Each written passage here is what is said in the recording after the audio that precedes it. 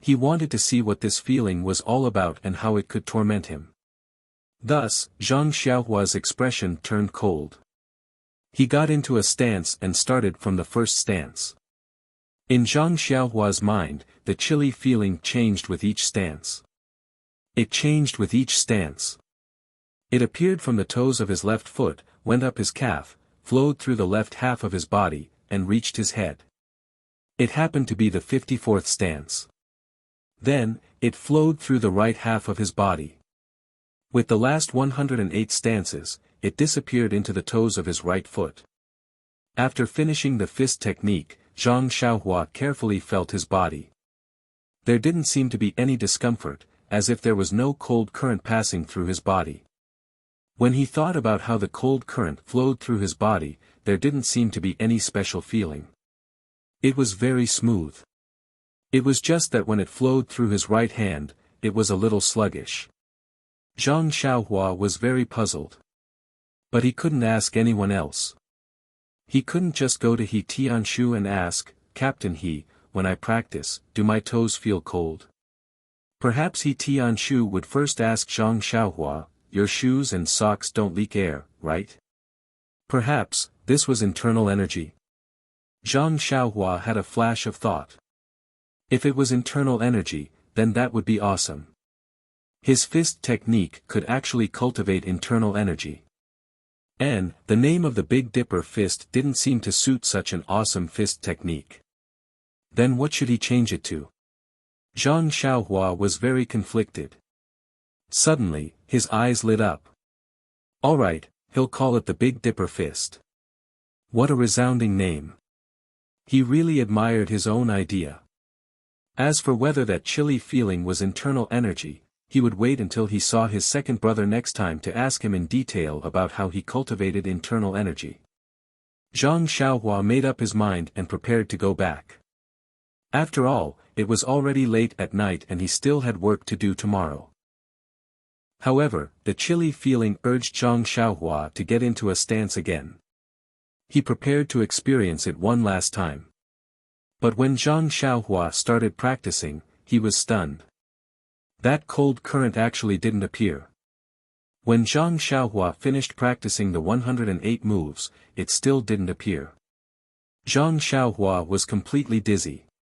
He was speechless. He took the lantern and went back.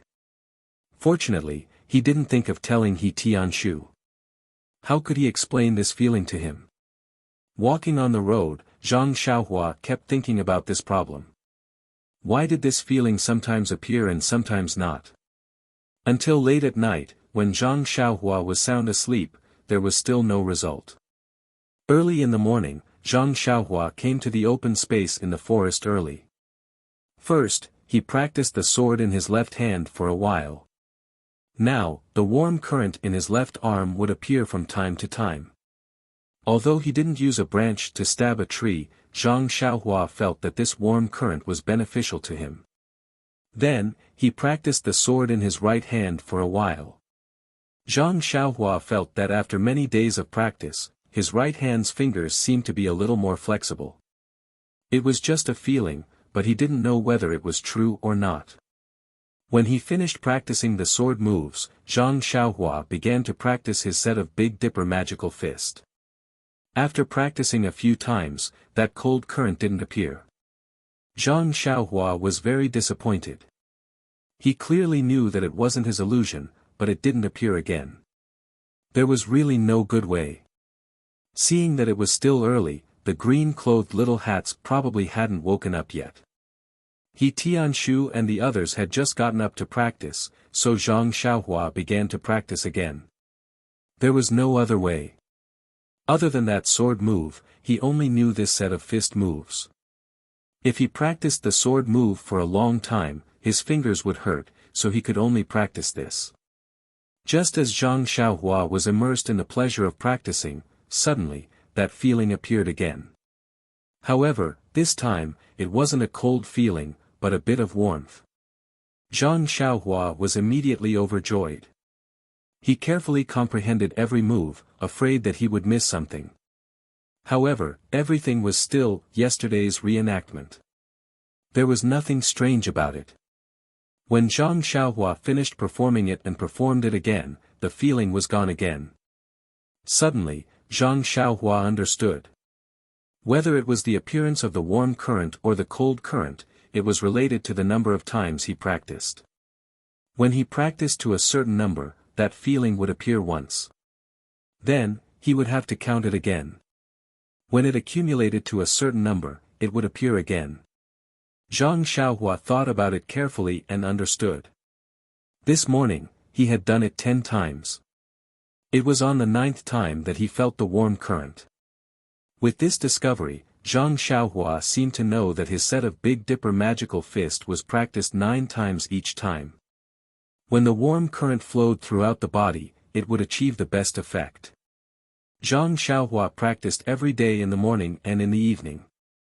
The 108 moves took a lot of time. To be able to practice 9 times was already a big waste of time. No matter how hard he practiced, he couldn't practice the second 9 times. Then, practicing beyond 9 times might not be effective.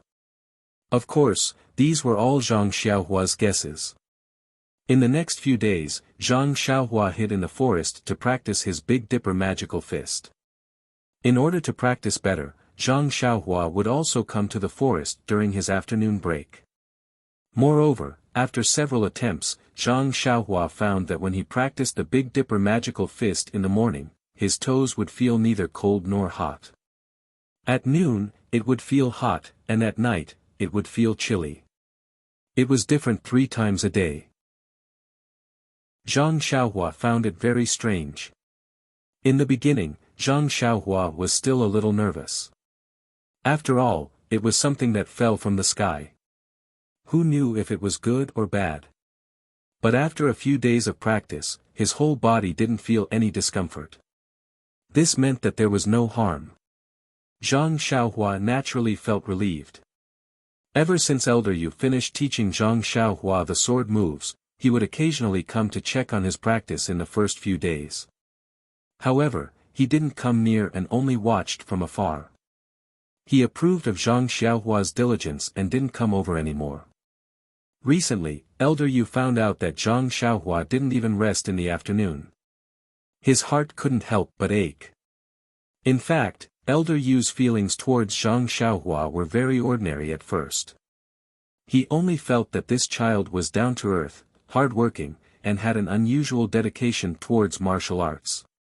It was just that his aptitude was extremely poor, so he didn't have any other thoughts.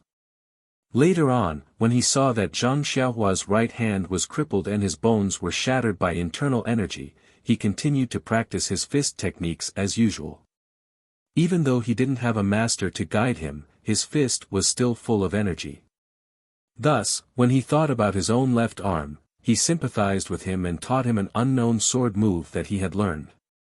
Even though Zhang Xiaohua didn't learn it completely due to his aptitude, Elder Yu still liked this stubborn, stupid child.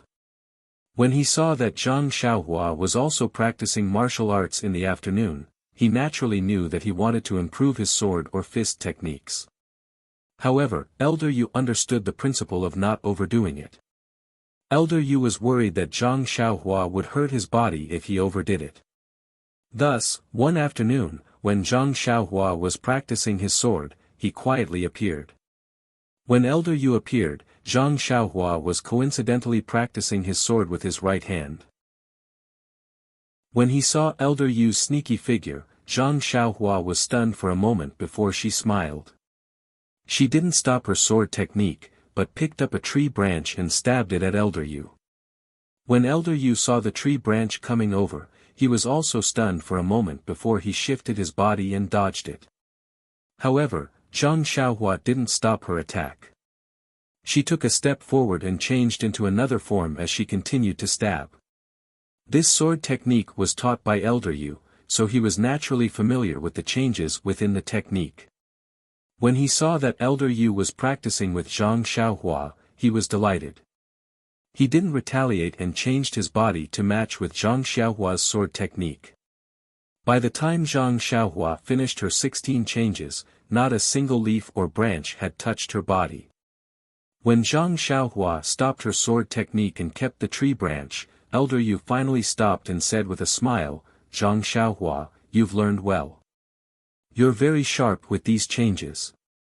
If I wasn't familiar with the sword technique's changes, I would have been stabbed by your tree branch." Then, he said, "During this period of time, your right hand's fingers have become much more nimble. You're also very familiar with the sword technique's changes. However, your strength is still far from enough. It's probably because your fingers aren't strong enough yet." Zhang Xiaohua nodded with a smile, "That's right, Elder Yu. During this period of time, my fingers have become much more nimble after practicing the sword technique's changes. In the past, my fingers would ache after practicing once or twice, but now, they're much better." Elder Yu continued, "Then you don't have to be proud. Have you not mastered the last 3 changes yet?" Hearing this, Zhang Xiaohua's face turned bitter. Elder Yu was right. No matter how hard Zhang Xiaohua practiced, she couldn't master the last 3 changes. It was either she couldn't keep up with the pace, or she couldn't use the tree branch to stab it out. In short, her entire body was uncoordinated. Seeing Zhang Xiaohua like this, Elder Yu said, "Even if you can't master it, you don't have to practice day and night. Didn't I tell you to stop before it's too late? Sometimes, rest is the best way to cultivate." Zhang Xiaohua was extremely touched. She opened her mouth, but no words came out. Elder Yu then asked kindly, "How's your recitation of the sword technique?" Zhang Xiaohua followed his instructions and recited the sword technique word by word. Elder Yu was even more gratified when he heard her reciting it word by word. He patted Zhang Xiaohua's shoulder and said, "Very good. You're actually able to recite it word by word. You must have put in a lot of effort. Alright, let's stop here for today. Rest well and don't tire yourself out. Come, let's go back together." Actually, Zhang Xiaohua really wanted to say, "Elder Yu, please let me off. I still haven't finished practicing the Big Dipper mystical fist. Can you let me practice for a while more?" But when she saw the elder's concerned expression, Zhang Xiaohua still lowered her head and obediently followed him back. In the following period of time, Zhang Xiaohua had already gotten used to this kind of lifestyle. She practiced martial arts 3 times in the morning, noon, and night, and worked in the medicinal field on a daily basis. Those tasks were simply too easy for a country bumpkin like Zhang Xiaohua. She only needed to be a little more careful and she could do it perfectly. As for the medicinal plants that he Tianshu and the others were worried about, Zhang Xiaohua didn't have the slightest opinion about it. He only knew that the seeds would sprout once they were planted. How would he know why they wouldn't sprout? At this time, Zhang Xiaohua finally understood the feeling of her second brother, Zhang Xiaohu, concentrating on practicing a set of martial arts. Those familiar moves were like flowing clouds and flowing water, like a dancing poem. Only with the whistling of his fists and kicks could Zhang Xiaohua feel a kind of true feeling. He liked this kind of feeling of movement. Late at night, under the oil lamp, Zhang Xiaohua would often read some miscellaneous notes in ancient books. From between the lines, he read about the life he had never experienced and the places he had never been to. It was as if there was another world in those books that was slowly opening up to him. He gradually fell in love with this kind of life. Although Zhang Xiaohua had always believed that the Big Dipper magical fist that he practiced could produce internal energy, he didn't know what internal energy was. He had always wanted to ask He Tianshu, but seeing He Tianshu frowning every day, Zhang Xiaohua didn't dare to disturb him. If he asked He Tianshu, he wouldn't want to. If he practiced internal energy, then so be it, but if he didn't, then wouldn't he be laughed to death by them? After thinking about it, Zhang Xiaohua still decided to make a trip to the Lotus Flower Escort Agency to listen to Zhang Xiaohu's opinion. He first asked for leave from He Tianshu, then Zhang Xiaohua received his waist token from the guard at the side door. Only then did he calmly walk out of Huanxi Manor. Walking on the road, the first thing that came to his mind was that, when the cart reaches the mountain, there must be a road. Where there is a road, there must be a swift carriage. Although Zhang Xiaohua really wanted to sit in a carriage, when he thought about the money in his arms and his parents in the countryside, he restrained his desire. In fact, with Zhang Xiaohua's current condition, even if he ran to the escort agency, it wouldn't be a problem. Sitting in a carriage was just a child's dream. After Zhang Xiaohua overcame this thought, he walked and ran, and soon arrived at the Lotus Flower Escort Agency. Today, the escort agency didn't seem to be busy. Sparrows could be seen in front of the door. The guard recognized Zhang Xiaohua. Looking at him, who looked more and more like Zhang Xiaohu, he greeted him and let him in. When Zhang Xiaohua arrived at second brother's room, he found that Zhang Xiaohu wasn't in the room. Fortunately, the room wasn't locked. Guessing that he was at the escort agency, he pushed the door open and entered. The room was very clean. Zhang Xiaohu probably cleaned it every day. Thinking about how messy her room was, Zhang Xiaohua couldn't help but blush. The room was still the same as before. There weren't many changes. However, there was a stack of books on the table. Zhang Xiaohua was very puzzled. When did second brother become literate? When he walked forward, he discovered that the books were actually about the cultivation of medicinal herbs. There were also a few thick history books. Zhang Xiaohua suddenly understood. Li Jinfeng really took what he said to her last time seriously. He actually found some books on this topic. He probably didn't have time to look for him, so he left them with second brother for now. With nothing to do, Zhang Xiaohua casually pulled out a book from the pile and read it with great interest. There was a lot of information written in the book. Most of it explained how certain herbalists cultivated and managed their plants. It was very related to what he did on a daily basis. Thus, when he compared his own experience with what he did on a daily basis, Zhang Xiaohua actually found quite a few mistakes that he usually overlooked. Thus, he began to read even more seriously. Just as Zhang Xiaohua was engrossed in reading, Zhang Xiaohu pushed the door open and entered. Seeing Zhang Xiaohua in the room, he was very happy and called out, "Xiaohua, when did you get here?" Zhang Xiaohua looked at the sky and said, "I've been here for a while. You weren't in the room, so I was reading by myself." Zhang Xiaohu smiled and said, "Oh, those books were brought by young Master Li. He said that he would bring them over the next time we visit you. Since you're here this time, we'll save ourselves the trouble. You can take them with you when you leave. Please collect them. Thank you." Chapter 116. Zhang Xiaohua put down the book and roughly explained the situation to his second brother. Naturally, Zhang Xiaohu was still concerned about his right hand. Helpless, Zhang Xiaohua could only raise his right hand in front of his second brother and bend his 5 fingers a few times. Looking at his brother's somewhat thin right hand and his somewhat nimble fingers, Zhang Xiaohu felt somewhat gratified. He was also filled with hope that Zhang Xiaohua's right hand would recover to its original state. After chatting for a while, Zhang Xiaohua finally asked the main question, "Second brother, how's your internal energy practice going?" Hearing Zhang Xiaohua's question, Zhang Xiaohu's eyes couldn't hide the excitement in them as he said, "Why don't you guess?" Seeing his second brother's expression, Zhang Xiaohua naturally knew. Pleasantly surprised, he said, "Second brother, did you succeed?" Zhang Xiaohu said, "Yes, a few days after coming back from your place, I successfully found a sense of qi."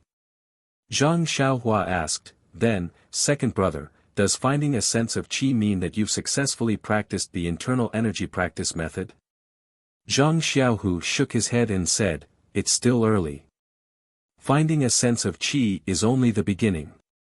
The road ahead is still very long. Being able to find a sense of qi means that I can practice internal energy. With a direction, I can gather qi in my dantian and lay the foundation for circulating qi in my body's meridians in the future. If I can't even find a sense of qi, then there's no way for me to practice the internal energy practice method." These words made Zhang Xiaohua's head full of fog. Although he had read a lot of books during this period of time, and even read books about Wuxia, he had never come into contact with anything related to internal energy practice methods. Zhang Xiaohu's professional names made him scratch his head. He could only ask, "Second brother, can you tell me what is a sense of qi, dantian, and qi gathering and circulating qi?" Seeing Zhang Xiaohua's expression, Zhang Xiaohu thought for a moment before getting up to take a look outside the door. Only after closing the door did he say to Zhang Xiaohua, "Actually, these names are very common things that anyone who wants to practice internal energy practice methods must know. It can't be considered confidential." Although the third master Chu said that the contents of the internal energy practice method cannot be revealed, I don't think these common sense things should be covered in this scope. When Zhang Xiaohua heard this, he said, "Second brother, if you really can't tell me, then forget it. I'll go back and ask Captain." Zhang said, "If I can't tell you, then I won't tell you. Since I can tell you these things, why should I ask someone else?" Zhang Xiaohua happily jumped up and said, "I know that second brother is good to me. Then hurry up and tell me." Zhang Xiaohu organized his thoughts and tirelessly said, "When it comes to internal energy, first we have to talk about the meridians. The meridians are the channels in our body that can circulate qi. Through these channels, qi can be sent to all parts of the body. When you use qi to make moves, there is also internal energy. Do you understand?" Xiaohua. Zhang Xiaohua nodded and said, "I understand. When a normal person makes a punch, they only have their own strength. If there is qi in the meridians of the fist, then there is also internal energy. Is it like this?" Zhang Xiaohu nodded and said, "That's right. Therefore, cultivating internal energy is a process of accumulating qi. The accumulation of qi is a process from nothing. This process is called qi sensing. When there is qi sensing, then there is the first thread of qi. Usually, true qi was stored in a place called the dantian. It was right here, below the navel. When cultivating or exercising, true qi would come out of the dantian and flow along the meridians of the whole body or wherever you wanted it to go. Generally speaking, the process of circulating energy is the process of gathering qi. The more qi you use, the more internal energy you will have." Zhang Xiaohua seemed to be deep in thought as he said, "Last time, when Yu Dei used that purple sand palm, he used his inner strength. Could it be that he transferred his true qi from his dantian to his palm to produce such a large amount of power?" Zhang Xiaohu nodded and said, "Yes, the transfer of qi is a strict process. It has to follow a fixed route and cannot be disturbed. If there is a slight disturbance, then it will deviate from the original route and run into a fork in the road. If it is light, then it will lose control of the body. If it is heavy, then it will lose its life. This is what is often called qi deviation. Actually, when we practiced before, we didn't use qi, so we wouldn't have qi deviation, hehe." Only then did Zhang Xiaohua realize that this was what qi deviation looked like. Then, Zhang Xiaohua continued to ask, "Then how is qi produced? Is it from the soles of the feet? Or is it produced from the fingers?" Connecting it to the sudden hot and cold feeling and the way it moved in his body, Zhang Xiaohua faintly felt that it wasn't the qi that second brother was talking about. Instead, it was the warm current produced when he used the sword that was similar to qi. However, it did come from his shoulder and not from his dantian. Zhang Xiaohu thought for a bit and said, "This question, I don't know if every qi cultivation method is the same. When I practice, I sit there with my 5 hearts facing the sky. My nose looks at my mouth and my mouth looks at my heart. Then I place my tongue on the top of my mouth and imagine the qi flowing from my forehead. Then I swallow it with the saliva in my mouth and guide the qi to my dantian. This process is very important. I have been doing this for a while and only recently have I truly gathered qi in my dantian." Zhang Xiaohua was stunned. This process was very different from his own. However, he still didn't give up and asked, "Second brother, does qi have to be stored in the dantian? Does it go in from one part of the body and out from another part of the body?" Zhang Xiaohu was stunned and frowned. "This, I can't say. However, I heard from the third master Chu that the dantian is the center of qi. Without the dantian, you can't practice qi cultivation. Moreover, the martial arts of the Jianhu crippled people are aimed at breaking that person's dantian.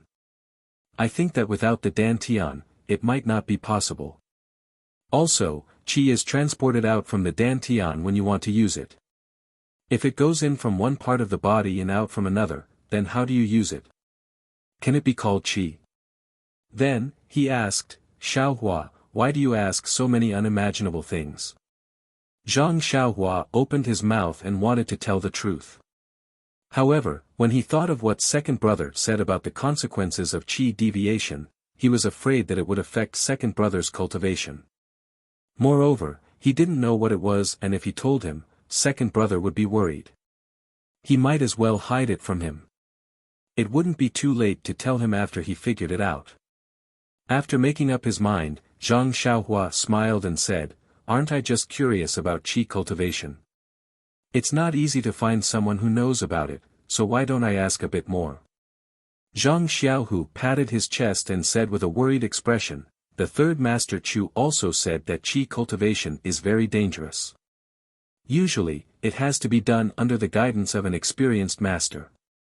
Otherwise, it's very easy to go into qi deviation. You can't blindly cultivate it." Zhang Xiaohua smiled and said, "I know, second brother. I do want to cultivate it, but where would I get the qi cultivation method?" Zhang Xiaohu also smiled and said, "That's true." Then, Zhang Xiaohu asked about Zhang Xiaohua's Liuhe fist. When he heard that Zhang Xiaohua only remembered 7 moves, he was flabbergasted and didn't know how to comfort Zhang Xiaohua. However, when he saw that Zhang Xiaohua himself didn't think much of it, he didn't say anything. In fact, he still wanted to ask him how he was doing with the fist technique. However, he thought that it wouldn't be good news. He was afraid that he would reopen the scar in his brother's heart and make him sad, so he didn't mention it again. The two brothers met and chatted casually. Time flew by, and in the blink of an eye, half a day had passed. When the sky was almost dark, Zhang Xiaohua said goodbye to her second brother and returned to Huanxi Manor. When she returned to Huanxi Manor, the sky was already dark. Walking on the small path of Huanxi Manor with a few books on medicinal herbs in her hands, Zhang Xiaohua couldn't help but feel amused. She remembered that she had made a joke to Li Jinfeng last time and he actually took it seriously. He was really... No, when she thought of the last time Li Jinfeng came to Huanxi Manor, Zhang Xiaohua immediately understood that this young Master Li was really considerate. However, when she thought of elder sister Qiudong's kindness to her and Li Jinfeng's honesty and simplicity, Zhang Xiaohua was still willing to do something for them.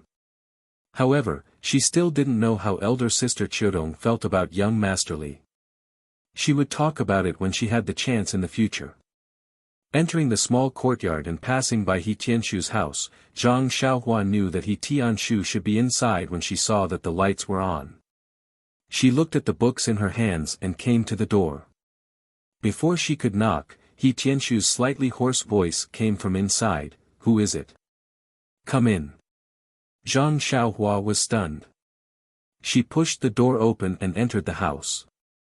She asked curiously, "Captain He, I haven't knocked yet. How did you know that someone was here?" Seeing that it was Zhang Xiaohua, He Tianshu smiled and said, "Well, you'll know when you practice inner strength. When you channel your inner strength to your ears, you'll be able to hear movements within a few feet." Zhang Xiaohua said in surprise, "Ah. It's that magical."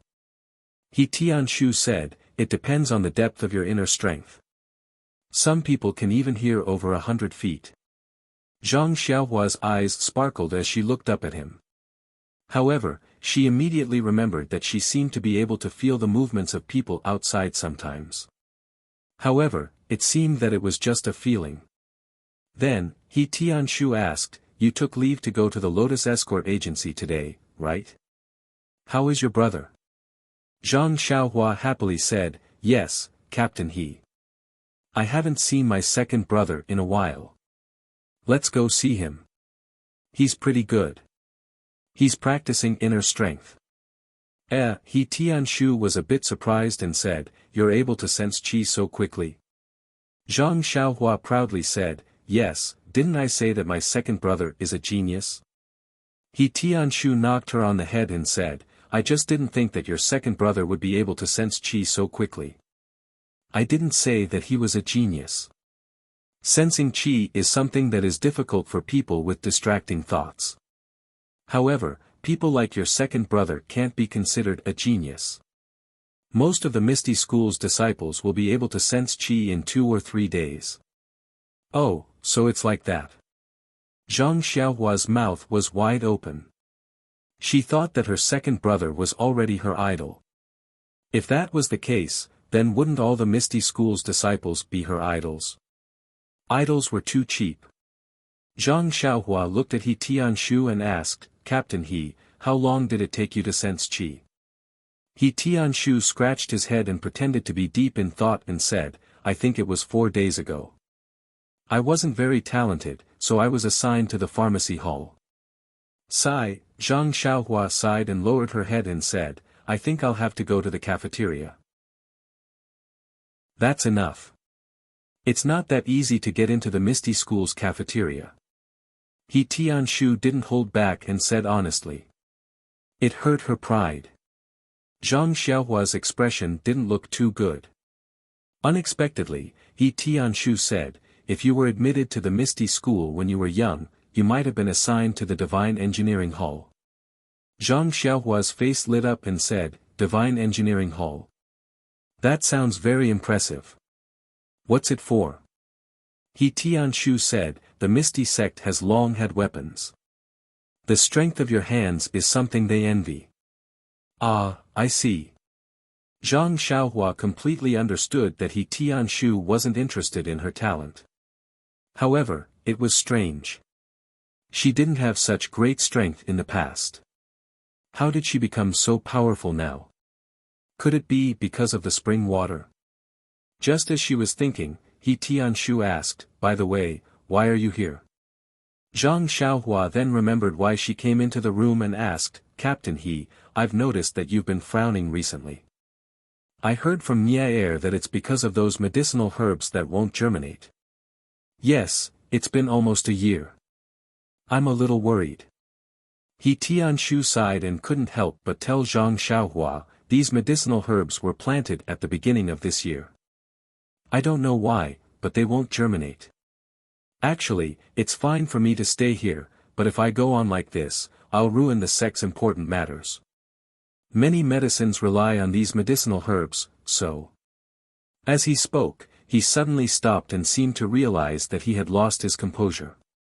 He said embarrassedly, anyway, I feel a little guilty. Zhang Xiaohua raised the book in her hand and said, oh, when I went to the escort agency to look for second brother, young Master Li Jinfeng gave me a few books on medicinal herbs. I wanted to show them to you to see if they would be of any help. He Tianshu heard this and smiled as he patted Zhang Xiaohua's shoulder and said, Zhang Xiaohua, thank you. You really put in a lot of effort. However, He Tianshu took the books and roughly skimmed through them. He said apologetically, although I can read, it's only limited to martial arts books. I can't understand these things. Moreover, the group of elders in the pharmacy hall study this every day. They probably read a lot. If there was a solution to this, they would have discovered it long ago. However, Zhang Xiaohua disagreed and said, the contents of these books were written by people. Everyone may not see the same things and experience the same things. The ancients said that there are benefits to pooling the wisdom of the masses. He Tianshu was speechless. He didn't have the experience of learning the Fist of the North Star from an ordinary fist manual. Naturally, he scoffed. However, he immediately thought of something and said, how about this, Zhang Xiaohua, among us, you are the only one who has an outstanding talent in literature, meaning, your martial arts talent is a mess. This task will be handed to you. Take a look at these books first. Then, if it's not enough, I'll borrow more from the pharmacy hall for you. What do you think? Zhang Xiaohua was stunned. What was this? I was only kindly recommending an idea to you, and you're putting this task on me. Will you still let me speak in the future? Every time she provided a reasonable suggestion, he would say, good idea, I'll leave it to you. Who could stand this? It was purely bureaucratic. However, regarding He Tianxu's orders, Zhang Xiaohua was unable to refuse. She could only nod and agree. Seeing Zhang Xiaohua's helpless expression, He Tianxu was equally helpless. Giving such a burden to a half-grown child was because he didn't want to extinguish Zhang Xiaohua's enthusiasm. It was also because he wanted to make a Hail Mary effort. It would be best if he could find a solution, but it didn't matter if he couldn't. It was just letting him read a few more books. However, the outcome was probably the latter. He Tianxu could guess it even with his heels. Zhang Xiaohua's head drooped. She carried a few books back to her house and lit an oil lamp. She didn't rush to open the books. Instead, she turned around and lit the lantern. She went out to the woods to practice her fist and sword techniques. Sword techniques were used to protect one's life. Naturally, the more proficient one was, the better. After many days of practice, the speed at which the warm current flowed from her shoulder to her fingertips seemed to have sped up. The speed at which she drew the sword with her left hand also seemed to have sped up. Moreover, the angle at which she drew the sword seemed to be stranger than before. Zhang Xiaohua simply couldn't figure out how she practiced the sword with her left hand. Could it be that the changes in this move would evolve as she practiced? The sword in her right hand was still the same. It didn't change along with the sword in her left hand. However, her right hand's fingers clearly felt more flexible. The injury was developing in the expected direction. What made Zhang Xiaohua most excited was the Big Dipper magical fist that she had pieced together. The 108 moves didn't have any changes like the sword in her left hand. Instead, it was the same as what she had learned before. Although it was different from what was taught or recorded in the fist manual, it had already been fixed. The feeling of flowing still appeared once after 9 consecutive practice. The only change was that in her perception, the flow seemed to have grown a little stronger. However, Zhang Xiaohua was still a little depressed. How good would it be if this flow could stay in her body? She could also use it. What was the use of it appearing and disappearing for no reason? Could it be that it was traveling in her body?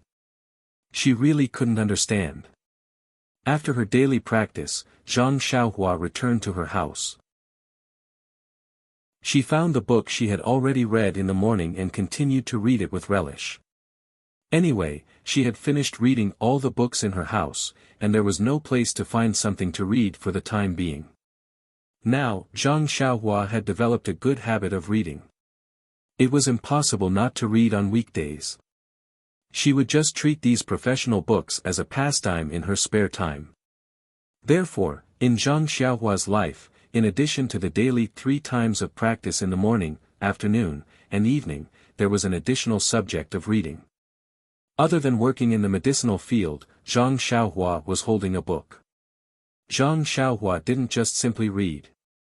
Most of the time, she also compared the contents of the book with the combination of theory and practice.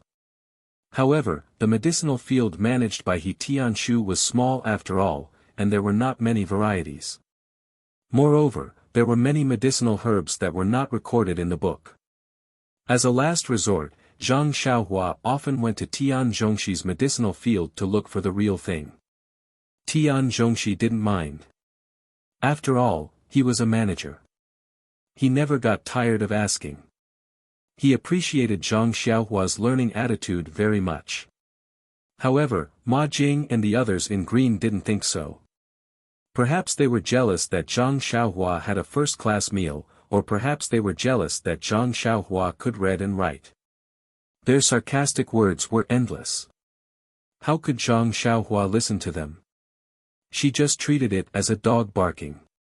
Just in this constant barking and the ground full of chicken feathers, the days passed day by day. Chapter 117.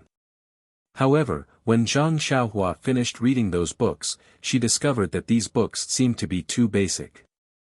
She had a feeling that they were not enough to quench her thirst. If she wanted to use the things she learned from these books to solve the problem of medicinal herbs not germinating, it would be wishful thinking. Helpless, Zhang Xiaohua could only throw these books on the Kong bed.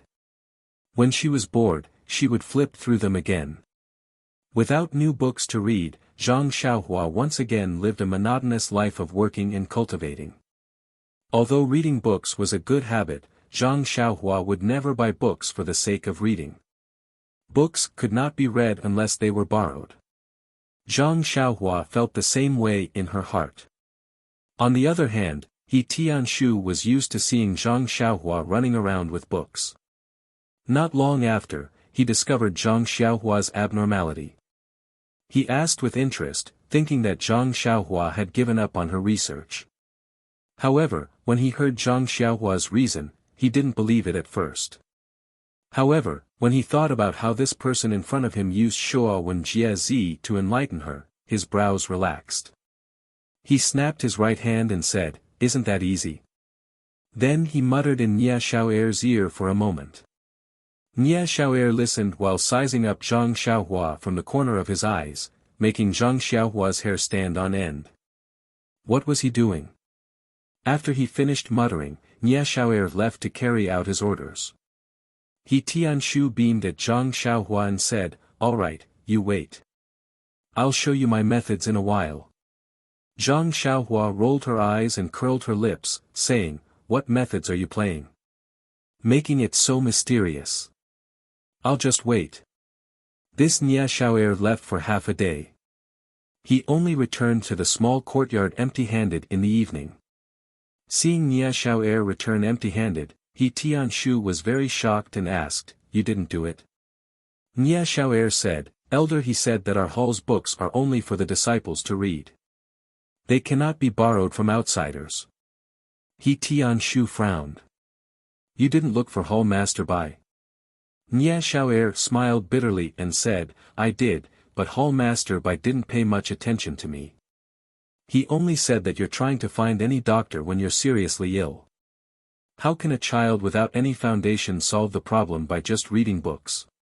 He told you to think of another way. He also told me to tell you that he's also discussing this problem with the elders in the hall. He told you not to mess around." He Tianshu's face alternated between red and green as he looked into Zhang Xiaohua's eyes. He felt very embarrassed, but he seemed to have thought of something. His face relaxed as he said, "Zhang Xiaohua, go back to your room first. I'll bring you those books in a while." Zhang Xiaohua looked at him curiously, nodded in agreement, and went straight back into the house. Since someone wanted to find books for him to read, of course he wouldn't refuse.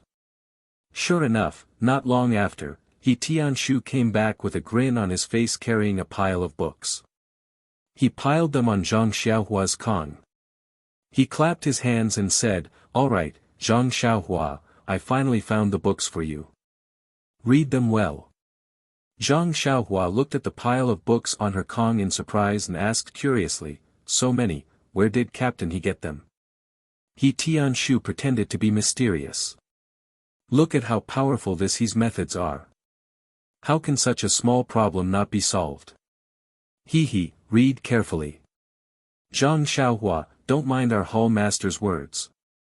I still say the same thing. It's best if it can be solved, but it's fine if it can't be solved.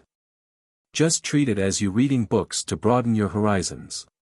Also," He Tianshu muttered to himself, "the Jianghu is dangerous. What can a child like you rely on? Learn more and you'll be able to live a good life." Zhang Xiaohua finally understood He Tianshu's painstaking efforts. She couldn't help but feel grateful. Humans weren't plants. How could they be emotionless? She and He Tianshu were neither relatives nor friends. Just living together for a short period of time, he took care of her in every possible way.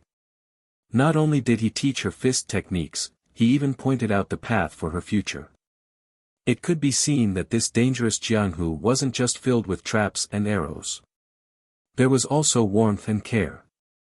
Zhang Xiaohua smiled and said, "I understand, Captain He. I won't let you down. At least I have to learn more, right?" He Tianshu nodded. "It's good that you understand. Read your books yourself. I'm leaving." After saying that, he smiled and walked out. Zhang Xiaohua sent him to the door. When he left the house, she was about to turn around when she saw He Tianshu turn his head and say, "Oh right, Zhang Xiaohua, I almost forgot. How's your practice of fist techniques? We haven't practiced together in a long time." Zhang Xiaohua said with a smile, "It's all right, Captain He. I mixed the fist techniques you taught me and some of the fist techniques my second brother taught me together. I can practice them too." He Tianshu smiled and said, "Not bad, Zhang Xiaohua. You know how to create your own techniques. You're promising. Practice well. When you have the chance, let me see it." Zhang Xiaohua smiled and said, "Okay, no problem, Captain He. I can do it any time." He Tianshu said, "You won't forget this time?" Zhang Xiaohua said, "I won't." "Don't worry." He Tianshu said, "Okay then. When I have the time, I'll see it. You read your books too. I'm leaving." After saying that, he walked out of the house. Zhang Xiaohua saw him leave and was about to turn around when He Tianshu turned his head again and said, "Oh, I almost forgot. Zhang Xiaohua." Zhang Xiaohua was stunned. She turned around again and said, "What is it, Captain He?" He Tianshu said, "I borrowed the book from the village head. When she heard that you were reading it, she was very happy. She said that when you're done, she has more. You can go and get it. You can ask Qiu Tong for it." When Zhang Xiaohua heard this, she was very happy and said, "Really? That's great. Thank you, Captain He." He Tianshu smiled and said, "What are you thanking me for? Okay, go and read your books."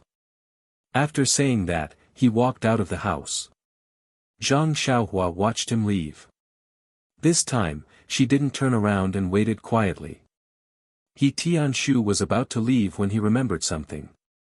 He turned around and said, "Oh, I almost forgot." Zhang Xiaohua, when he saw that Zhang Xiaohua was still standing there and looking at him with a smile and didn't turn around, he was stunned and said, "Zhang Xiaohua, why aren't you reading?" Zhang Xiaohua smiled and said, "I'm waiting for Captain He to tell me about I almost forgot again." He Tianshu smiled and said, "I see. It's like this." Then, his expression became very strange. Zhang Xiaohua frowned and said, "What's wrong?" He Tianshu pursed his lips and said, "I really forgot this time. Forget it, I won't talk about it. I'll tell you when I remember." After saying that, he turned around and walked out of the house. Zhang Xiaohua didn't move. She quietly waited for He Tianshu to leave. Then, she stuck her head out and watched as He Tianshu walked away and patted his forehead. When he entered his room, Zhang Xiaohua felt relieved. She closed the door and went to read on the Kong bed. He Tianshu entered the room. He was still thinking about what he wanted to say just now. He Tianshu kept tossing and turning in bed until it was very late at night. He Tianshu frowned and thought until a ray of light appeared on the horizon. He Tianshu suddenly sat up and laughed, "I finally remembered. I want to tell Zhang Xiaohua not to read too late and to pay attention to rest." With the new program, Zhang Xiaohua was naturally happy and forgot about home.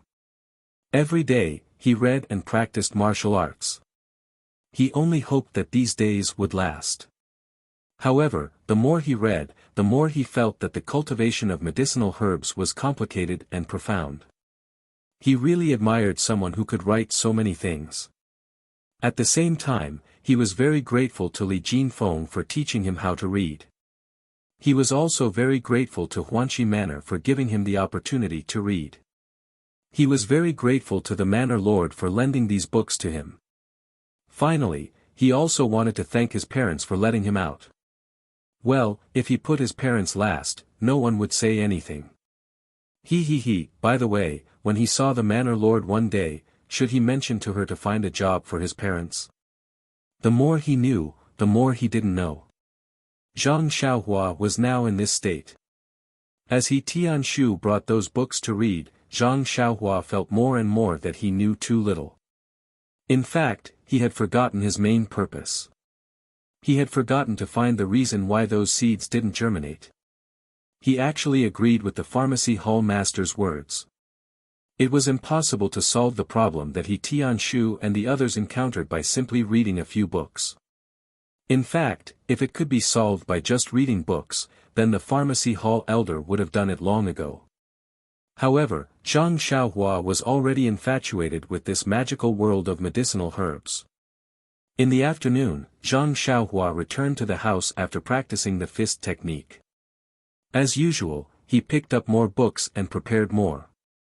Only then did he remember that he had finished reading all the books last night. Zhang Xiaohua flipped through the books and felt very bored. Zhang Xiaohua had a bad habit of reading books. He didn't like to read a book a second time after reading it. Although he Tianshu brought over a lot of books, it couldn't stop Zhang Xiaohua from reading them day and night. She put down the clothes and walked over. She looked Zhang Xiaohua up and down and said, "Captain, he's subordinate. Why haven't I heard of you before? You're so young. How did you come out of the medicine hall?" Zhang Xiaohua naturally knew that she had misunderstood him as someone from the Misty School.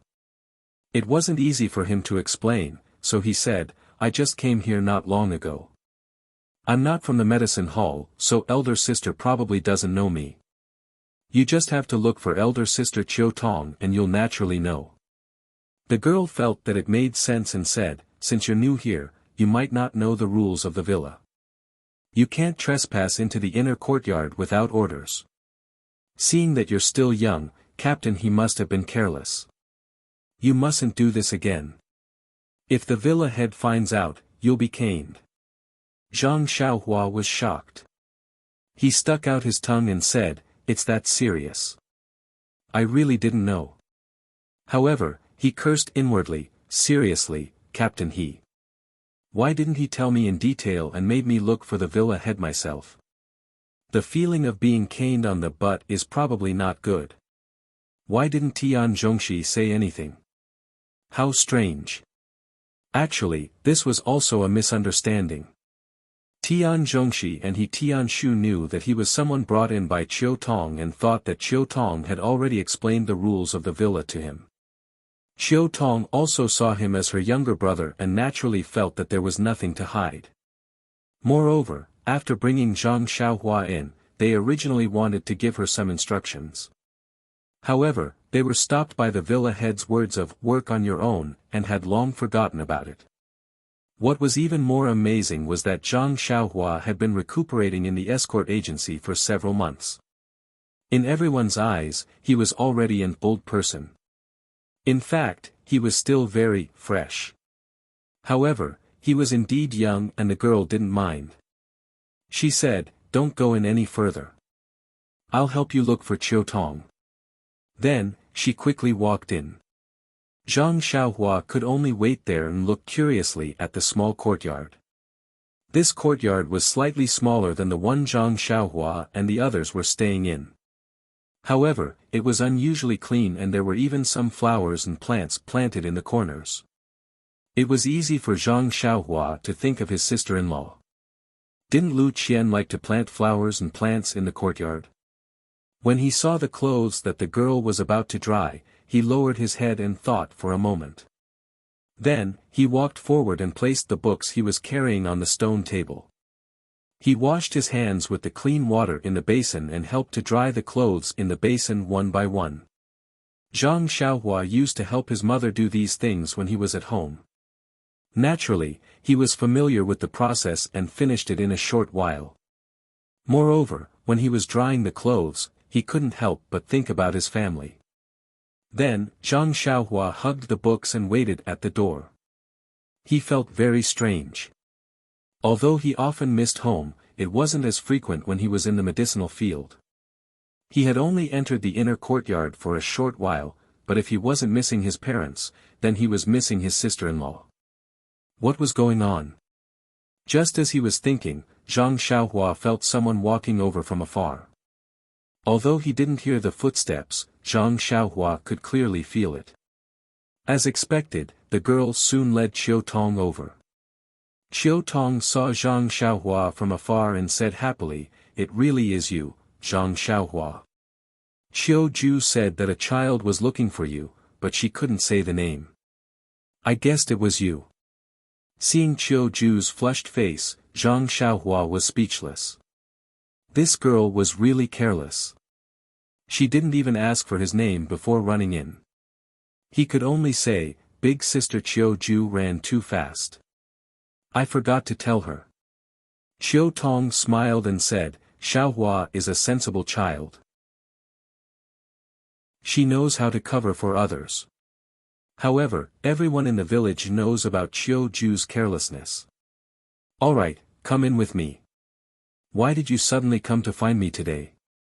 After speaking, she led Zhang Xiaohua inside. As Qiu Ju watched the two of them walk away, the blush on her face faded away. She secretly scolded herself for being careless. However, when she lifted her leg to continue with her work, she saw the clothes that were being hung out to dry. Her face turned even redder. This little brat was rather diligent and knew how to help others. However, how could a girl's clothes be hung out to dry by a man? The sudden change was that of a teenage boy. Qiu Ju stood in the courtyard. She didn't know if she should take down some of the clothes and wash them again. Endless confusion. Meanwhile, Zhang Xiaohua, who was walking into the inner courtyard, didn't know that her good deed had turned into a bad one. She happily told Qiu Tong the reason for her visit. When Qiu Tong heard that Zhang Xiaohua was reading a book about medicinal herbs, she was very happy. She couldn't help but rub Zhang Xiaohua's head like a little brother. She smiled and said, "Xiaohua, you're really amazing. When you first arrived, you didn't even know how to read. Now, you can actually read. If you can really help the village head solve the problem of the seeds, that would be great." Zhang Xiaohua said seriously, "Big sister Qiu Tong, I can read thanks to that young masterly you met last time." "Oh, right, he came to our village with my second brother last time. He even said that he wanted to meet you." Qiu Tong was stunned. She immediately understood and said with a smile, "Did young masterly tell you to say that?" Zhang Xiaohua quickly explained, "I wanted to tell you that, but young masterly didn't let me. He just told me to mention him casually. Why don't you ask him the next time he comes?" Qiu Tong smiled and said, "We'll talk about it later. Right now, it's better to help the village head solve the problem." Zhang Xiaohua quickly said, "Young masterly also gave me a few books like this at the beginning." However, seeing that Qiu Tong didn't seem to want to talk about this, she quickly added, "However, I think that just reading these books and only studying the theory isn't enough. It's best to combine it with practice. This theory comes from practice, but it's better than practice. Experts record their practice into books for us to study. After we've finished learning, we still have to return to practice. Only then can we truly test the theory and turn it into our own knowledge. This is true knowledge from practice." When Qiu Tong heard this, she couldn't help but stop and say, "Who told you this?" When Zhang Xiaohua saw that Qiu Tong had stopped, she also stopped and said, "I learned all of this from reading these books. Am I wrong?" Qiu Tong smiled and said, "You're not wrong. It seems that the village head often says these things. I thought that someone else told you. Alright, let's go. The village head and the others seem to have something to do in the hall. I'll help you find the books. Please bookmark it, thank you. Chapter 118. However, Qiu Tong changed her mind after walking a short distance with Zhang Xiaohua. Yan had not told Qiu Tong what books she was going to give to Zhang Xiaohua. Moreover, it was inappropriate to bring someone into the manor master's study without the manor master's permission. Therefore, Qiu Tong brought Zhang Xiaohua to the main hall. As soon as they got close to the main hall, Zhang Xiaohua heard two people talking inside. One of them had a very pleasant voice, like an oriole flying out of a valley. One would never get tired of listening to it for a long time. The other person's enunciation was smooth and unhurried, but it did not have that kind of charm.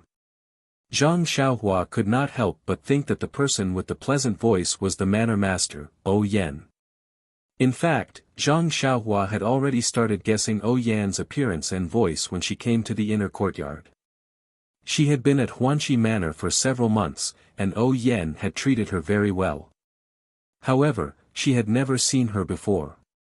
This time, she was here not only to return the books, but also to thank Yan in person for taking care of her. Qiu Tong asked Zhang Xiaohua to wait outside the room while she went in to report.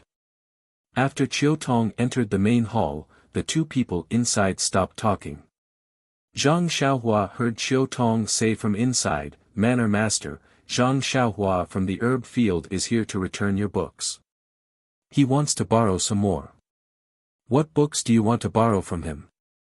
At this moment, Zhang Xiaohua's ears perked up. She wanted to know who the voice was.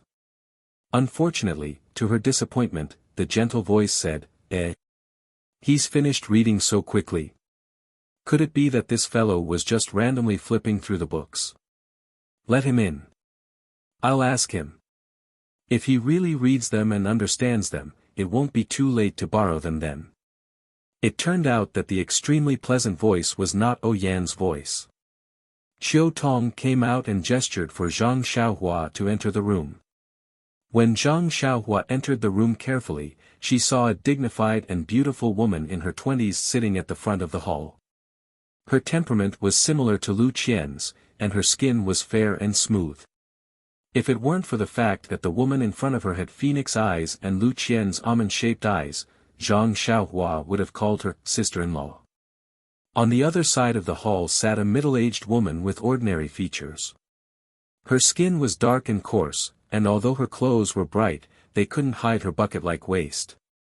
Zhang Xiaohua couldn't help but stare blankly for a moment. Could it be that the voice that had been reverberating for 3 days had come from this woman? At this moment, Yan spoke, "Are you Zhang Xiaohua?" Zhang Xiaohua quickly retracted her gaze and bowed deeply. "Yes, Sister Manor Head, I am Zhang Xiaohua." Yan was a little stunned and almost laughed out loud. "Sister? It's been a long time since someone called me sister. Zhang Xiaohua, your little mouth is really sweet." Zhang Xiaohua didn't think much of it and couldn't help but scratch her head. "Is there a problem? Sister Manor Head?" Yan didn't get angry and only asked, "Why did you suddenly think of calling me sister?" Zhang Xiaohua said curiously, "Manor Head is older than me, so I have to call you sister. Moreover, Manor Head looks very similar to my sister-in-law. Just now, I almost called her sister-in-law. That's right, my sister-in-law's name is Lu Qian. Before she married my big brother, I called her Sister Lu. So, I feel that Manor Head is very close to me, so of course I should call you sister." The dark and coarse woman next to her spoke. Her clear voice rang in Zhang Xiaohua's ears. This Xiaohua is really interesting. It's been a long time since I've seen such a simple child. Zhang Xiaohua looked at the woman and couldn't help but say, "Sister's voice is really nice." Yan smiled and said, "Just call her Sister Qin. If you call her Sister Qin a few more times, she'll talk to you more and let you listen more." The woman turned out to be Aunt Qin from the Misty School's Ming Chui Hall. When Zhang Xiaohua heard this, he obediently said to the woman, "Hello, Sister Qin." Aunt Qin couldn't help but be stunned. She smiled and said, "Everyone calls me Aunt Qin, but you actually called me sister. That's fine, it sounds very comfortable. If you need sister's help in the future, don't hesitate to ask." Oh Yen smiled even more and said, "Zhang Xiaohua, why aren't you thanking Sister Qin? She doesn't open her mouth easily." Zhang Xiaohua was confused. He bowed and said, "Thank you, Sister Qin." Actually, he didn't think much of it in his heart. There was no such thing as a free lunch. It was his first time meeting her, so she definitely wouldn't help him just because of a title. He also didn't know what Oh Yen meant. She was probably joking. Everyone teased and said a few more words. Only then did Oh Yen ask Zhang Xiaohua, "Have you read these books? Do you understand them?" Zhang Xiaohua honestly said, "I've read them, Manor Head Sister." This time, Oh Yen frowned and said, "Big Sister Manor Lord sounds awkward. You can call me Big Sister O or Big Sister Yen." Zhang Xiaohua thought for a moment and said, "I understand, Sister O." However, Oh Yen didn't quite believe Zhang Xiaohua's words and said, "Zhang Xiaohua, the most taboo thing when reading books is not to ask for a thorough understanding. You shouldn't bite off more than you can chew. Last time, I heard from He Tianshu that you've already read a lot of books. This time, you took so many books and finished reading them so quickly. Can you remember and understand them?" Zhang Xiaohua was a little anxious and said, "Really, Sister O, I understand them all. But because I understood these books, I realize that there are too many things I don't understand." Oh Yen heard him say this and her expression relaxed and said, "If that's the case, I'll ask you a few questions." After saying this, Oh Yen flipped through the books and picked a few questions for Zhang Xiaohua to answer. In Zhang Xiaohua's eyes, these questions weren't questions at all. They were written clearly in the books, so he answered them fluently without thinking. When Oh Yen saw that Zhang Xiaohua answered quickly, she was very happy and picked a few questions that weren't in the books for him to answer. This time, Zhang Xiaohua thought for a moment and answered the questions that he thought were appropriate based on the knowledge he had read. Oh Yen was even more happy when she heard this. After pointing out the inconsistencies in Zhang Xiaohua's answers, she said, "Zhang Xiaohua, I didn't expect you to be so proficient in these books. Very good. Wait here, I'll bring out more books for you to read. If there's anything you don't understand, come and ask me." After saying this, she excused herself from Aunt Qin and left with Chiu Tong with a face full of smiles. Only Aunt Qin and Zhang Xiaohua were left in the main hall. When Aunt Qin saw Zhang Xiaohua standing there obediently with his head lowered, she started chatting with him and asked about Zhang Xiaohua's recent situation. Zhang Xiaohua didn't hide anything from this good-natured older sister. He told her about how he came to Pingyang City, how he came to Huanxi Mountain Villa, and how he got injured. He only left out the part about the Fist of the North Star and the sword technique. When Aunt Qin heard about Zhang Xiaohua's encounter, she couldn't help but sigh. She thought about her own childhood and couldn't help but feel closer to Zhang Xiaohua. Just as they were talking, Oh Yen returned. Behind her, Chiu Tong actually carried a white cloth bag that looked very heavy. Zhang Xiaohua hurriedly ran over to take it. It was heavy in his hands too. He guessed that there were many books inside. Oh Yen sat down and said, "Zhang Xiaohua, these are the books I picked out according to your situation. Read them well. Just now, I heard from Chiu Tong that you actually know how to combine theory with practice. That's really not bad. You have to continue on this path. Go as far as you can. It will be beneficial for both you and the villa." Zhang Xiaohua smiled and said, "Okay, Sister O. I will work hard to read and practice. I hope I can help Sister O solve the problem of the seeds." At the mention of the seeds, Oh Yen couldn't hide the frown on her face. She said, your hopes are good.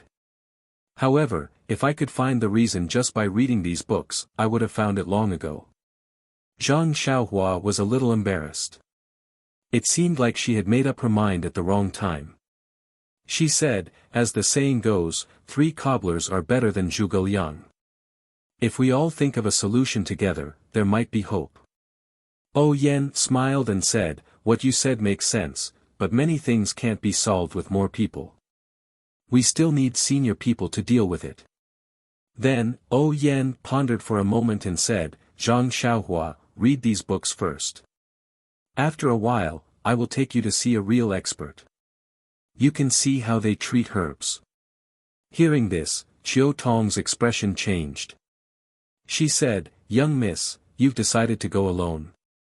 Aunt Qin also said, you have to think carefully. The journey is long, thousands of miles. Can your body handle it?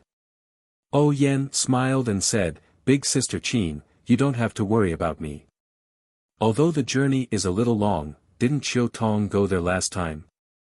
My body isn't any weaker than Chiu Tong's. Why can't I go? Chiu Tong begged, young miss, let me go again. You shoulder the fate of the villa. It's better for you to stay in the villa and take care of the situation. Let us do the running. Yan smiled bitterly and said, a year has passed and there is still no movement from these seeds.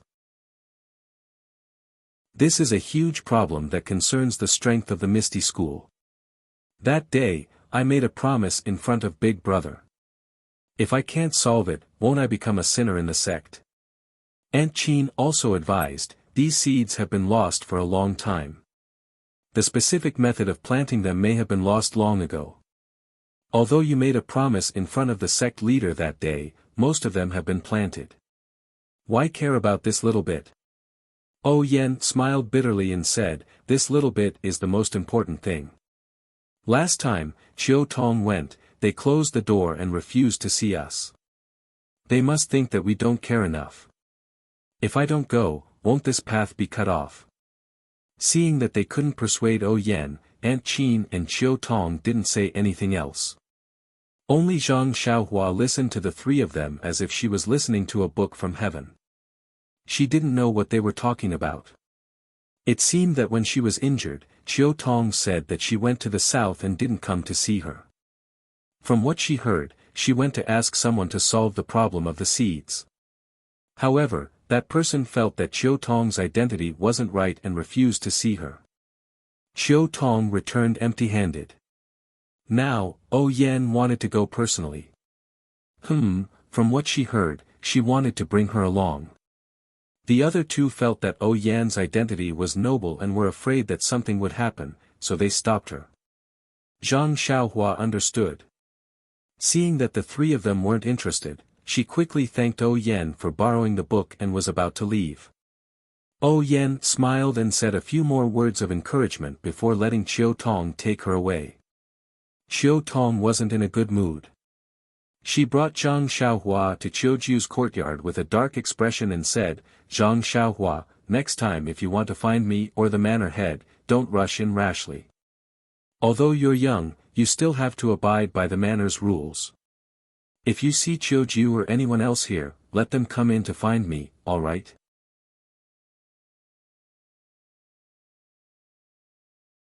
The 2 people did not return the greeting. Only Hall Master Bai waved his hand slightly. Elder He nodded in agreement and did not say anything. He Tianshu still said somewhat tactfully, Hall Master Bai, you see, Zhang Xiaohua is very eager to learn. There are many books in our pharmacy. Do you think you can lend 1 or 2 to her to broaden her horizons? After all, she also works in the medicine field. It is always good to learn more.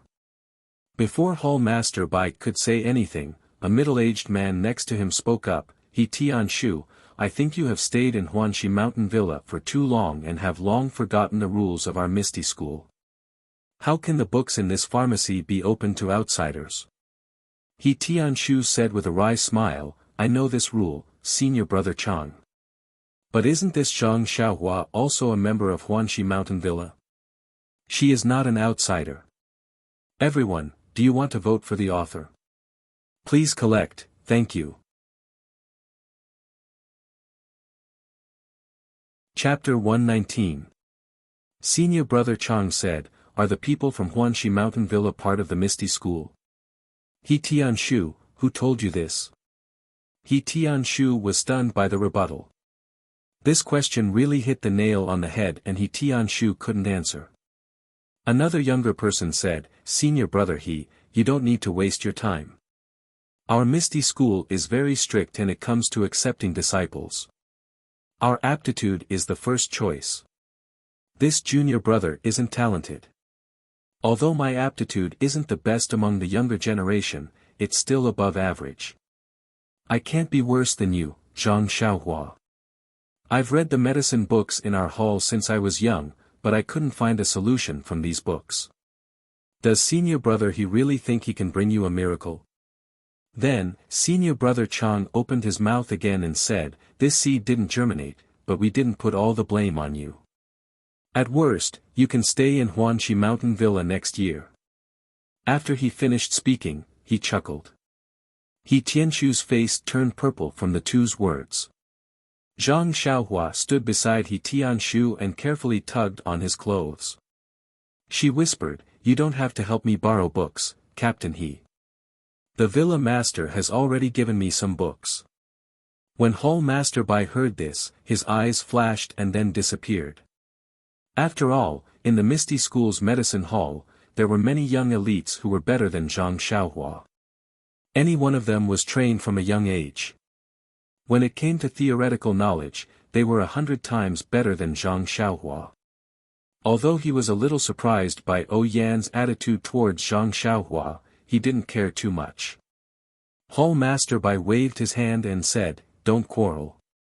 He Tianshu's intentions are good, but he's too anxious for success. We still have to abide by the sex rules. It's better not to lend these books. Let's go, let's take a look at those medicine fields." After he finished speaking, he walked towards the seemingly barren medicinal field at the side. Elder He followed closely behind, as if he couldn't hear their quarrel at all. Senior Apprentice Brother Chang and the other Junior Apprentice Brother glanced at He Tianshu proudly and followed him. They didn't even bother to look at Zhang Xiaohua. He Tianshu patted Zhang Xiaohua apologetically and followed closely behind. Zhang Xiaohua didn't care too much. He had seen this kind of look many times and had long been used to it. He had his own path, so why should he care about other people's looks? After that, Zhang Xiaohua worked nearby and watched from afar. Everyone seemed to be arguing very fiercely, but they couldn't convince each other. They only dispersed when the sky turned dark. When it was time to eat, Zhang Xiaohua finally saw He Tianshu. He Tianshu's face was very gloomy. Zhang Xiaohua sighed. Flattery was also a skill. The next few days were quite ordinary, and there was nothing to talk about. That night, Zhang Xiaohua was reading his book as usual. He Tianshu walked in with a tired face and said, "Zhang Xiaohua, hurry and pack your things. You're going out with me tomorrow." Zhang Xiaohua wasn't surprised and said, "Okay, Captain He. Why are you in such a hurry? Why didn't you tell me during the day?" He Tianshu smiled bitterly and said, "I also just got the news. How could I tell you earlier?" After he finished speaking, he turned and prepared to leave. However, he suddenly stopped in his tracks and looked back in surprise. "Why didn't you ask where we were going? You seemed to know beforehand that we were going out." Zhang Xiaohua smiled and said, "I already gave a heads up when I went to borrow books from the village head. I thought we would leave early, but it dragged on for so long that I thought we weren't going." He Tianshu smiled and said, "I see. However, as you said, it won't be easy to go out this time. I heard that our boss didn't agree, but he couldn't win against the village head. After a few arguments, he finally let us go." Zhang Xiaohua frowned and said, "Boss? Who?" He Tianshu said, "It's the leader of our Misty School. Huh, he's our village head's biological brother." Zhang Xiaohua suddenly understood. No wonder Huanxi Manor was so close to the Misty School. It should be the case since they were related by blood. Seeing Zhang Xiaohua's expression, He Tianshu said, "There have always been a lot of bloodshed in the pugilistic world." The leader of the Misty School felt sorry for his sister and didn't want her to go far away. Originally, he sent Hall Master Bai from our pharmacy to go, but unfortunately, Hall Master Bai had some grudges with the person the village head was visiting. So, it wasn't only our hall master, but also the people from the pharmacy hall. Since the medicinal herbs were planted in Huanxi Manor, the village head felt that he didn't fulfill his duty and insisted on going. "Also, I want to tell you something." As he spoke, He Tianshu's expression became mysterious. Zhang Xiaohua was stunned and said, "It's not a secret, is it?" "Captain He, if it is, then don't tell me. I'm worried about my life." He Tianshu laughed and scolded, "What kind of life-threatening news do you think I have? I want to know, but I don't have any channels or sources." Then, he said with a look of longing, "The village head is very knowledgeable and has deep attainments in many aspects.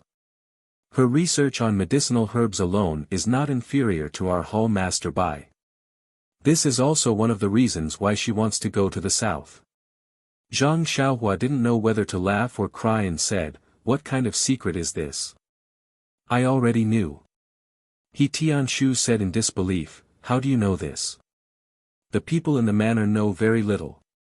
Zhang Xiaohua picked up the book she was reading from the Kong and handed it to He Tianshu, saying, "You'll know after you read it."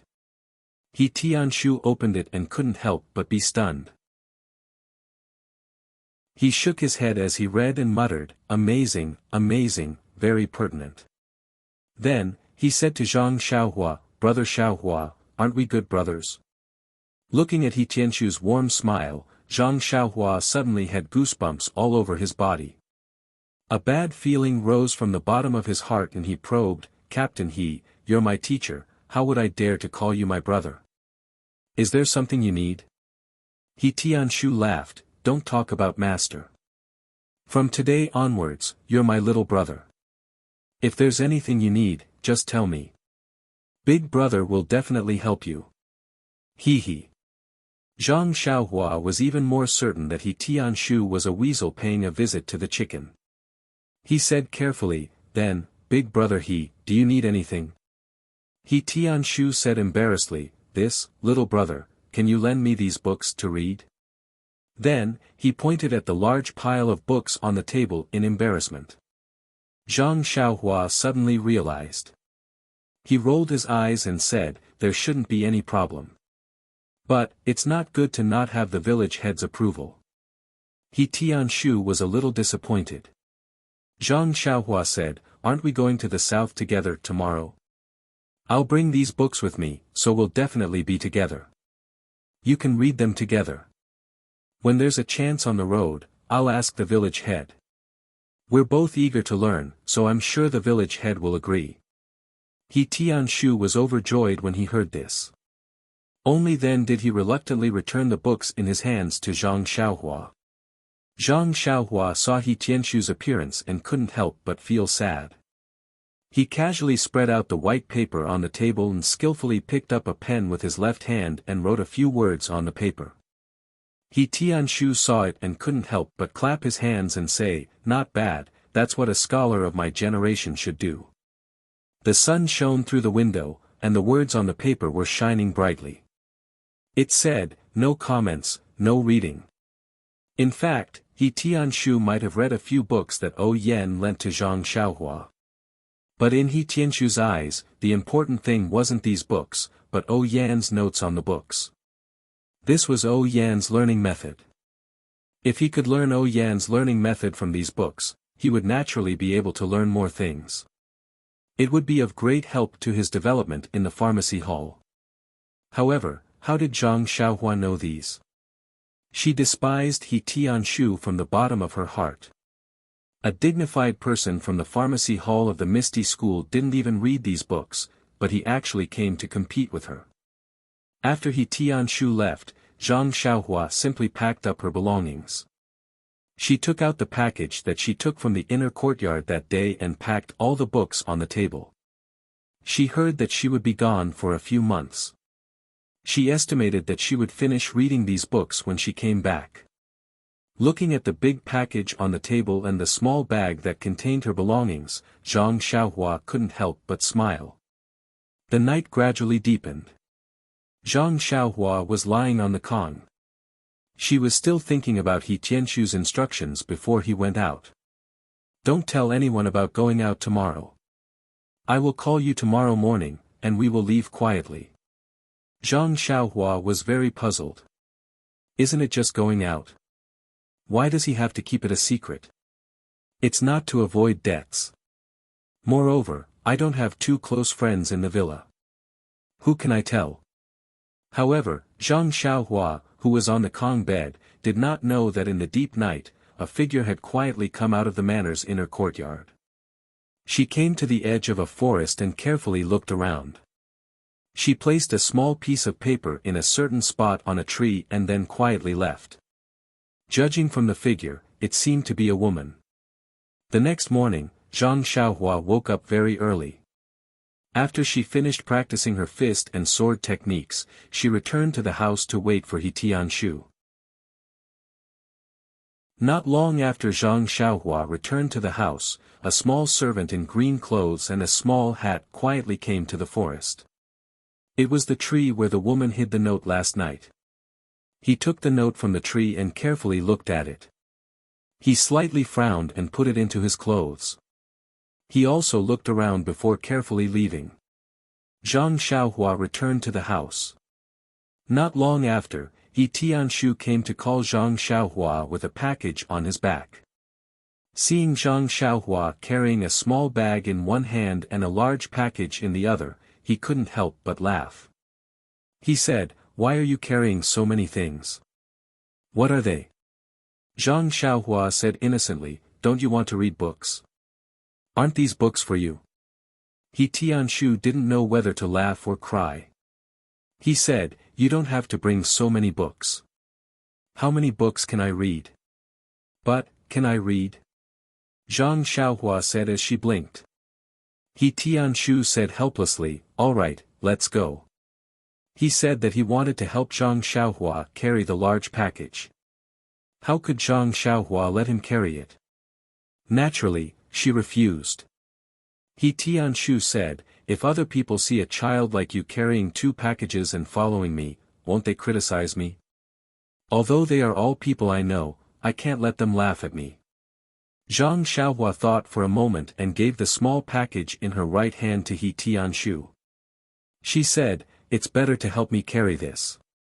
No one will gossip." He Tianxu helplessly took it and urged Zhang Xiaohua to quickly leave the house. The two of them took the packages and went out the door. Then, they followed the small path and walked towards the forest. Not long after, they arrived at the side of another courtyard. When they entered the courtyard, it was a very large courtyard. Right in the middle, there were 4 carriages parked. There were many people in the courtyard who were busy working. However, when Zhang Xiaohua walked into the courtyard, the first thing she saw was a large man standing in front of the first carriage. That large man was taller than the average person by a head. His body was huge and his bare arms revealed strong muscles. He stood there silently like an iron tower. The figures in the courtyard were vague, but he was like a pillar that attracted everyone's attention. Other than Zhang Xiaohua, everyone looked at him with admiration and reverence. Zhang Xiaohua also saw He Tianxu's expression. She carefully pulled on his sleeve and asked, "Who is this?" "Your boss." He Tianxu flung his sleeve and said in a small voice, "Zhang Xiaohua, don't talk nonsense. This is our Misty School's #1 strongman called Xianxia. His outer martial arts are very strong.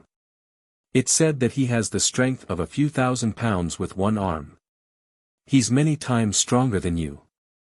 "Oh, a few thousand pounds?" Zhang Xiaohua's eyes lit up. Although she wanted to approach him, she saw that the people around the carriages were far away from him. He Tianshu also didn't go over to greet him, so she didn't dare to approach him. At this time, Chiu Tong came out with some things. When she saw the big package in Zhang Xiaohua's hand, she couldn't help but feel angry and amused. She complained, "Xiaohua, you're not going to travel. Why are you carrying such a big package? Don't tell me it's the books I gave you last time. I remember that it's very heavy. Aren't you afraid that it'll crush the carriage?" Chiu Tong's voice wasn't low, so it attracted Shernyo's attention. When he saw that Zhang Xiaohua was carrying a big package in her left hand, he couldn't help but be surprised.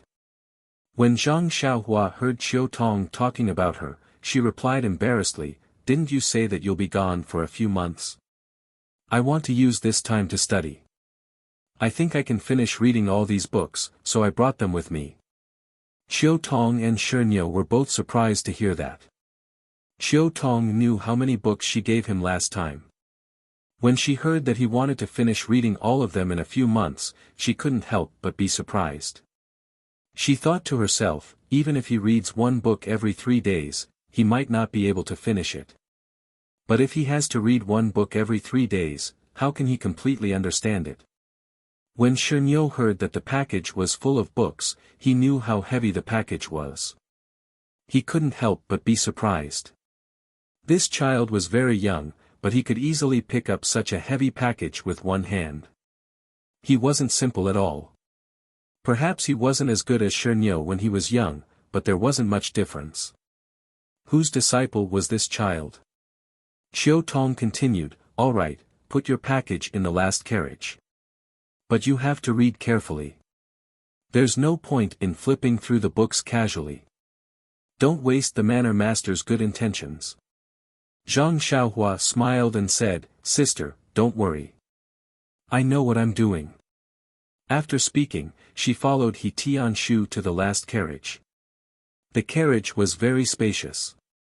It was even more spacious than the ones Zhang Xiaohua had sat in before. There was actually a space similar to a bookcase. It was probably for storing things. Zhang Xiaohua opened the package and put some books on it. She put the package to one side. He Tianshu put his own package and Zhang Xiaohua's small package on the carriage and then got down. After Zhang Xiaohua tidied up a little and got down from the carriage, there were a lot fewer people in the courtyard. They were probably ready to stop. At this time, Zhang Xiaohua felt that someone was looking at her. When she turned her head, she saw that it was Shernyo. Zhang Xiaohua nodded and smiled at him. Just as she was about to go over and talk to him, a group of people came out from the small door in the courtyard. At the front was the manor master of Huanxi Manor, O Yen. Behind O Yen was big sister Qin, who Zhang Xiaohua saw in the inner courtyard. Why did she look so special? It was because there were a few young women with good figures following behind her. They were all dressed in tight clothes and had swords at their waists. They looked valiant and formidable. Even though Zhang Xiaohua wasn't at the age of first awakening of love, she still wanted to take a few more glances at them. In such an atmosphere, how could Big Sister Qin not stand out? However, Big Sister Qin was calm. She followed O Yen down the steps. The few women behind her kept a distance from them. Their expressions were very respectful. O Yen walked in front of Shernyo and said with a smile, "Shernyo, you must have been here a long time ago." Shernyo said naively, "Manor Master, you're early." "Not too early. I've been here for an hour." O Yen continued, "Then I'll have to trouble you along the way." Shernyo said, "It's my duty. Big sect leader said that I must ensure Manor Master's safety. Otherwise, I won't be allowed to drink when I return." O Yen smiled faintly and looked around. She asked Chiu Tong, who was walking over, "Is everything ready?" Chiu Tong said in a low voice, "Yes, Mississippi. Everything is ready." O Yen nodded in satisfaction, "Then let's go. The journey is long. The sooner we leave, the sooner we can return." With that, she boarded the first carriage with Chiu Tong's help. After that, big sister Qin and Qiu Tong also boarded the first carriage. The remaining female disciples sat in the second carriage. Zhang Xiaohua, He Tianshu, and the rest of the people sat in the last two carriages. After everyone had boarded the carriages, Xianxia boarded the first carriage. He picked up his whip and drove the carriage out of the courtyard. The other coachmen followed him. Just like that, Zhang Xiaohua's journey to the south officially began. Not long after Yan's carriage left the manor, a few servants in green clothes and hats asked for leave and left Huanxi Manor together. When they reached Pingyang City, they went their separate ways. One of them went to the provision store. He had gone to the forest to retrieve the note in the morning. Not long after, that servant came out with the things he bought and disappeared into the crowd. Just like that, news of Yan's journey was secretly found out by people with ulterior motives. However, no one knew what they were up to. However, all this had nothing to do with Zhang Xiaohua. Zhang Xiaohua sat in the carriage curiously and looked at the scenery by the roadside. Although Lu Town was in the south of Pingyang City, it was slightly to the west. Yan's destination this time was to the east. Hence, after leaving the manor, she did not head to Pingyang City. Instead, she took a shortcut and headed to the main road in the east. It was already late autumn and everything was withering. The crops in the fields had already been harvested and the empty fields could be seen far away. The terrain near Pingyang City was similar to that of Lu Town. It was mostly mountainous and there were still many wild fruits and weeds on the undulating hills. From time to time, one could see villagers carrying small baskets or herding a flock of sheep. They shrunk their necks as they walked back and forth on the hills. Naturally, Zhang Xiaohua felt sad for Gu Jingji. She thought of her hometown and her parents. It had been almost a year since she last saw them. How were they doing? No book reviews, no reading. Haha. Everyone, please do a survey on the author and vote. Please vote. Please bookmark it. Thank you.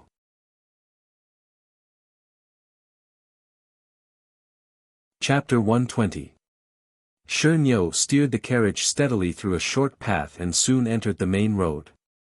At this time, there were not many people and carriages on the road. Xianxia drove the carriage even faster. The three carriages behind were also chasing after them. However, the driver's skills were quickly shown and the three carriages were left far behind. Xianxia did not seem to know and continued to ride at full speed. He was enjoying this long-awaited feeling. Fortunately, the attentive Qiu Tong noticed and stopped him. Xianxia said embarrassedly, "I haven't driven in a long time. It was an accident. I will drive slower next time." Xianxia slowed down and the carriages behind finally caught up. Elder sister Qin frowned and said, "Xianxia, it's right to drive faster. However, you must ensure the safety of the village head. If you do this, won't there be no one to protect the village head?" Xianxia did not like to hear this and said, "If we meet an enemy, how can we rely on the people behind us? Won't we still have to rely on our strength?" Elder sister Qin smiled and said, "I know it's hard to talk to people like you. In this martial world, not only is there strength, there is also intelligence. You have to know that it's easy to dodge a spear in the open but hard to defend against a stab in the dark. It's better to be careful." Xianxia was also somewhat fearful and respectful of elder sister Qin. He did not say anything else but carefully controlled the speed of the carriage so that the carriages behind did not have to spend much effort to catch up. After traveling for a while, they were already far away from Pingyang City. There were fewer people on the road and more carriages. There were also many fields by the roadside and from time to time, villages appeared in their vision. The sun was high up in the sky, shining down on the earth. It was a good day with clear skies. Xianxia seemed to be in high spirits as he drove the carriage and sang, "Sister, you take the bow. I will walk on the shore." Xianxia's voice was as loud as his body and everyone in the four carriages could hear him. They could not help but look at him in a different light. They did not expect such a boorish man to be so gentle. A few of the female disciples also showed gentleness in their eyes. However, it was not long before Xianxia's tale was revealed. Xianxia only knew this one song. Along the way, from morning to night, he only sang a few lines. Sigh, even the most delicious food could not withstand eating it every day, let alone a few simple songs. At night, when it was time to find lodging, except for the stone cow, everyone had the thought of foaming at the mouth. For a long journey, the most important thing was to arrange food and lodging. Fortunately, Chiu Tong had taken this route some time ago.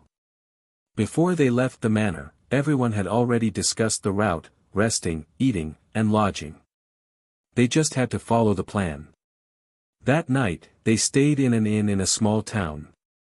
Although it was an inn, it was much better than the carriage house Zhang Xiaohua used to stay in.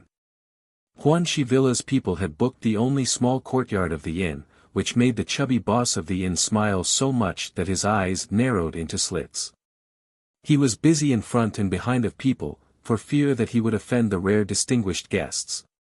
Unfortunately, when the people from the villa entered the small courtyard, 2 disciples guarded the courtyard door, preventing others from entering or leaving. Even the boss of the inn was stopped outside the door. Everyone's food was bought from the town, which made the boss, who was guarding the door, feel a bit of heartache. This was not a small amount of income. However, when he thought about it, the money they gave to stay in the inn was far beyond his expectations. He quickly dismissed the idea of complaining. Although it was already late, the people in the manor were truly capable. Not long after, they brought back a lot of things from town. The chef who followed them started the fire, and not long after, they made 2 or 3 tables of food. Zhang Xiaohua was not a manservant of the manor, but he could not eat with O Yan and the others in the main hall like He Tianshu.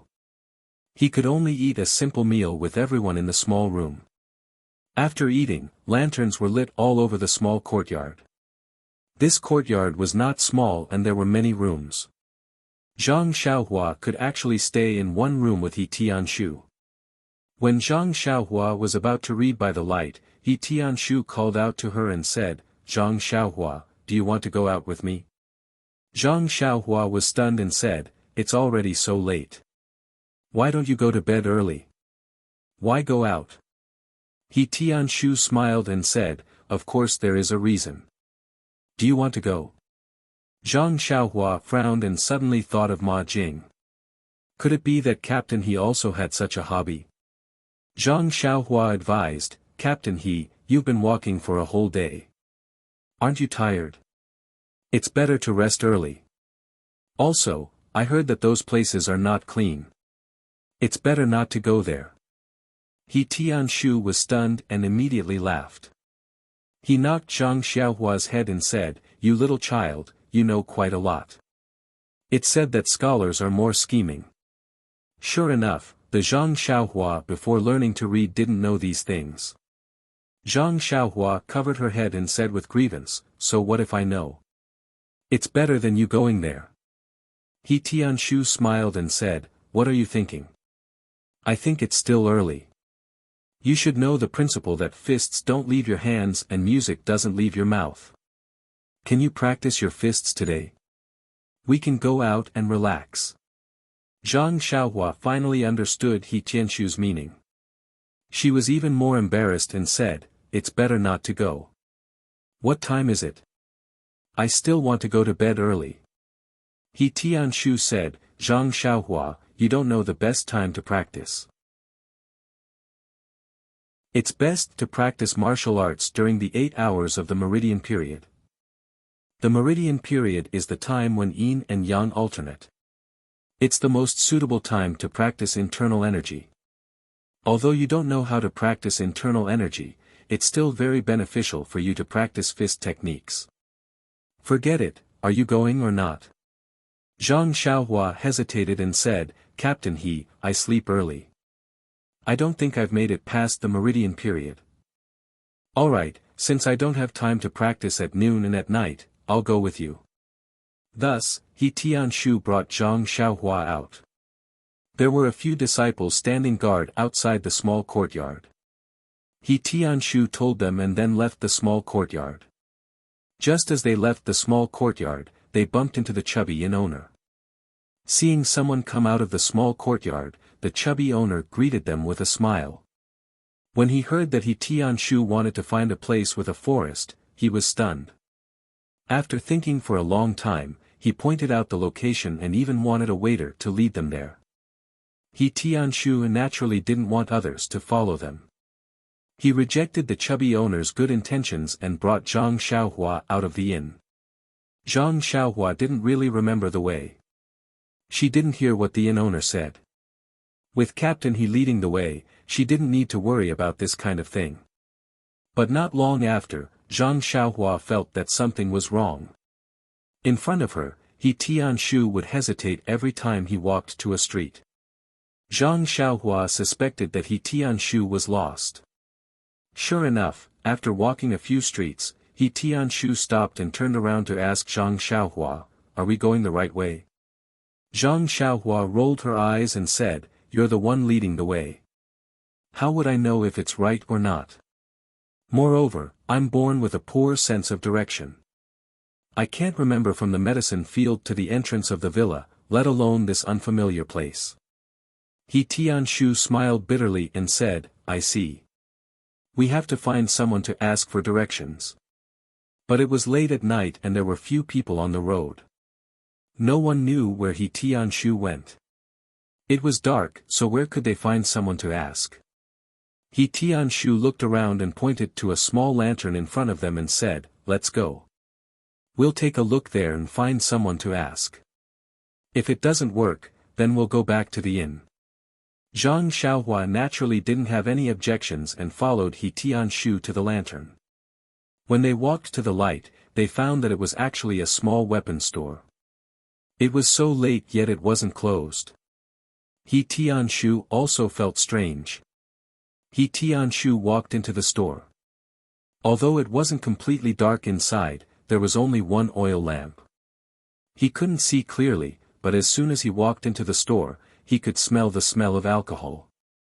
When he looked again, he saw a person dressed as a blacksmith sleeping soundly on the table. The two suddenly realized that it wasn't that the owner was diligent, but that he went to bed too early and forgot to close the door. There were a lot of swords and knives in the store. They must have been made by this blacksmith. He Tianshu didn't rush to wake up the owner. He picked up a steel knife and looked at it with interest. In fact, there was nothing strange about it. It was like a scholar who would go to a bookstore on the street to take a look. But whether they would buy books or not, it was inevitable that they would find a few books to flip through. It was the same for people who practiced martial arts. When they entered a weapons store, they couldn't not take a few weapons to appreciate. This wasn't pretending to be cultured. It must be the same for people who were gay. However, when he looked at the steel knife in his hand, He Tianshu's casual expression changed a lot. He didn't expect that the small store he casually walked into would have such good quality weapons. Immediately, He Tianshu began to choose seriously. He wanted to look carefully to see if there was anything better. Zhang Xiaohua was not interested in these. However, the street was very deserted. The store was better. There were snoring sounds and people's shadows. He also walked around casually. He Tianshu was a swordsman. Of course, he chose a steel sword. He picked from one end of the shelf to the other end, but he didn't find anything better. When it came to the quality of the sword, there was nothing to say. It was very good. However, compared to the sword He Tianshu used, it was still a little worse. It was difficult for him to have the idea of paying for it. When he reached the end, he saw a dagger-like object at the bottom of the shelf. It was so dark that he couldn't see it clearly, so he bent down and picked it up. The dagger was cold to the touch and was quite heavy. When He Tianshu held it in front of his eyes, he saw that it wasn't an ordinary dagger. Instead of saying that it was a dagger, it was better to say that it was a small sword. Ordinary daggers had a wooden handle and a sharp blade in front, but this dagger looked the same as a sword. The hilt and the blade were one piece. They were both made of a kind of metal. However, the ratio of the blade and the hilt was not coordinated. The hilt was smaller than a common sword, but the blade was much smaller than a common sword. He Tianshu carefully touched the blade with his hand. It seemed that there was no edge. He couldn't help but frown. What is this? A child's toy. He raised his head and was about to wake the shopkeeper up when he saw Zhang Xiaohua walking around in boredom. Zhang Xiaohua turned around and looked at the sword hilt in his hand, which was one size smaller. He called out, "Zhang Xiaohua, come over here. I have something good for you." Zhang Xiaohua responded and came over. She looked at the thing that He Tianshu handed over and asked curiously, "Captain He, what is this? It looks like a toy sword." Zhang Xiaohua's left hand was holding the treasured sword, so she could only use her right hand to take it. Just as the blacksmith said, it was quite heavy. No wonder children couldn't play with it. Then, she also casually handed the treasured sword in her left hand to He Tianshu. He Tianshu took the treasured sword that Zhang Xiaohua handed over and carefully looked at it, saying, "This treasured sword is really not bad. Shopkeeper, what is the price?" When the blacksmith saw that He Tianshu had taken a liking to it, he said, "Customer, you really have a good eye. This is my shop's treasure." As he said this, he saw He Tianshu frown and hurriedly changed his words, "Oh, I'm wrong. This is my grandfather's work and it has been here for many years. You really have a good eye. Just based on your eye, I won't give you a lower price." He Tianshu smiled, saying, "Is your grandfather O Yezi?" The blacksmith was stunned, saying, "No." He Tianshu said, "If it is O Yezi, not to mention 20 taels, even if it is 2,000 taels, I will buy it. However, if it is not, then the price is too expensive." The blacksmith asked, "Then how much does dear customer think is suitable?" He Tianshu said, 2 taels is enough." The blacksmith angrily said, "Are you trying to dismiss a beggar? You have no sincerity at all." After he finished speaking, he pretended to snatch the sword. He Tianshu did not make a move and let him grab the treasured sword.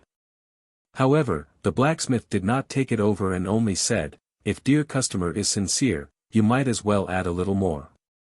Zhang Xiaohua watched the two talk from the side and felt that it was very boring.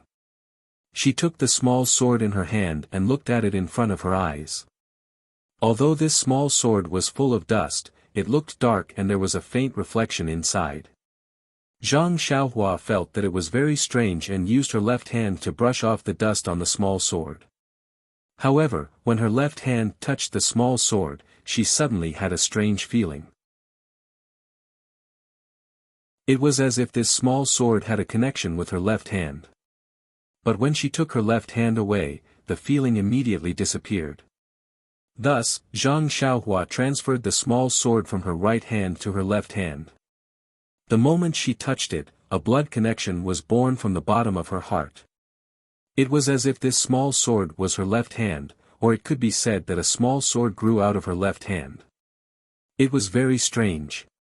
When Zhang Xiaohua used her right hand to brush off the dust on the sword and looked carefully, she did not find anything. It was just that the dark metal did not reflect any light. Occasionally, she could see a trace of light from the small sword's body.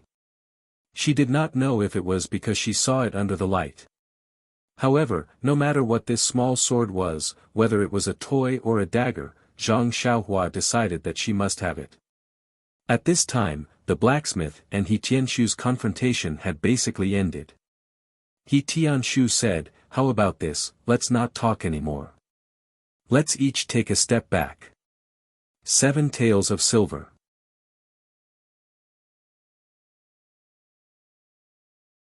Chapter 121. The blacksmith seemed to have found an organization and his face was full of joy as he said, "Good, brother, since you're so straightforward, I can't bear to part with my treasure. I'll be friends with you. 7 taels it is, 7 taels it is. In the future, you must visit my store more often. He Tianshu smiled and said, of course, I still have a group of brothers. If I take it back and they like it, I'll definitely pull them over.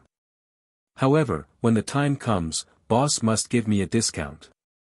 The blacksmith also smiled and said, no problem. The first time it's unfamiliar, the second time it's familiar. If you become a regular customer, there will naturally be benefits. At this time, Zhang Xiaohua pulled on the corner of He Tianshu's clothes. He Tianshu looked back at the small sword in Zhang Xiaohua's hand and said to the blacksmith, this small sword, my little brother likes it. Why don't you let him pick it up and play with it? The blacksmith didn't mind. He waved his hand and said, no problem. Didn't I just say that this toy is a gift from me to the little brother? Just bring a few more people to patronize another day. Everyone was happy. He Tianshu paid the money and asked for the way back to the inn. Only then did he leave the weapons store with Zhang Xiaohua. Along the way, He Tianshu was very happy. At such a cheap price, he found a very good treasure sword. It was much better than going to the forest to practice martial arts. It seemed that in the future, it would be better to come out more often. Zhang Xiaohua was also very happy. She held the small sword in her left hand and kept waving it around as if her arm had suddenly grown. However, she didn't notice that at this time, it was indeed too late. There was no one on the street. As she walked, Zhang Xiaohua felt sleepy and couldn't help but close her eyes. She softly laid on the ground and tightly held the small sword in her hand. He Tianshu was even more amused. Along the way, he lovingly looked at his treasure sword. After walking for a while, he found that Zhang Xiaohua's footsteps were gone. When he looked back, he couldn't find her figure. He Tianshu couldn't help but feel anxious. Cold sweat broke out on his forehead. Where did this expert come from? He didn't even notice it. Could it be one of the top experts in Jianghu? When He Tianshu arrived with his sword in hand, he saw Zhang Xiaohua lying motionless on the ground from afar. He became even more nervous and cautious. Seeing that there was no movement in the surroundings, he took a few steps forward and felt a little bitter. This child was fine just a moment ago, but in the blink of an eye, he had fallen into such a state. How was he going to explain this to his brother? When he arrived in front of him, he carefully examined him, but did not find any injuries on his body. He could not help but think, could this be the legendary acupoint strike? Did someone hit his Achilles heel? In the midst of his nervousness, a very familiar sound suddenly came from Zhang Xiaohua's nose. He Tianshu didn't know whether to laugh or cry. He had been worried for half a day in vain. It turned out that this fellow had fallen asleep. But when He Tianshu went forward and kicked Zhang Xiaohua a few times, He Tianshu was worried. He couldn't even kick him awake. Could it be that he had to carry him back? The next morning, the sun rose from the horizon. As usual, Zhang Xiaohua opened her eyes and blankly looked at the unfamiliar surroundings. Only then did she remember that she was not in the familiar little house. Then she realized that her left hand was still firmly holding onto something. When she picked it up, it turned out to be a toy sword. Only then did she remember the situation last night, but she didn't know how she came back. How strange. Looking at He Tianshu who was still sleeping on the Kong bed, Zhang Xiaohua quietly got off the bed, still holding the little sword in her hand. When she walked out of the house, the sky was already bright. But it was still early, so no one had gotten up. Only 2 misty school disciples were standing in a hidden corner, loyally guarding their duty. When they saw Zhang Xiaohua leave the house, they ignored her and continued to vigilantly observe their surroundings. Zhang Xiaohua walked to the middle of the yard and carefully looked at the little sword in her hand. Last night, the lights in the shop were dim, so she didn't get a good look. Now that she looked at it, she realized that it was originally just a toy. The sword was not long, about 4 to 5 inches long and 2 fingers wide. The hilt was also very small, just right for Zhang Xiaohua's small hand to hold. The whole body of the little sword was black, as if it was made of a kind of metal. It was cold to the touch and didn't warm up because of holding it for a long time. The dark body of the sword couldn't be seen, but Zhang Xiaohua clearly felt that there seemed to be blood in the sword. The blade of the sword wasn't opened, so it felt blunt to the touch. If it wasn't for the fact that it was very heavy, Zhang Xiaohua would really think that it was a toy for children. Zhang Xiaohua's left hand was very strong, so the weight of the little sword was negligible. He casually held the little sword and waved it left and right. He felt very comfortable and happy in his heart. He couldn't help but think that if he used this little sword as a treasure sword to practice swordsmanship, wouldn't it be better than holding a tree branch every day? Thinking of sword moves, Zhang Xiaohua's hand couldn't help but feel a little itchy. He practiced swordsmanship yesterday morning and didn't practice it in the afternoon and at night. Now that he got a toy as strong as a tree branch, of course, he wanted to show off his skills. In fact, the yard was quite spacious. It was okay to practice boxing and swordsmanship, but how could Zhang Xiaohua let others see his boxing skills behind closed doors? Therefore, he still left the small yard. The inn was located at the end of a street, next to a small river and a small bridge. Zhang Xiaohua walked to the river and looked along the river. Just behind the inn was a pond. Opposite the pond was just like Zhang Xiaohua's home in the Guizhuang house. There was a small bamboo forest. Zhang Xiaohua's eyes lit up and he walked towards the bamboo forest. Sure enough, as Zhang Xiaohua thought, there was an empty space in the bamboo forest. Moreover, there was no one here. Zhang Xiaohua got into a fighting stance and practiced the Big Dipper magical fist 9 times. He let the thicker and thicker flow throughout his body before he stopped. Following that, Zhang Xiaohua carefully looked around to make sure there was no one around. Only then did he use the small sword and perform the 16 sword moves. He didn't know if it was because he changed the tree branch or because he was in a good mood, but these few sword moves were very smooth. The nameless warm flow happily flowed from his shoulder to Zhang Xiaohua's left hand.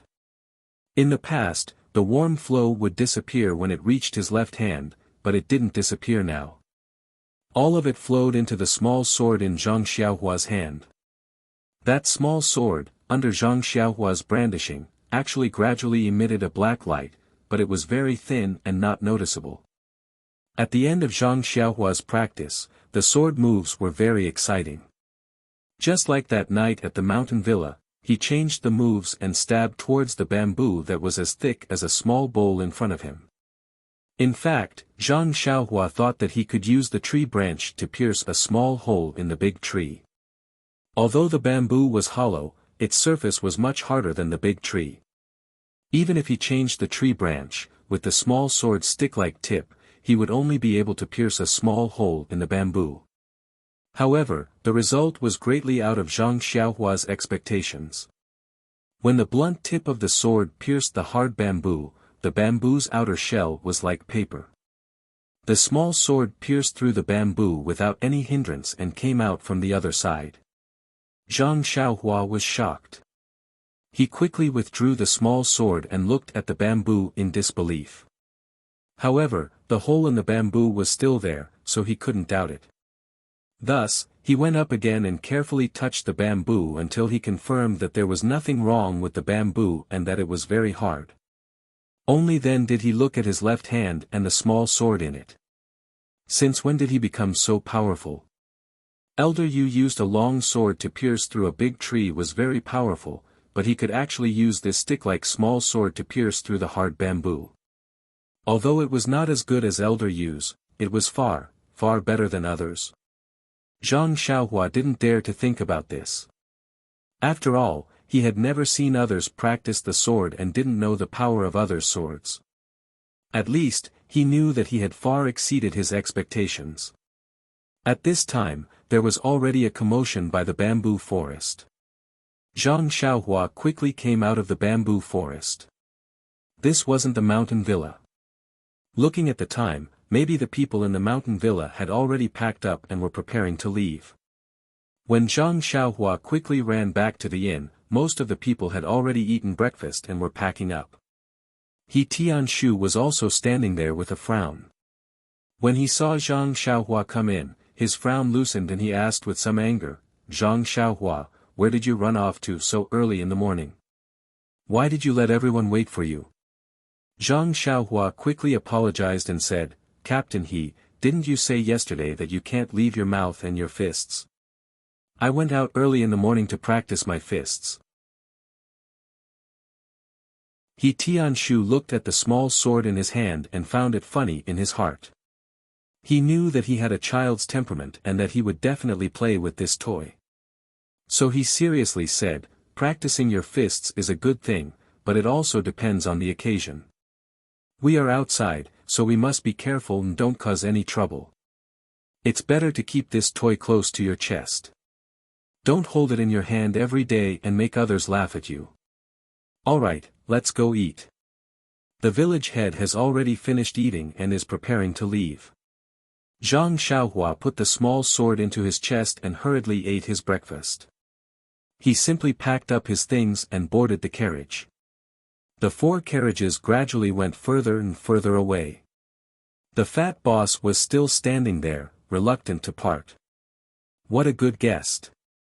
He only stayed for one night and did not eat the inn's food, but he was actually given so much money.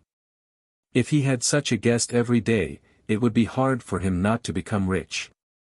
Originally, the fat boss thought that he would keep this beautiful memory in his heart and slowly savor it in the future. But before noon, a man in embroidered clothes riding a handsome horse came to the inn to inquire about the whereabouts of yesterday's group of people. His face was full of temptation and the fat boss couldn't help but recall yesterday's beautiful time in full detail. When the brocade-clothed man left in satisfaction, the fat boss once again sighed in admiration. What a good customer. Even after the man had left, he could still bring him fortune. He really had to thank the spirits of his ancestors. The people of Huanxi Mountain Villa naturally didn't know about this and were still hurrying on their way. However, today wasn't as fresh as yesterday. Even Zhang Xiaohua, who didn't go out much, didn't really enjoy the scenery outside. It was only a day's journey away from Pingyang City. The scenery and culture along the way were really not much different from the place where she lived. After seeing so much, of course, she would get tired of it. Moreover, Xianxia's voice was really good. From yesterday to today, it was still very loud and clear. Those few lines of the lyrics always lingered in their ears. It must be that he drank a lot of wine in the inn last night and his throat was well nourished. Therefore, a few disciples secretly muttered that when they stayed the night again, they must reduce the amount of wine Xianxia drank so that his voice would become hoarse. His singing was good, but if they kept hearing these few lines, how could they live in the future? Zhang Xiaohua and He Tianshu sat in the 3rd carriage. There were a few disciples beside them and they were chatting about something. However, Zhang Xiaohua didn't mind. His left hand was playing with the small sword and his right hand was holding a book, reading it with great interest.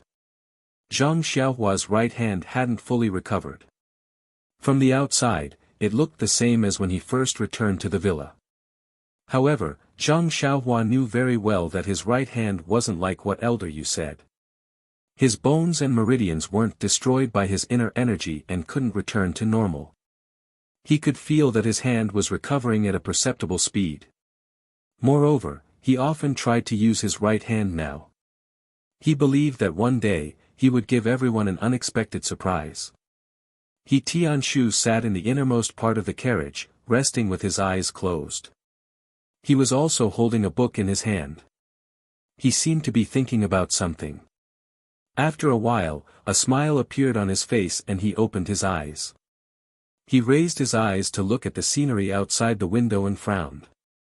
Although there was some distance between them and the stone cow, the singing voice traveled quite far and he could hear it clearly. When his gaze landed on Zhang Xiaohua, he couldn't help but smile.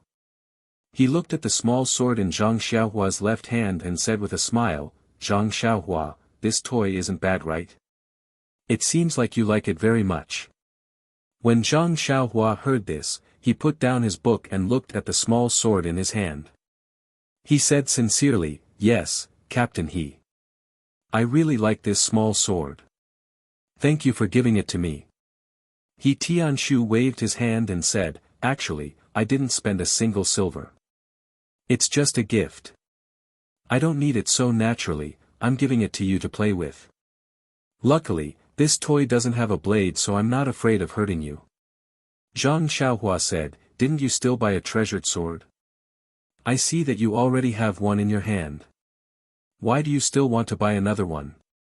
He Tianshu smiled and said, "My original sword isn't some famous weapon. It's just a low-value and consumable item.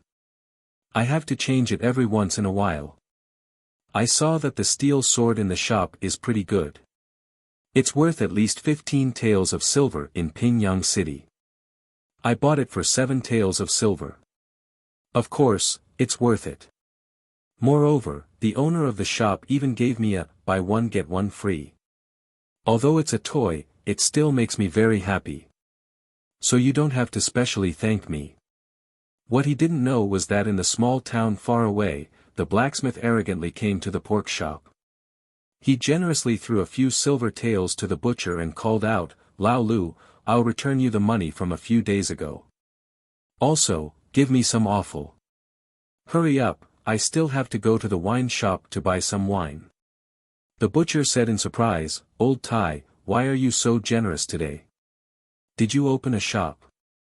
The blacksmith said proudly, "Yesterday, a big head came out of nowhere and actually bought a steel sword for 7 taels of silver. Don't you think I'm lucky?" The butcher smacked his tongue and said, "What a spendthrift. Usually, no one would buy your steel sword for 2 or 3 taels of silver. You actually managed to get such a good price." As he said that, he didn't delay and quickly prepared food for the blacksmith. Then, the blacksmith seemed to have thought of something and said, "Oh right, the toy that your mistress picked up on the mountain 2 years ago. Yesterday, I gave it to that person. I told you that if you could sell it, I would give you money. However, I gave you a buy one get one free deal. Let's just take it as 5 copper coins."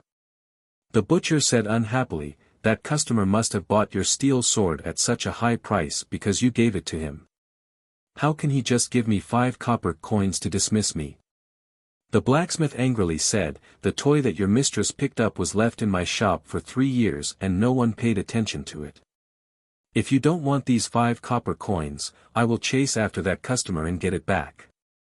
The butcher smiled apologetically and said, "Then 5 copper coins is too little. No matter what, you have to add a little more." The blacksmith laughed and scolded, "I knew that you had such thoughts. I'll give you 15 copper coins. It can be considered as not letting your mistress down." After saying that, he took out a handful of copper coins from his bosom and placed them on the meat table. The butcher used lightning speed to put away the copper coins and said with a smile, "Since it was all picked up, this money is also free. When your mistress picks up something again, she will let you sell it." The blacksmith repeatedly waved his hand and said, "Don't, let's go to a pawn shop. That toy has been in my shop for 3 years. I don't want to get involved in this kind of business. Hurry up and get me into the water. I still have wine to sell. Today's weather is good. It's a good day to get drunk." The blacksmith took the meat and hurriedly left. The butcher also carried on with his business. As for Zhang Xiaohua, she did not know that the small sword that she loved so much was only worth 15 copper coins. Zhang Xiaohua was still very grateful to He Tianshu and said, "Captain He, I won't say any more words of thanks. If there is anything in the future, just let me know." He Tianshu smiled and raised the book in his hand and slightly waved it. Zhang Xiaohua understood and also laughed and did not say anything more. After a while, He Tianshu said, Zhang Xiaohua, why did you sleep on the street last night? Zhang Xiaohua said in surprise, really? Captain He, I have always wanted to ask you. When I woke up in the morning, I only remembered what happened in the weapons shop. I don't know anything after that. So it was me who slept on the street. He Tianshu smiled and said, that's right. You were walking behind me and I suddenly lost sight of you. I was scared. When I turned around to look, I found you lying on the ground and actually sleeping. You don't know. Zhang Xiaohua said embarrassedly, I really don't know. Captain He, my brother said that when I sleep, you can't wake me up. He didn't say that I would suddenly fall asleep. Also, I have never gone out so late. He Tianshu frowned and said, this is a problem. I don't know if you fall asleep at midnight every day. Otherwise, it will be troublesome. Zhang Xiaohua asked curiously, how troublesome? He Tianshu explained, midnight is the time when yin and yang are alternating. Many inner strength cultivation methods require you to cultivate at midnight. If you are like this, how can you cultivate these inner strength cultivation methods? Zhang Xiaohua said somewhat anxiously, then what do I do? He Tianshu smiled and said, there is no need to be so anxious. There are many inner strength cultivation methods that do not require you to cultivate at that time. We'll talk about it again when you find the opportunity to cultivate your inner force. Zhang Xiaohua thought about it and did not ask any more.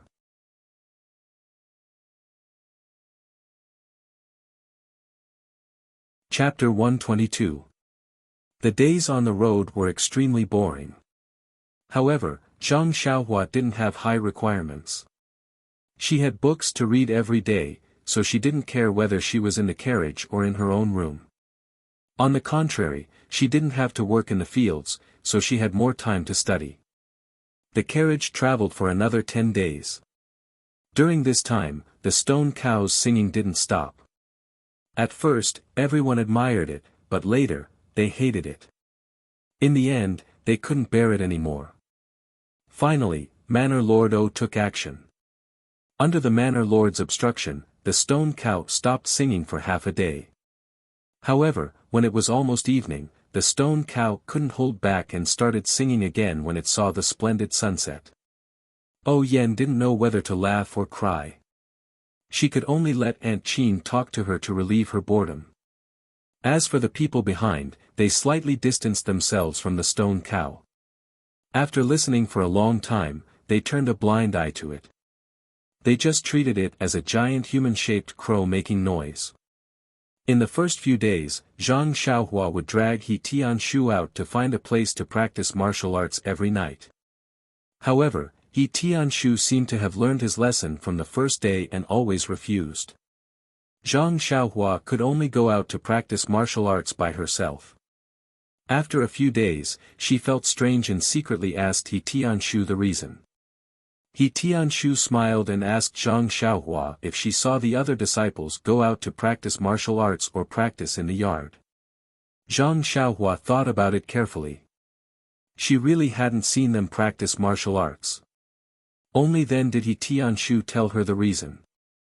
It turned out that He Tianshu was the same as the other disciples.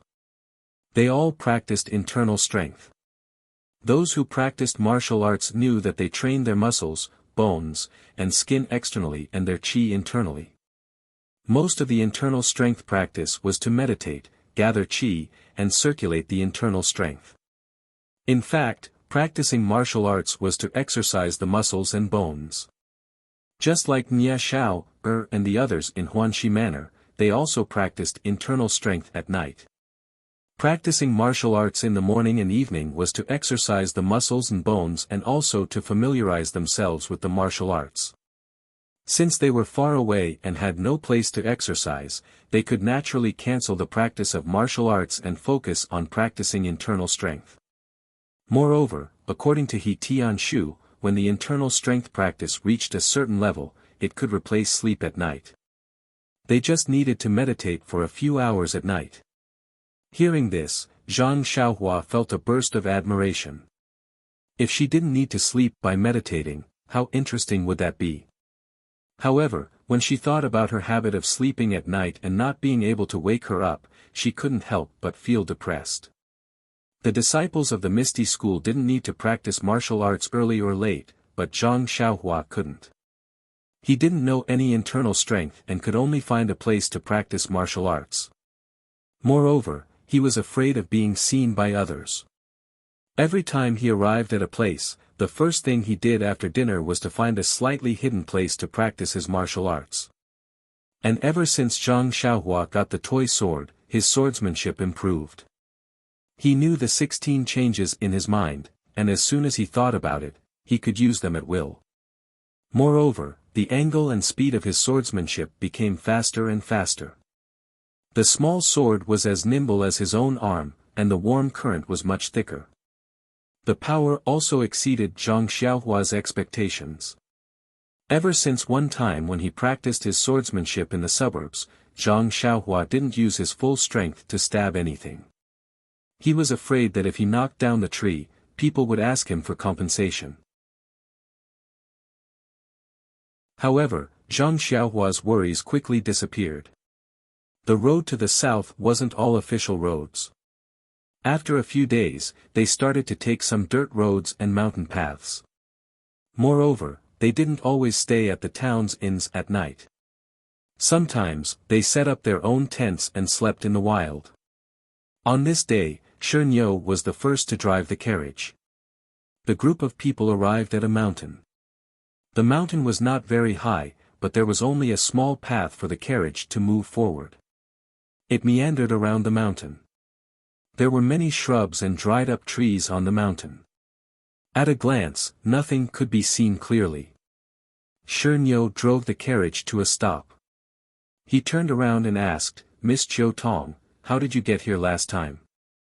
This mountain is very dangerous. If there's an ambush, we'll definitely be at a disadvantage." Chiu Tong looked at the mountain and frowned. "Last time, we passed through the mountain. There wasn't any danger. It seems that there's a path from the foot of the mountain. However, it's a long detour. I asked the guide before, and he said that it would take an extra day. Last time, I was in a hurry, so I didn't take the detour." Aunt Qin thought for a moment, then said, "This time, the village lord is in the carriage. It's better not to take any risks. Look at the mountain. If there's a big rock falling down, no matter how high your martial arts are, it's useless. It's better to take a detour." Oh Yen didn't quite agree. She felt that it wasn't worth it to take a detour for safety. However, Aunt Qin said, "It's only an extra day's journey. It's not a matter of days to reach Rejuvenation Valley. Also, your seed won't germinate in winter. Why should we take a risk for an insignificant day?" Everyone in the carriage agreed. Fortunately, Oh Yen was also a person who readily accepted good advice. She didn't stubbornly insist on her views. Seeing that everyone was persuading her, she also agreed to take a detour. When the carriage had gone far along the small path in front of the mountain, several men in black appeared from the forest. Looking at the carriage that was getting further and further away, they made a hand signal. Then, they all used their qinggong and leaped up the mountain.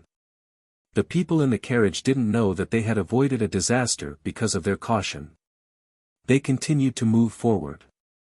The next day, they went around the mountain and re-entered the planned route. The following journey was still not on the official road. They continued to pass through the mountains and forests. However, it wasn't as dangerous as this time. However, Xianxia, Aunt Qin, and the other disciples were extremely careful, afraid that something unexpected would happen. However, the heavens didn't let them. On this day, they were in front of a forest. Although there was a saying in the Jianghu, "Don't enter a forest." Looking at the forest in front of them, there weren't many trees. Most of the leaves had fallen off. The cold wind blew, making a whistling sound. It didn't seem to be dangerous, so everyone let down their guard.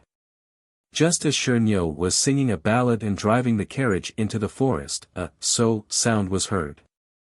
A whistling arrow was shot out from the forest and nailed to the ground about 10 zhang in front of the carriage. The sudden arrow interrupted Xianxia's song. He immediately sucked in a breath of cold air. With a sound, he forcefully pulled on the horse's reins and stopped the carriage. Everyone in the carriage was chatting, so they all stopped talking. Even Zhang Xiaohua and the others in the carriage behind them were startled by this sudden situation. Many disciples were also stunned. They immediately took out their weapons and jumped out of the carriage, preparing to fight. Just as everyone was feeling nervous, a man came out of the forest on a horse.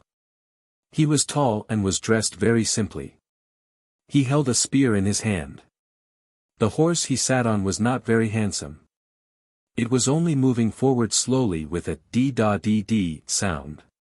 When he got closer, everyone could see clearly that the man had a square face. His face was thin, but his eyes were very lively. His eyes were staring at the 4 carriages that were spinning around. When he reached the whistling arrow, he stopped and held the spear with both hands. Everyone was shocked and thought, could it be that this person came to challenge us alone?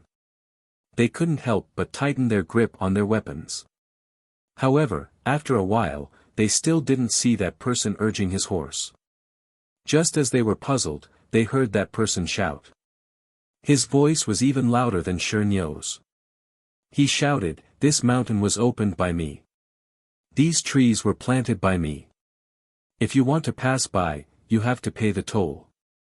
His voice was extremely loud and clear. It was so loud that some birds in the forest flew away.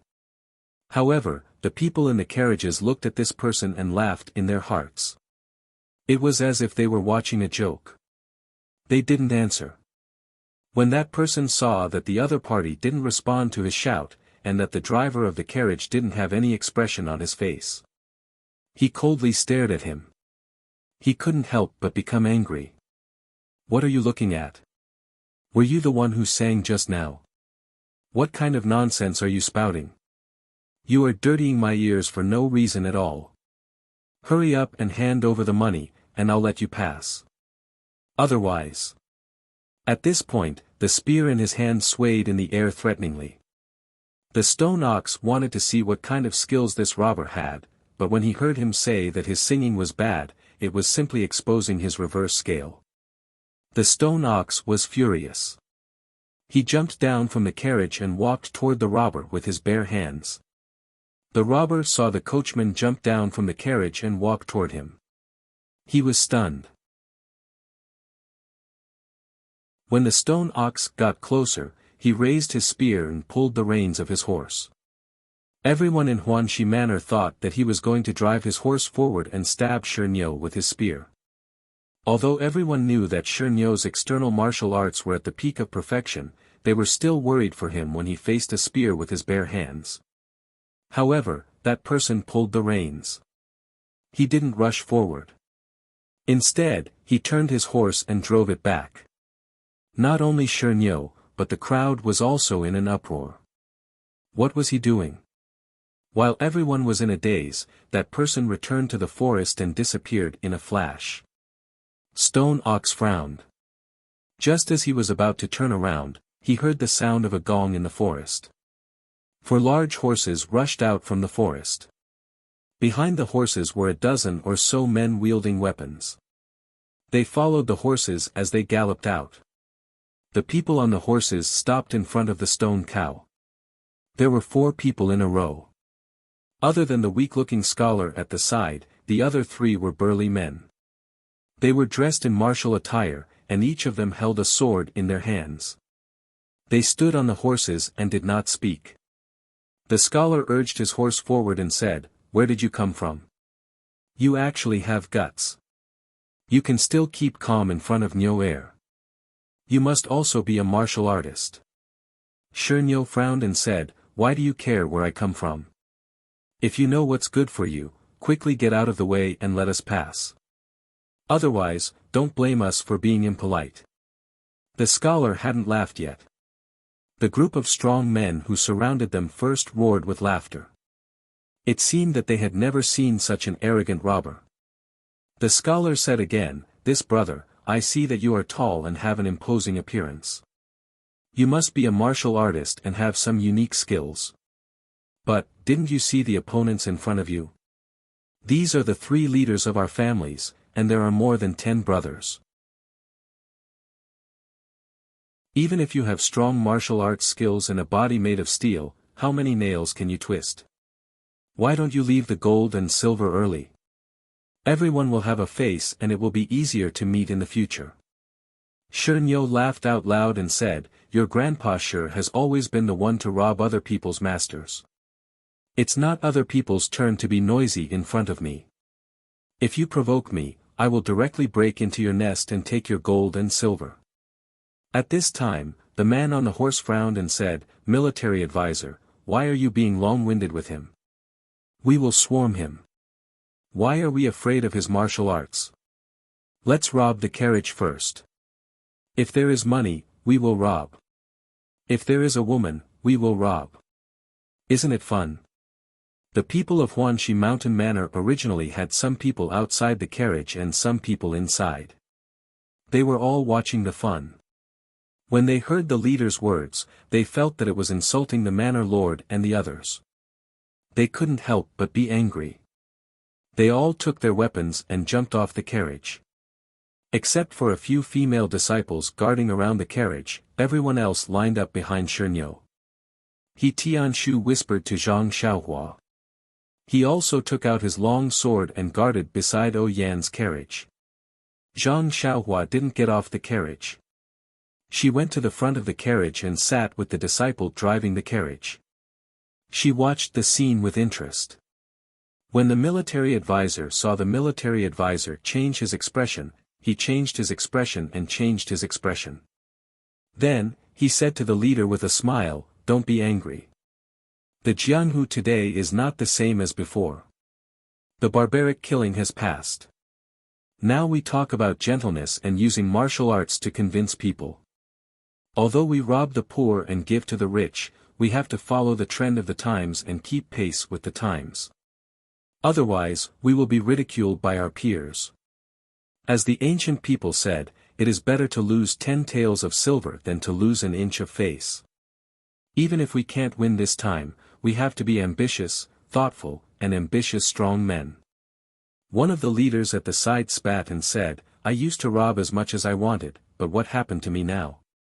You still want to talk about gentleness? Do you want to see others talk to you? You all have weapons. Why don't you do it?" The leader said, "Second brother, don't be impatient. Now we talk about group and scale. If we don't have a reputation, who will come to join us? If we don't do it ourselves, won't we be swallowed by others in the end? I think what the military advisor said is reasonable. If we can't convince people with martial arts, it's not too late for us to do it. Either way, we will use weapons. It's a different soup but not the same medicine." The strong men's words were not hidden from the people of Huanxi Mountain Villa. Everyone was stunned and didn't know what to do. Were they robbers or preachers?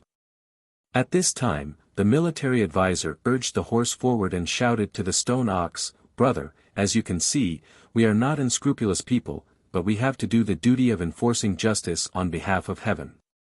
We have to do this. We can negotiate and let you go after you take the gold and silver. Look at your attitude, you don't seem to be happy. Fortunately, you're lucky to have met us. I'm not that talented, but I've just returned from overseas last year.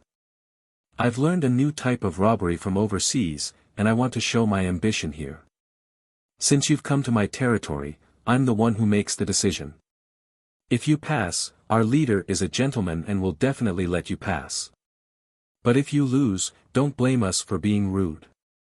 Leave behind the gold, silver, and beauties. What do you think?" Everyone understood what he said, but they didn't know how to answer. Usually, when they encountered robbers, they just fought with their weapons.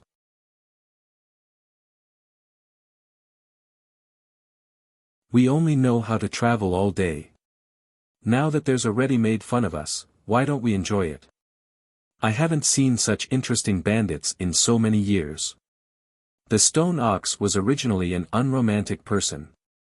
Hearing the villa lord and Aunt Chin's words, he couldn't be bothered with them. He returned to the front and said, "All right, my master agrees. However, we still have a question. What if we win? What will you do?" The military advisor smiled embarrassedly and said, "We didn't think about that. But I'm the master of my territory. I set the rules. If you win, I'll let you pass through my territory. That should be fine, right?" The stone ox was too lazy to say more. He waved his hand and said, 3 battles at the same time or 1 at a time." The military advisor rolled his eyes and said, "Naturally, it's better to start at the same time. Time is money. The earlier you finish, the earlier you can rest. That way, you can go earlier. What do you think?" The stone ox was about to agree when a voice like an oriole came from the carriage. "That's not right." When the strong men heard this, their eyes couldn't help but light up. They stared at the carriage, waiting for the beautiful woman to appear. Unfortunately, when Aunt Chin appeared, everyone's heads drooped. They were filled with endless melancholy. Her voice was so beautiful, but why was she so ordinary? Aunt Chin stood at the front of the carriage and said, "If all 3 battles are held at the same time, won't they be split into 3 places? If your subordinates don't keep their promise and attack together, won't our carriage be in danger? We suggest that we compete 1 at a time." This chapter was written very reluctantly. It was written very slowly. It stuck. Please collect it. Thank you.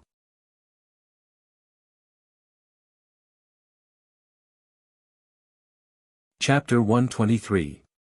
The strategist didn't seem embarrassed at having his scheme exposed. He only shook his head and said, "Sigh, you really can't talk to a summer bug. Time is so precious and you guys are wasting it. You even look down on our character. You're looking down on the new generation of mountain kings. Forget it, since you came from afar to deliver supplies, we'll just put up with it. We'll listen to you this time." Afterwards, Zhou Ma came to the head commander's side and whispered in his ear for a while. The head commander nodded. Only then did the military advisor speak again. "Since it's decided, who will you send for the first round? Is it this big guy?" The stone ox glared angrily and raised its head to walk forward. However, it was stopped by Aunt Chin. The stone ox walked back to the carriage in confusion. Oh Yen said, "Stone ox, don't be angry. We're just having fun. Is there anyone among the mountain bandits who can beat you and Aunt Chin? However, I'm afraid they'll use tricks. It's better to let He Tianshu go first." The stone ox was startled. He Tianshu? Can he do it? Aunt Chin smiled. Although He Tianshu isn't a high-ranking disciple, he's still a team leader. He's much stronger than the other disciples. He's just right to go. There aren't many in this wilderness who can beat him. Even if he loses, we don't have to worry. Don't we still have you? Let's see if these 3 people are your match. The stone ox didn't have many ideas in this regard. You guys are the ones making the decisions. If you say it's okay, then it's okay. Afterwards, Aunt Chin called He Tianshu to the front of the carriage and also gave him some instructions. He Tianshu was somewhat prepared to let himself go. Among all the people in the manor, he was now ranked 3rd. His little vanity was temporarily satisfied. When He Tianshu came to the front of the formation, he said to the strategist on the horse, "My surname is He. I'm here to ask for advice. Who will dismount?" The strategist looked He Tianshu up and down and smiled. "This person in front of us has an imposing appearance. He must be an expert. We'll treat him seriously. Please wait a moment." Then, he cupped his hands to the person beside him and said, "Second leader, please show them your strength." The second leader didn't say anything. He took out his sword and got off the horse. He walked in front of He Tianshu and took up a stance, please. He Tianshu saw that they were ready to fight and didn't hold back. He formed a sword sign and thrust it into the opponent's stance. Thus, the two of them exchanged moves. Although He Tianshu was very cautious when he attacked, he was actually somewhat contemptuous in his heart. As a disciple of the ethereal sect, he had always been a proud person. Although he was not a core disciple of the sect, he had always been very confident and did not think that this robber would be a match for him. However, after a few moves, he discovered that the man was not as weak as he had imagined. The man's attack and defense were good, and he was able to fight with ease. He Tianshu could not help but immediately restrain his thoughts and treat the man seriously. His sword moves were shwa shwa, one move after another, and he attacked the second head non-stop. When the second head saw the changes in He Tianshu's moves, he also revealed a smile at the corner of his mouth. He actually used offense as defense, and He Tianshu did not have the slightest advantage. The people of Huanxi Manor were in the same mood as He Tianshu at first. But when they saw that He Tianshu didn't gain the upper hand, they were shocked. When they carefully looked at the man's sword skills, they were even more surprised. Oh Yan frowned and said to Aunt Qin, when did such an expert appear in the wilderness? Could it be that in a few days, the martial arts in Jianghu have improved so much? Our Misty School's disciples can't even take down a robber. Did the sun rise from the west? Aunt Qin was also confused and said, Manor Lord is wise. It's really like this. Looking at the situation, this man isn't any weaker than He Tianshu. How can someone with such skills become a bandit? It's really strange. The layman watched the show while the expert watched the skill. Everyone was worried, but only Zhang Xiaohua was puzzled. Why? Ever since He Tianshu started fighting with the man, Zhang Xiaohua couldn't stop muttering in her heart, what's this captain he doing? Why is he playing with him? Didn't he use the third variation of the sword move that Elder Yu taught him? Didn't he just stab him from the side? There's also this move. He already swung his sword forward and used the 10th variation of the sword move. Didn't he just stab into the man's chest and injure him with one strike? Damn, there's also this move. Using the first variation is so simple. I think Captain he is just playing with him. Actually, Zhang Xiaohua was only an armchair strategist. She only knew what to do after watching from the side. If she really went up to meet the enemy, she wouldn't know what to do when the other party swung his sword, let alone think of a move. Moreover, the onlooker saw more clearly. Being in the middle of a battle, one's life was always in danger. How would one have the time to observe other people's thoughts? Of course, Zhang Xiaohua could see this. More importantly, the variation of the sword move that Elder Yu taught her was indeed a top-notch move. It was something that the other party used to protect his life. Just as Zhang Xiaohua was cursing in her heart, there was a new change in the battle. He Tianshu couldn't help but feel annoyed when he saw that he couldn't win after attacking for a long time. His face seemed to be a little noisy. He moved his body and displayed another secret sword move from the Misty School. The moment he used this move, the second in charge couldn't help but feel a little pressured. He blocked left and right and actually retreated step by step. However, after retreating for a while, he changed his sword move and changed his style. He changed his sword move and moved around like He Tianshu at the beginning. The momentum of his sword move was also a little strange. Not long after, he regained control of the situation. The two of them fought like this for a long time, but there was still no winner. The people in Huanxi Manor were a little relieved. Only O Yan and Aunt Qin were puzzled. They didn't know who the thief was. At this time, the military advisor at the side said, "Stop, stop." When the second in charge heard this, he used his padao to knock He Tianshu's sword. Then, he moved out of the circle and silently looked at the military advisor. He Tianshu saw that the second in charge left and didn't chase after him. He only took a defensive stance and carefully took precautions. He was afraid of any tricks.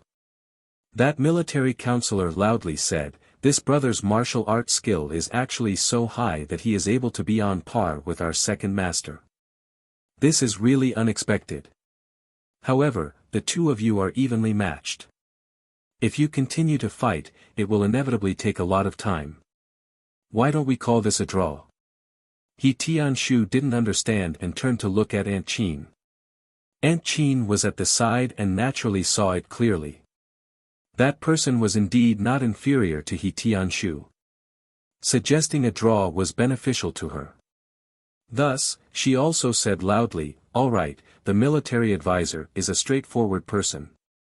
Then it's settled. After a short rest, we will prepare for the second round." He Tianshu put away his sword and walked back to the carriage. The second in charge also got on his horse and returned to their side.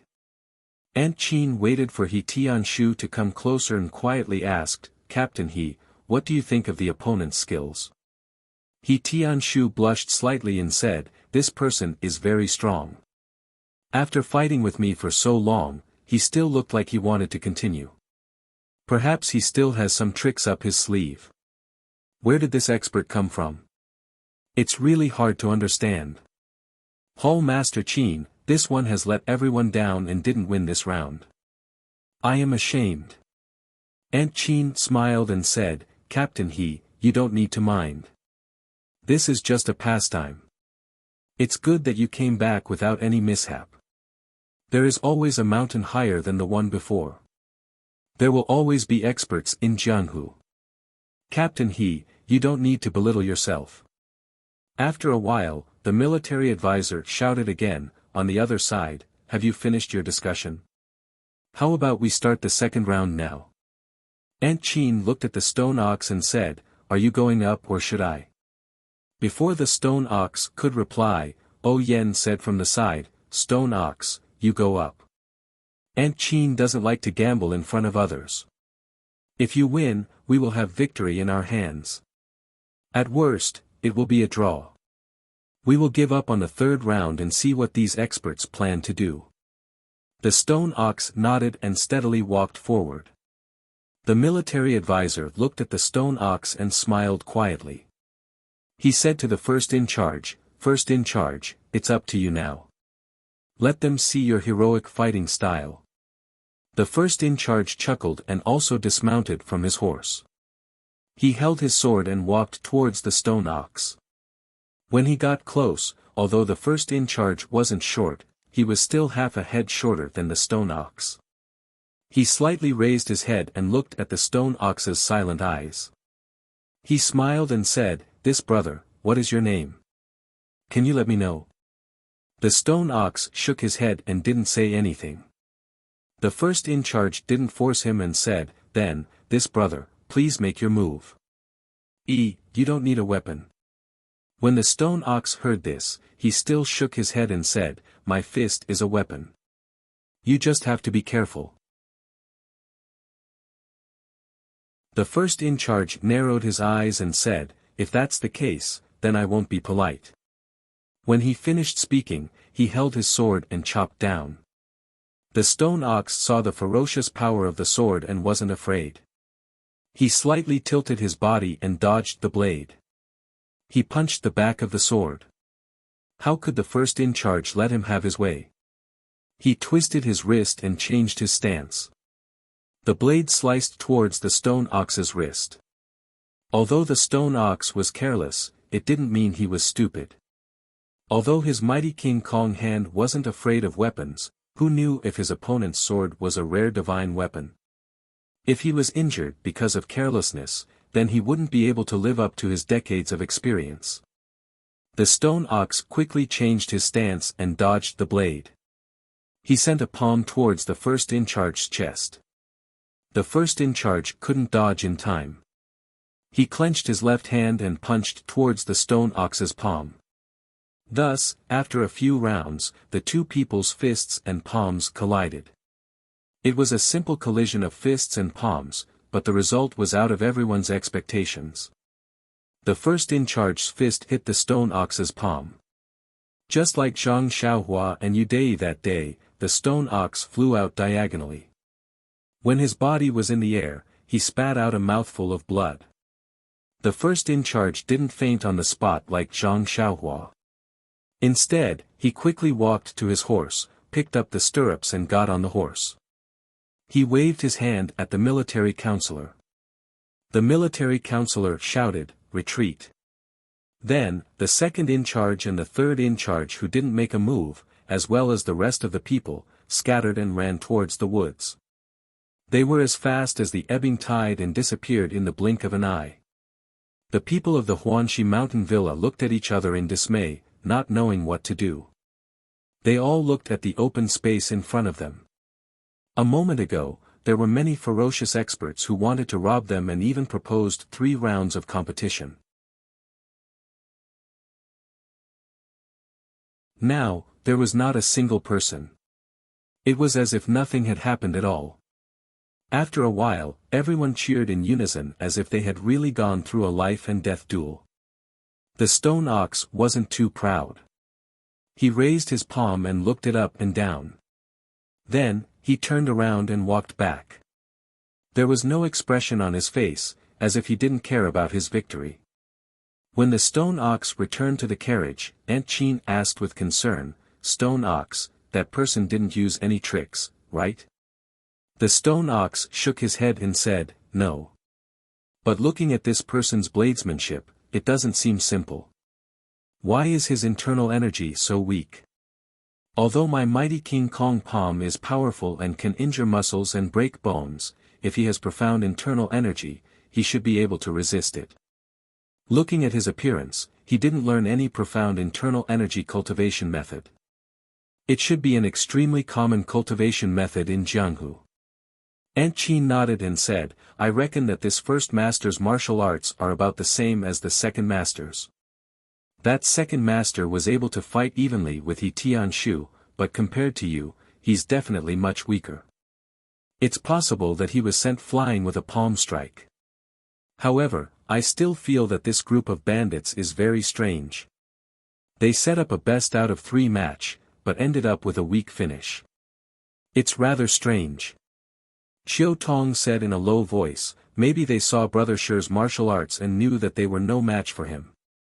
That's why they ran away in fear. Who knows?" Oh Yen smiled and said, "It's probably like what Xiao Tong said. You guys have been in Jianghu for a long time and are used to thinking on a deeper level. Many things, perhaps from a simple point of view, this is a group of bandits who thought themselves clever. They first used the empty fort strategy to scare us. Then, a group of people came out to see our reaction. If we retreated, they would probably swarm us. But when they saw that we were prepared to fight back, they set up a trick and challenged us. When they saw our strength, they immediately ran away like a stray dog." When everyone heard this, they understood and agreed in unison. Although Aunt Qin still had some doubts, the crisis had passed. There was no point in saying more, so she closed her mouth. Although the strong people had retreated, they still had to pass through the forest. In order to prevent an ambush in the forest, He Tianshu and a few disciples used their lightness skills to explore the forest. Although the forest wasn't big, it wasn't small either. After the time it took to drink a cup of tea, they returned safely. The forest was empty, without a trace of a person. Thus, everyone packed up again. The group of disciples got off the carriage and walked on foot with weapons in hand. But when the carriage slowly passed through the forest, they didn't see any ambush. Only then did they believe that the group of bandits had really run away. Then, everyone got on the carriage and sped away. In a valley not far from the forest, the group of bandits got off their horses and sat cross-legged on the grass. The military advisor smiled and said to the big boss, "Old Zhao, how's my acting as a military advisor?" Old Zhao smiled and said, "Very good. You're worthy of being called a genius. This skill is something that we can't learn. Unlike old Hong, who has the face of a dead man and doesn't dare to say anything for fear of giving the game away. The third boss said unhappily, I'm not here to act. I'm fine with fighting and killing, but it's hard for me to get into character as a bandit. Since you guys insist on making me do it, then I can only keep quiet. The second boss said, this Misty School's disciples are really good. The one who fought with me just now is surnamed He, right? He's a nobody, but he actually has good swordsmanship. He almost forced me to use my ultimate move.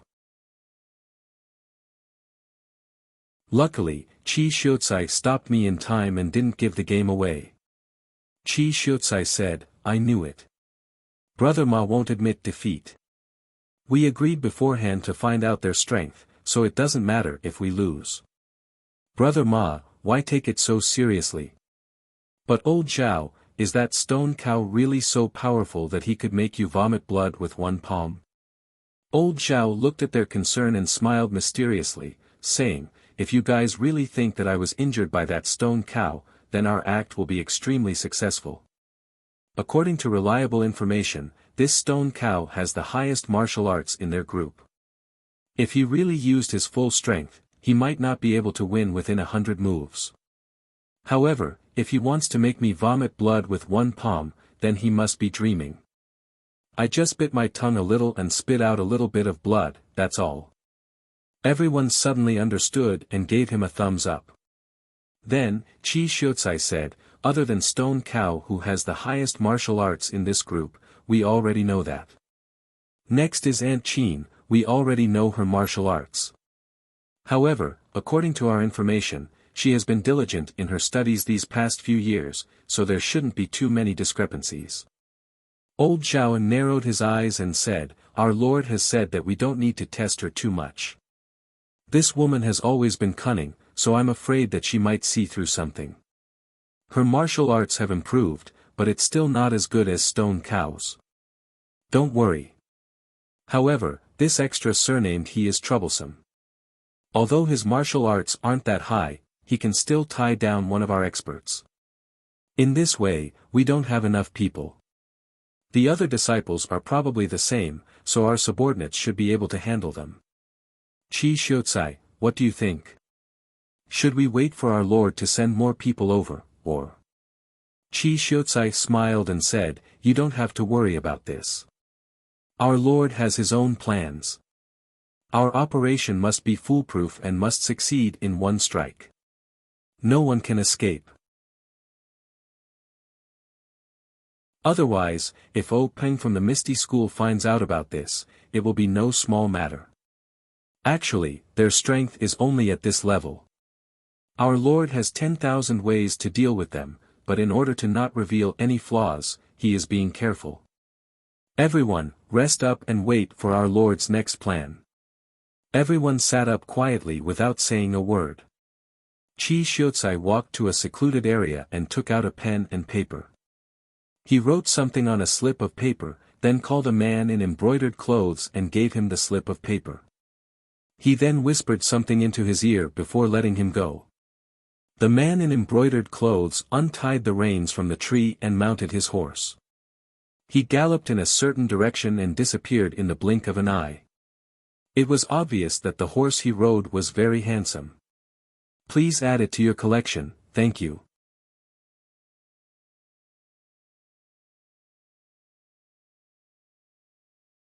Chapter 124. How could the people in Huanxi Mountain Manor know what was happening in the distance? They were talking about what had just happened in high spirits. Thinking about Stone Ox's power, they were deeply envious. Many of them secretly made up their minds to work harder when they returned to the sect and strive to have such a powerful moment in the future. Only the Stone Cow was still the same as before. He steadily drove the carriage forward, as if he did not have the consciousness of being treated as an idol. Fortunately, he had just gone through a so-called great battle, so he was not in the mood to sing his best songs. Otherwise, the image that he had just established in everyone's hearts might immediately collapse. Of course, not everyone in the manor was in high spirits or calm as water. The only one who was not happy was He Tianshu. Tianshu could not be said to be particularly outstanding among the disciples of Misty School, but he was still considered one of the best. Although he had been sent to Huanxi Mountain Manor to manage the herbal field, his martial arts were still there. Otherwise, how could he have become the team leader? He originally knew that there was a gap between him and Stone Ox, but he did not know how big the gap was. Now, it seemed that he had fought with Stone Ox for a long time and still had some strength left.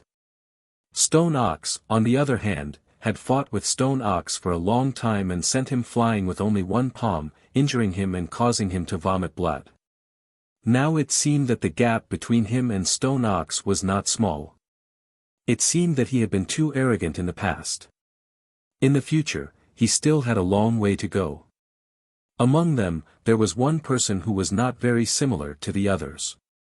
He was the simple-minded Zhang Xiaohua.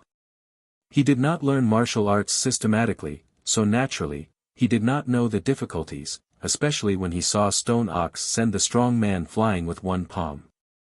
He seemed to be reminded of his previous experience and immediately lost interest. Therefore, when the others were discussing, he had already picked up a book silently and was reading by himself. He did not even notice Tianshu's self-deprecation. The robbery incident was like a wave in the river, disappearing in a flash. Soon, it became a joke after a meal. Even in the next town, when the Misty School's disciples came to pick them up, it was only mentioned as a pastime. However, Lan Dong, a disciple of the Misty School in this small town, was a careful person. After listening to it, he felt that something was not right. It was normal that the people of Huanxi Villa did not know about it. After all, they were from other places. He had been operating here for several years, so why hadn't he heard of any bandits? Moreover, it was the kind that didn't do anything ordinary. However, he could not tell these thoughts to Yan and the others. After all, they had already asserted that this was a group of stupid bandits. Moreover, such a group of bandits might have appeared when he was not paying attention. The only thing he could do was to quickly write down his thoughts on a note and report it to his leader to let them make a decision. Moreover, he also believed that once his leader saw the news about Villa Chief O, he would immediately report it to the higher-ups in the sect. He would definitely not dare to delay. After this news spread, he was slightly relieved. The next thing he had to do was to find an opportunity to explain to Villa Chief O, Stone Ox, and the others so that they would be more vigilant. However, when he told Yan and the others about this situation, it was not out of his expectations. Yan and Stone Ox did not take it seriously. Only Aunt Chin frowned slightly and wanted to say something. However, when she saw Yan's determined gaze, she closed her mouth. She knew that Yan wanted to go to Rejuvenation Valley wholeheartedly. At this time, she would not believe anything she said. However, speaking of which, who would know that Yan had gone to Rejuvenation Valley? Even if someone knew, what reason did they have to stop her? Could it be that they had nothing better to do? When Lan Dong saw that his words did not attract any attention, he did not say anything more. However, when Yan left, he proposed to send a disciple to escort her. However, he was also rejected. This was because there were not many disciples from the Misty School in the small town and their martial arts were at the standard of an ordinary disciple. Only this Lan Dong was like Tianshu. However, he could not leave the small town for a long time. Unless it was meaningful for him to escort, the others would do their best. On the other hand, Yan used the reason that she did not want to affect the daily operations of the Misty School and rejected Lan Dong's good intentions. Thus, the group of people once again drove the carriage forward. As for Lan Dong, he returned to the small town and continued with his daily business. It was not until the second night after Yan and the others left that there was news from the Misty School. When Lan Dong opened the note sent by the carrier pigeon, his expression could not help but change greatly. On it was written, Misty Mountain Villa has already sent an elder to provide support. When they received the news, they immediately sent out all their forces to protect the villa chief. Along the way, the Misty School's forces will prioritize the villa chief's safety. Lan Dong could not help but complain in his heart. It had already been 2.5 days since Yen and the others left. Who knew what had happened? He hurriedly wrote down the situation briefly and released the carrier pigeon to pass the news to the disciples of the Misty School in the next small town. However, this place was no longer within the Misty School's sphere of influence. The Misty School's manpower was very spread out and the other small towns were not very far from here. Whether they could make it in time was still a problem. He could only send the news first. After finishing these matters, Lan Dong immediately gathered all the disciples of the Misty School in the small town. They rode their horses and followed the path that Yen and the others had taken. After bidding farewell to Lan Dong and the rest of the ethereal sect's disciples, Yen and the rest continued to follow the route they had planned and continued to move forward without stopping. However, after the farce of the robbery, they had become even more vigilant. When they came across some suspicious places, they would first send people to investigate before passing through. Just like this, a few days passed and no more accidents occurred. Hence, the anxious hearts of the group gradually relaxed.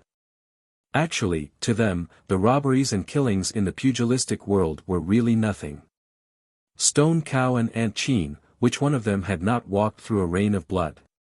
However, it was obvious that they did not have enough manpower this time and they still had to protect Yen. Thus, they had to think twice before they acted and did not dare to make any mistakes. They traveled like this for another 3 days. On this evening, the sun was setting in the west and the evening mist was heavy. Seeing that they had arrived at a place in the middle of nowhere, and looking at the map, they were still far from the next town. Presumably, they would have to sleep in the wild tonight. Thus, Aunt Chin hurriedly ordered Stone Cow to walk all the way and find a place to rest. When the sky gradually darkened, the carriage finally arrived at the side of a small river. There was a spacious open space by the river and it was just nice to set up a tent. Thus, everyone stopped the carriage and took everything from the carriage, preparing to sleep here for the night. Although setting up the camp, burying the pot, and other matters did not have much to do with Zhang Xiaohua, but during this period of time, Zhang Xiaohua was very harmonious with everyone. How could she not help?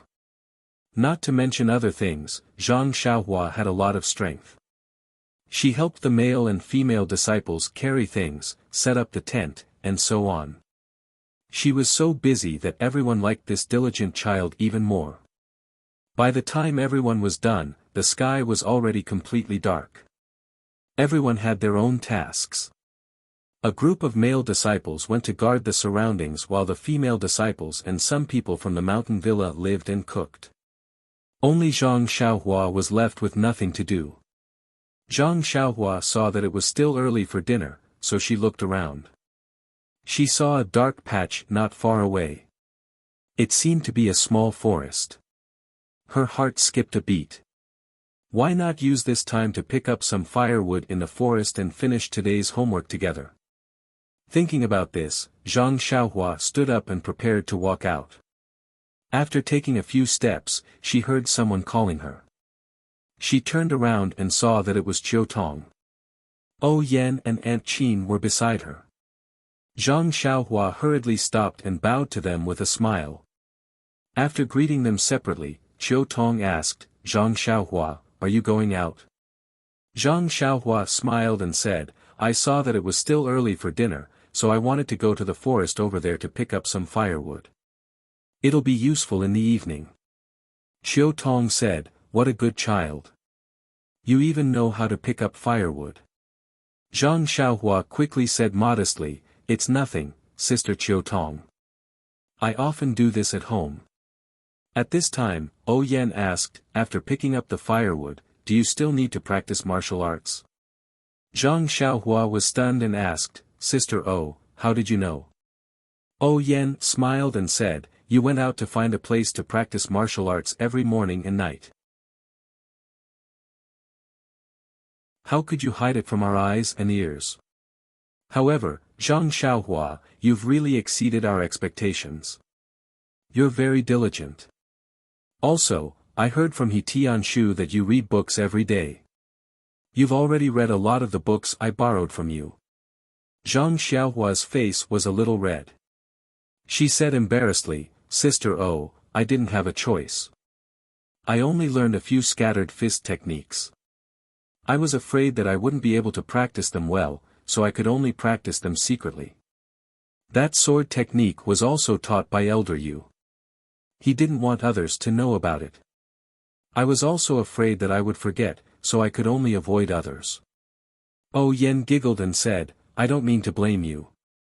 I just admire your diligence. Naturally, I know a thing or two about Elder Yu's sword technique. You can practice as much as you want. Actually, other people didn't really peek at you. Seeing that you're so focused on martial arts, when this matter is over, I'll talk to my brother and see if you have a good opportunity. Who was Oh Yan's brother? He was the leader of the Misty School. A casual word from him could fulfill Zhang Xiaohua's dream. At this time, Zhang Xiaohua couldn't believe her ears and was stunned. Qiu Tong saw Zhang Xiaohua's silly look and said softly, Zhang Xiaohua, why aren't you thanking the young miss? Zhang Xiaohua seemed to have woken up from a dream. Her face was filled with excitement as she said happily, thank you, Sister Oh. If I have a chance, I'll definitely practice martial arts well. Oh Yen said, Zhang Xiaohua, don't be happy too early. I'm just saying. Whether it'll work or not, it's still up to you. Zhang Xiaohua said, it's fine as long as there's a chance. Sister Oh, I'll definitely fight for it. Oh, right, there's one more thing. I don't know if I should say it. Oh Yen asked curiously, what is it? Speak. Zhang Xiaohua said embarrassedly, Captain, he also wants to read the book you lent me. Is that okay? Oh Yen was happy and said, it's fine.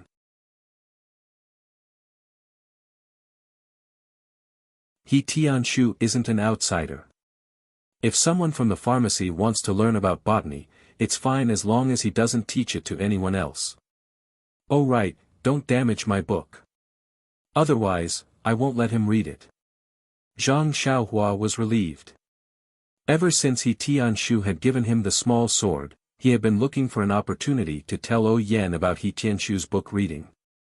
However, along the way, there had not been any good opportunities. Today, he had finally finished his thoughts. He could not help but feel relieved. After all, he had received a gift from someone, and his mouth was bound to be tied.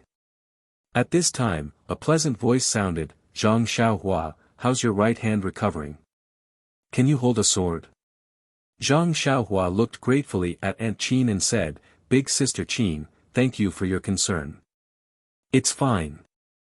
It's recovering very quickly. I can hold a sword now, but it's still not flexible enough. Aunt Qin said, not flexible enough fingers is a big flaw in practicing the sword. You have to practice well. Also, you have to pay attention to moderation. Don't overwork yourself. It's not good if you hurt your fingers. Zhang Xiaohua smiled and said, I know. I've been doing recovery exercises. When I feel pain, I'll immediately stop. The four of them chatted for a while before Zhang Xiaohua said goodbye and left. However, after taking a few steps, Oh Yen reminded her again, Zhang Xiaohua, don't go too far. Finish practicing and come back early. There might be a storm tonight. Hearing this, Zhang Xiaohua looked up at the sky. Sure enough, the sky was gloomy. The stars that were usually as bright as pearls were nowhere to be seen. Even the full moon was nowhere to be seen. Zhang Xiaohua smiled and said, I know, Big Sister Oh. I'll come back after practicing. I'm still waiting for dinner. After speaking, she waved at the three of them and walked towards the dark place alone. When Zhang Xiaohua reached that place, she discovered that it wasn't a forest, but a small hill. He couldn't pick up firewood, but it didn't delay his practice. Thus, Zhang Xiaohua first took out his beloved small sword and practiced the sword move with ease. After many days of practice, this sword move was even more refined. It was different from the first time he used the small sword to poke a big hole in the bamboo. During this period of time, Zhang Xiaohua mainly practiced the control of the small sword strength. Now, his control of strength was very exquisite. When the strength was high, he could easily poke a big hole in something in front of him, such as a rock or a big tree.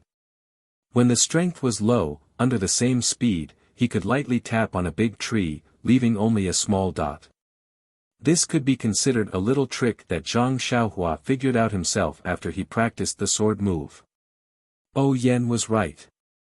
When Zhang Xiaohua practiced his fist of the North Star 9 times, the familiar cold current flowed through his body and the raindrops fell, pitter-patter. Since today's homework was finished, Zhang Xiaohua naturally didn't stay any longer and quickly ran back to the campsite.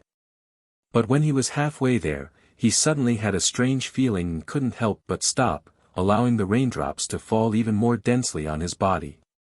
But when he calmed down and listened carefully, other than the bonfire in front of the villa, everyone's hurried footsteps and people's shouts of, "It's raining, put away the clothes," there didn't seem to be any other movement. The pitter-patter of the raindrops was either dull or clear, covering up other movements in the world. The rain became heavier and heavier. Zhang Xiaohua didn't dare to stay any longer and quickly rushed back to the campsite. And on the small hill where he was practicing his fist technique, a person dressed in night clothes with a hood over his face quietly poked his head out and coldly looked at his back.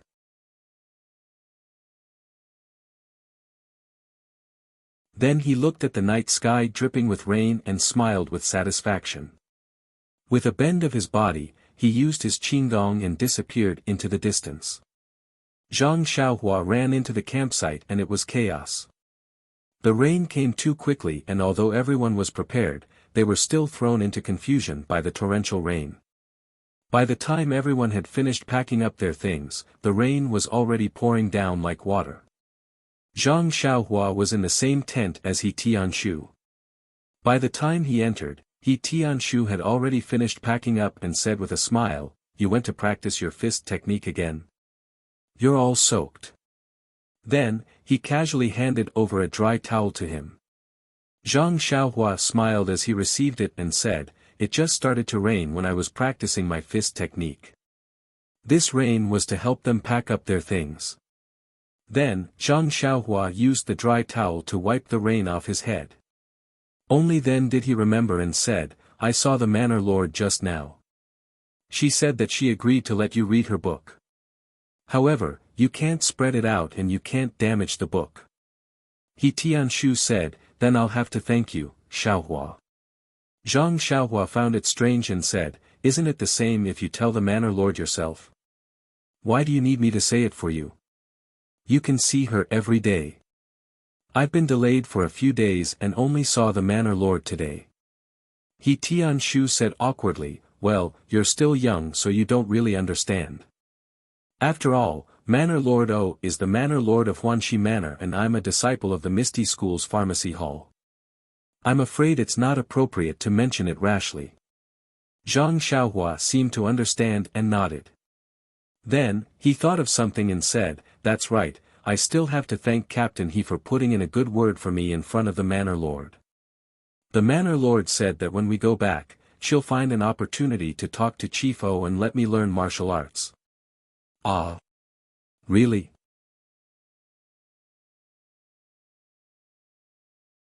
He Tianshu didn't seem to believe it and asked in return, "The Manor Lord really told you that?" "Yes." Zhang Xiaohua happily nodded. He Tianshu smiled and said, "I'm just telling you the truth. You're able to gain the Manor Lord's favor, that's your chance. In the future, when you have the chance, you must properly repay the Manor Lord." Zhang Xiaohua said, "That's right, I definitely will. The Manor Lord is like an elder sister to me. I'll definitely repay her."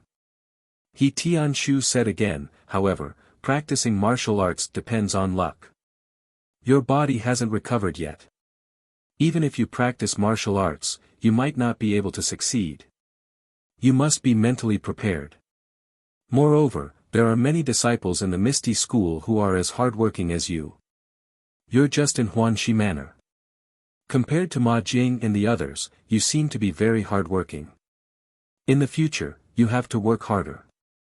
Zhang Xiaohua's expression became serious and said, I know, Captain He. You're all very good to me. I'll definitely work hard to practice martial arts. He Tianshu smiled and walked forward. He patted his shoulder and said, when I was young, I was also as hot-blooded as you. Do well, I have high hopes for you. Then, he frowned and said, the rain is so heavy. Our camp is still near the river. There won't be any danger in the middle of the night, right? I have to go and discuss with Shernyo and the others. Zhang Xiaohua, you should rest early. While they were talking, suddenly, outside of the tent, there seemed to be a dense sound of horse hooves. He Tianshu and Zhang Xiaohua looked at each other vigilantly and walked out of the tent at the same time.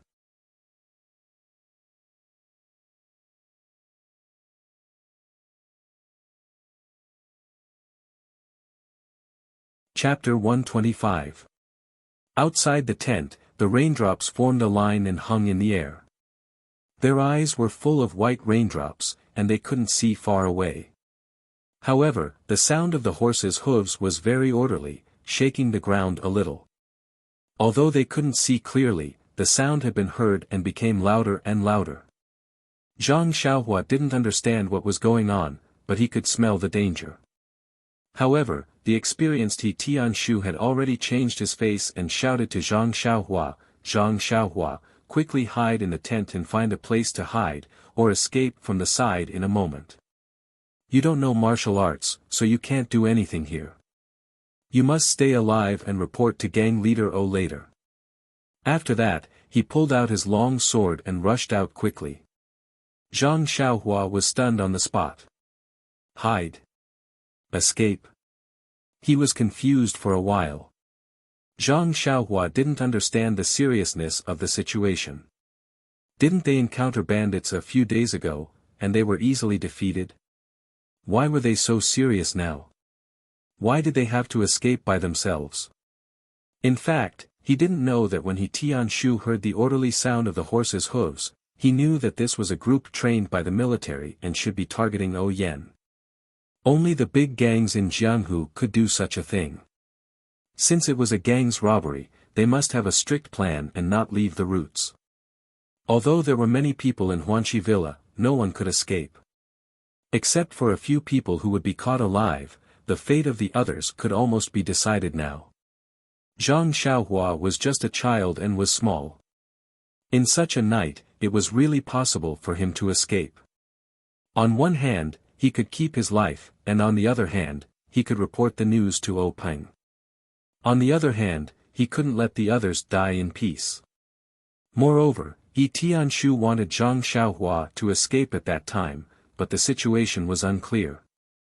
If he ran away first, wouldn't it be a joke? Moreover, to be honest, the other party must have done a lot of preparation in advance. Now there might be an ambush around the camp. If he escaped at this time, it was tantamount to walking into a trap. On the contrary, he could escape in a chaotic battle later. How could Zhang Xiaohua know about He Tianshu's plan?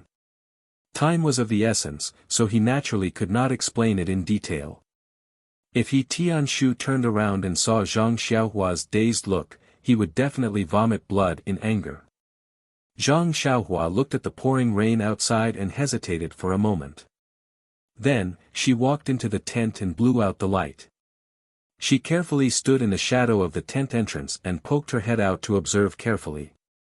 As for He Tianshu, he rushed out of his tent in the rain and immediately used his qinggong to rush towards Oyan's tent.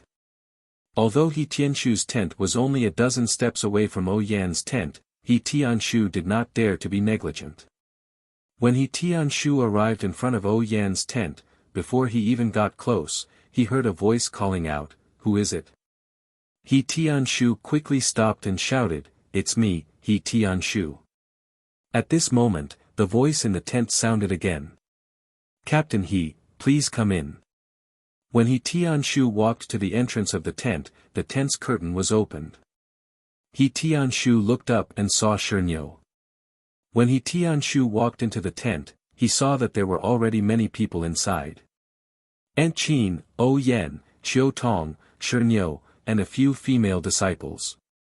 He Tianshu did not delay and said to Xianxia, "Senior brother, you must have heard the commotion."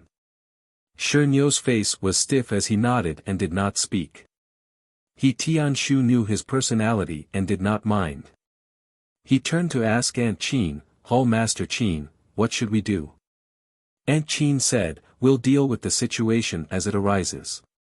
Since things have reached this point, we have been too careless. Changgu, take a few disciples and prepare the horses. When the fight starts, mix together.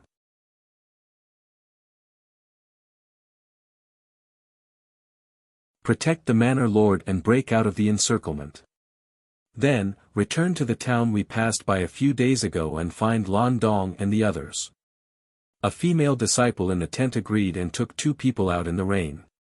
Then, Aunt Qin ordered the rest of the disciples to go to their respective tents. She instructed everyone to take out their weapons and prepare for battle. At this moment, the sound of horse hooves that covered the sound of the rain stopped. He Tianshu walked out of the tent with his sword in hand. When he saw everything in front of him, he could not help but suck in a breath of cold air. Not far away, there was a row of horses. It was hard to tell how many there were in the dark, but the horses stood still in the wind and rain. They must have been trained for a long time. The people on the horses were dressed in night clothes and had black masks over their heads. It was impossible to see the origin of this group of people. At this moment, Xianxia, Aunt Qin, and a group of male and female disciples all took out their weapons and walked out of the tent. They stood in the rain with their heads held high and faced the black-clothed people. Seeing that the people on the other side did not move, He Tianshu turned around to look at Xianxia and the others. He then circulated his internal energy and shouted, "Friends on the other side, why are you surrounding our camp? Is there a problem?" The black-clothed people on the other side still did not move. He Tianshu could not help but frown. Just as he was about to say something, the sound of hurried horse hooves came from behind the black-clothed people. It came from afar and soon arrived in front of them. The black-clothed people seemed to know that it was their helper. They all opened up a path for the horse to rush to the front. When that person arrived in front of everyone, they could only vaguely see a short black-clothed person sitting on a majestic horse. His face was also covered by a black mask.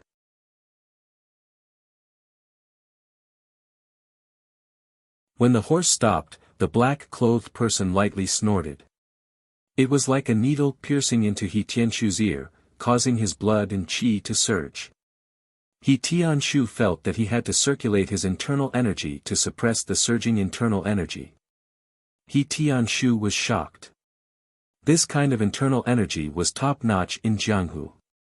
He did not know who this person was, but he actually wanted to kill him tonight. Open up. Thinking of this, He Tianshu held his sword and cupped his fists. He circulated his internal energy and said, "The person in front must be a senior.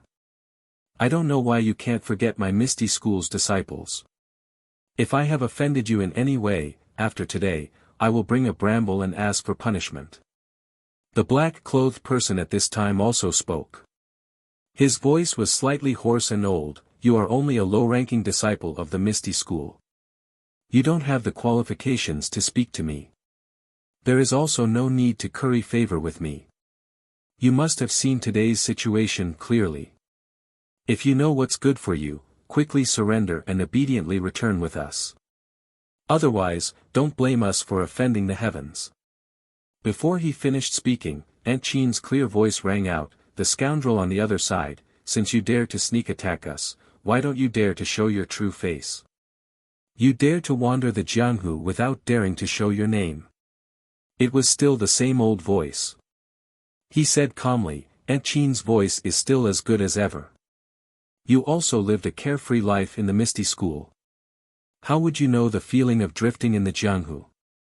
You must have forgotten it long ago.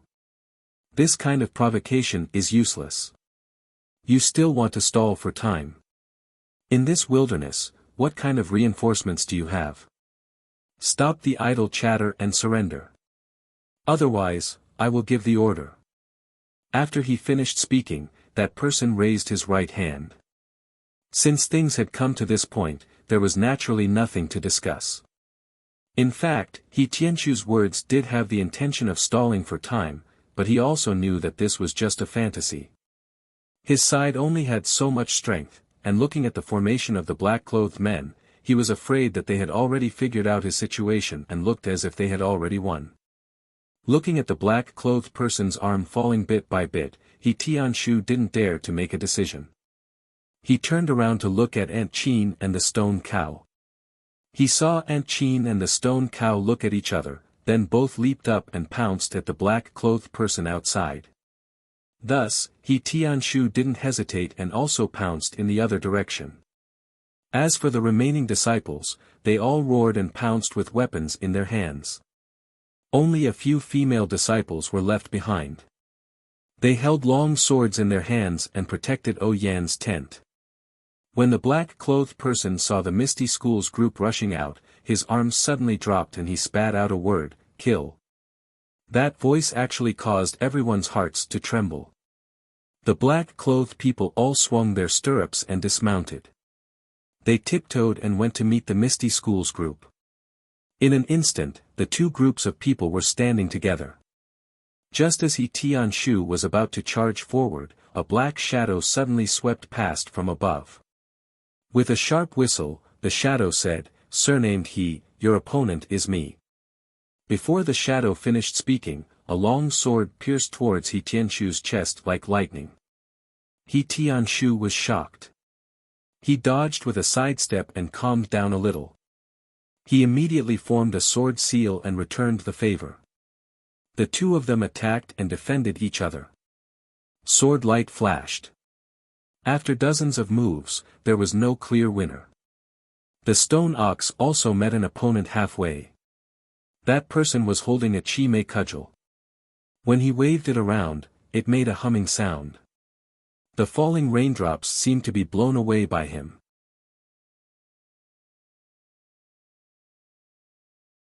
Although the stone ox didn't have a weapon, when he used the mighty King Kong hand, it didn't seem to be inferior to that person's.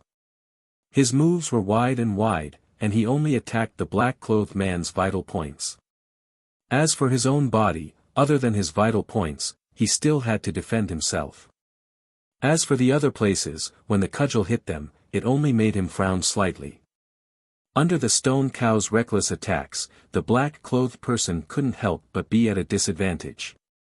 Today, Aunt Qin also abandoned her snake fist and took out her weapon. It was a flexible sword. Under Aunt Qin's dancing, it was like a nimble snake coming out of its hole. Every move drew blood. In just a short moment of contact with the black-clothed people, several of them were injured. Just as Aunt Qin was in the mood to kill, a red-tasseled spear suddenly came out from the side. Like a fierce dragon, it was aimed at her face. Aunt Qin didn't panic. She exerted strength in her legs and flipped into the air. The spear barely pierced through her body. Aunt Qin was in the air and she stabbed her sword at the wrist holding the spear. The black-clothed person wasn't simple either. Seeing the spear miss and the flexible sword stabbing towards him, he squatted down slightly and dodged the sword. His left foot took the opportunity to kick upwards. It was aimed at Aunt Qin's abdomen. Seeing that this move didn't work, Aunt Qin immediately retracted her momentum and changed her move. Thus, the two of them started fighting. At this time, all the black-clothed people, except for the one with the old voice who came last, had already dismounted and attacked. The old man in black sat steadily on his horse. Seeing that He Tianqiu, the stone cow, and Aunt Qin were all stopped by his own people, he finally calmed down and looked at the other battles. Yan didn't bring too many disciples with her this time. After all, they were all trained by the Misty School. Moreover, which of them were mediocre?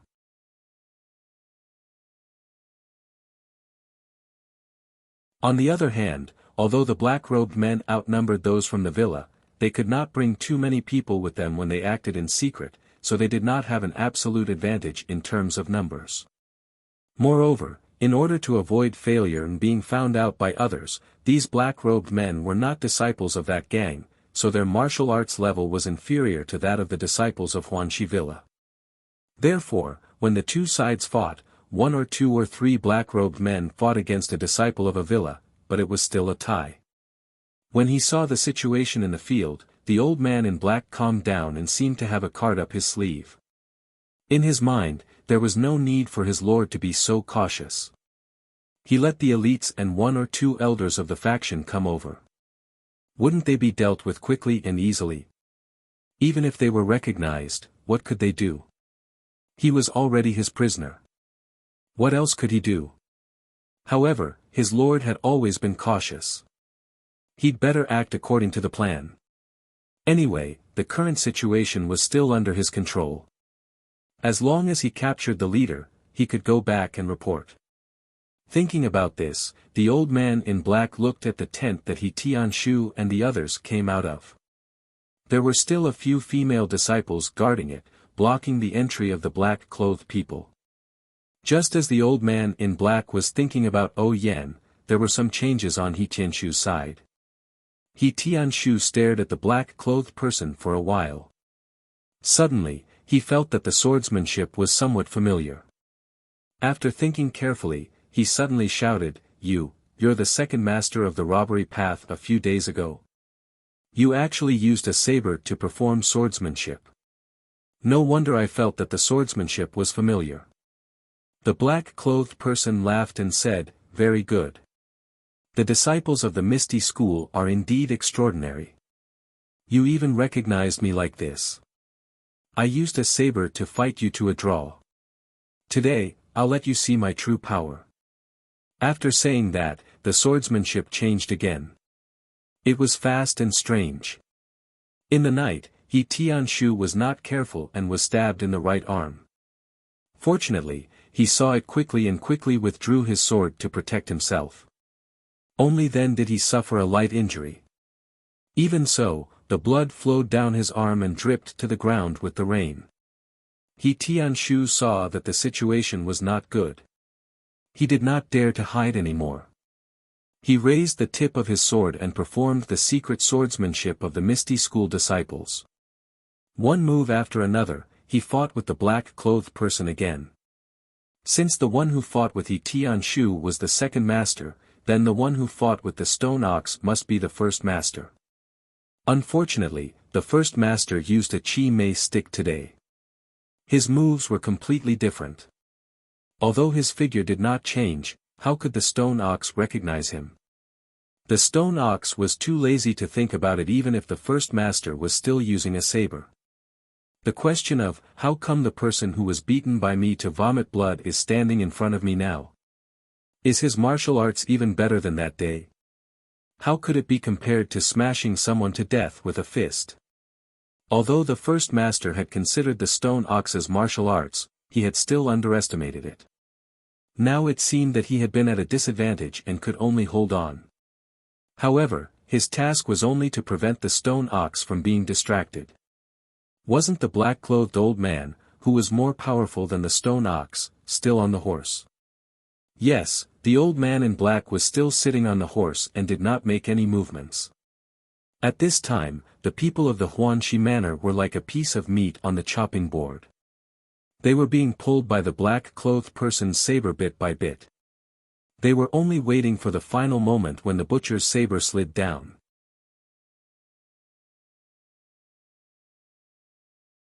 There was some ridicule in the eyes of the old man in black, as if he was playing a game of cat and mouse. He seemed to be able to hear the moans of the opponent in his ears. He enjoyed it very much. At this time, the fighting in the field had reached its climax.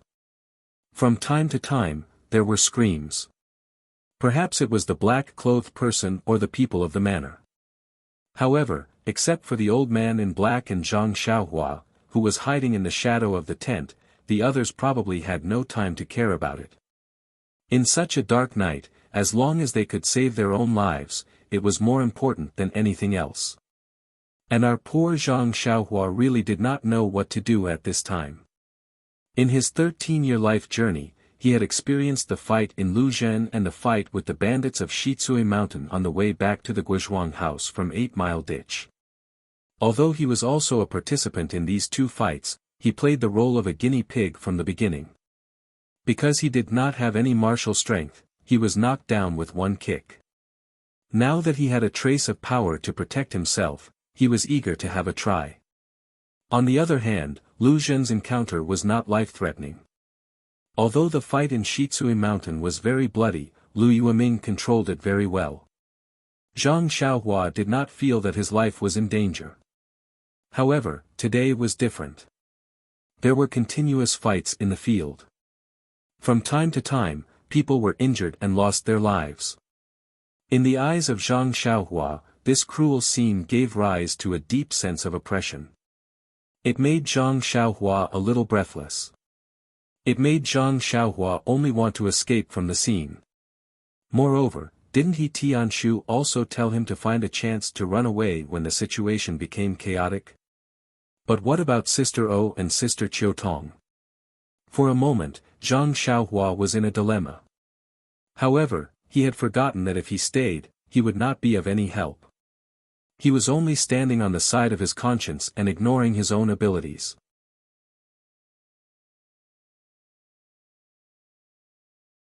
However, fortunately, for the time being, the black-robed men and the disciples of Huanqi Mountain Villa were in a state of balance. Although many people on both sides had lost their fighting capacity, they were still evenly matched. The black-robed men did not have extra people in the tent, so Zhang Xiaohua was still safe. There were 7 or 8 tents in the camp of Huanqi Mountain Villa. They were all set up around O Yan's tent in the middle. Zhang Xiaohua's tent was on one side. Just as Zhang Xiaohua hesitated for a moment, suddenly, he saw a sword light flashing behind O Yan's tent. The tent was cut open and several people came out. Because of the darkness, he could not see clearly, but they must be O Yan's group. Zhang Xiaohua was overjoyed. He moved and was about to run over there. However, at this moment, the black-clothed old man who was sitting on the horse moved his eyes. He exerted strength in his legs and stepped on the horse's back. His arms shook and he flew off from the horse's back like a big bird. He flew straight towards the tent in the middle. After a few leaps, he arrived in front of the tent. "Please collect it, thank you."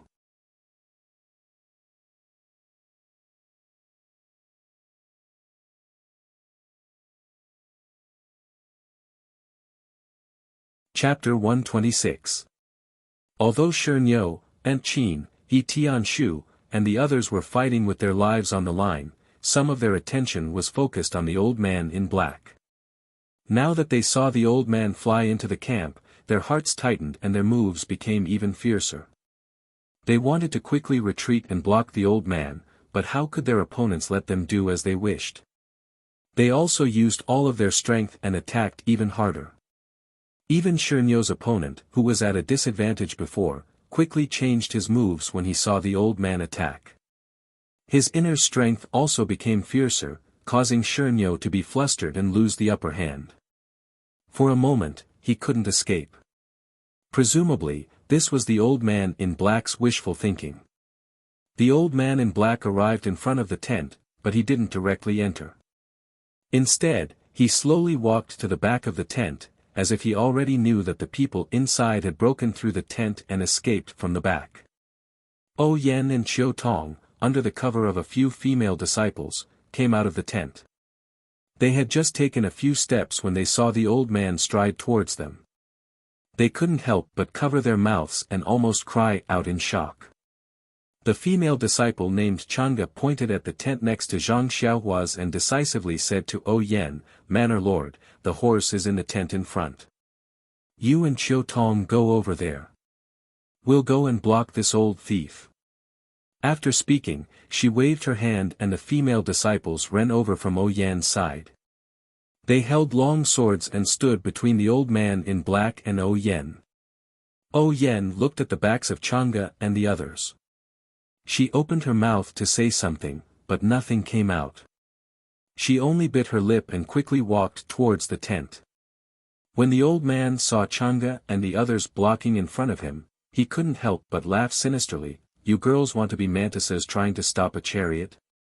Why don't you throw down your long swords and this old man will let you live? I only want to capture this old guy. I'm not interested in the others. Chang'e and the others didn't reply. When they saw the old man walk closer, they pointed their long swords and several people stabbed at the old man from different angles. But unexpectedly, the old man didn't fight back. He just kept walking forward, allowing the swords to pierce his body. Chang'e and the others were delighted, but then they were shocked. The old man must have something to rely on. Could these murderous swords still work? Sure enough, as the old man did not stop, the long sword stabbed into his body. Chang'e and the others felt that they were not stabbing into a person's flesh, but rather, they felt as if they were stabbing into an iron plate. It was hard, and there was a faint ding-dang sound. The long sword immediately bent under everyone's inner strength. The old man was very satisfied with this result. Heh, he shook his arms and used his strength to hit the curved long swords. Kacha, a few of the long swords actually broke from the middle. Moreover, the inner strength in the swords was not exhausted and rushed towards the female disciples' arms. The female disciples were all hit by a heavy object and fell backwards. One of them even vomited blood and fell to the ground. After the other disciples fell to the ground, they immediately jumped up. Their faces were pale and they held the broken swords in their hands. They couldn't stand steadily. Chang'e's situation was slightly better. Her long sword was not broken. She only stabilized her body and immediately rushed towards the old man. At this time, the old man was already walking towards Yan. His back was empty, so he rushed towards Chang'e. Chang'e's long sword stabbed towards the old man. However, with such a big back, Chang'e didn't dare to try again. She only used all the strength in her body and stabbed towards the back of the old man's neck.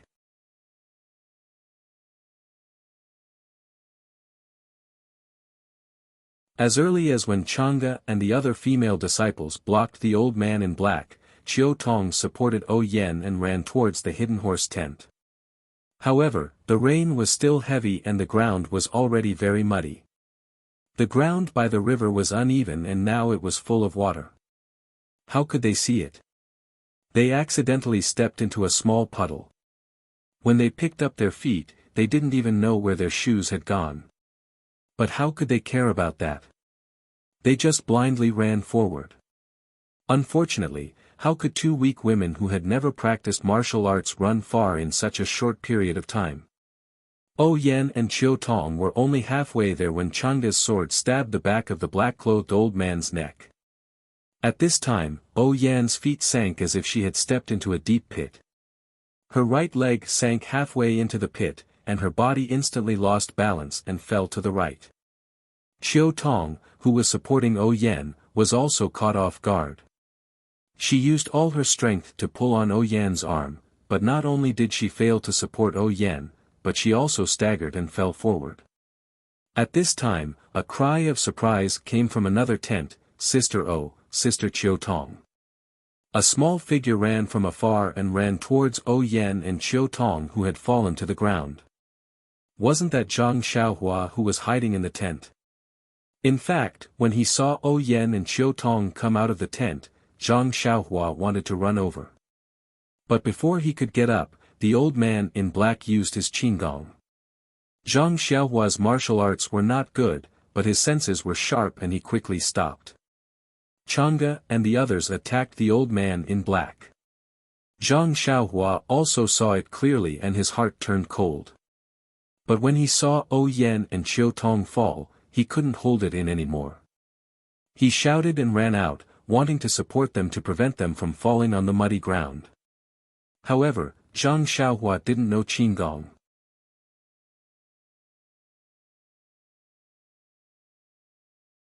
Before he could run out of the tent, Yan and Qiu Tong each fell to the muddy ground with a plop. Their clothes were already soaked and their faces were smeared with black mud. After Yan fell to the ground, she struggled to stand up. But it seemed that she fell too hard and for a moment, she couldn't get up. Although Qiu Tong was covered in mud, she didn't dare to delay and quickly struggled to stand up. As for the sword-wielding Chang'e, when Yan stepped into the mud, she circulated the qi in her dantian and injected all her strength into the longsword. Steadily, accurately, and viciously, she stabbed it into the back of the black-clothed elder's neck. The black-clothed elder seemed to have eyes on the back of his head. When the longsword filled with inner strength was about to pierce his neck, he suddenly turned around and stared at the tip of the sword that was approaching him. With a ding sound, the longsword stabbed into his palm. It was like stabbing into metal and sparks almost appeared. Then, the black-clothed elder clenched his fist and grasped the tip of the longsword in his hand. With a little bit of strength, he broke the tip of the sword with a "kacha" sound. Then, he waved his hand and the tip of the sword shot towards Chang'e's chest like an arrow. Chang'e was shocked and quickly swung her sword to block it. But it was too late. Chang'e barely managed to tilt her body and dodged the tip of the sword. Unfortunately, the tip of the sword was too fast. Just as Chang'e's body moved, the tip of the sword was in front of her eyes. She only had time to dodge the tip of the sword. With a plop sound, the tip of the sword pierced deeply into Chang'e's left shoulder. A sharp pain came and Chang'e couldn't help but let out a low growl. The powerful force in the tip of the sword actually caused the injured Chang'e to lose her balance. She took a few steps back and with a plop sound, she also fell onto the muddy ground. Blood gushed out of her shoulder like a fountain and Chang'e fainted for a moment. The black-clothed elder stood there without moving. When he saw that Chang'e had fainted, he then walked towards Yan. At this time, Zhang Xiaohua had already rushed to Yan's side and was reaching out to help Yan up from the mud. The black-clothed elder walked slowly, looking at everything in front of him with ridicule. He had already noticed when Zhang Xiaohua rushed out of the tent. However, he saw that Zhang Xiaohua's steps were clumsy and heavy, and didn't even know the basics of lightness skills. Looking at his small figure, he was basically a child who had just started to develop. He only treated him as a manservant in Huanxi manner and naturally didn't take him seriously.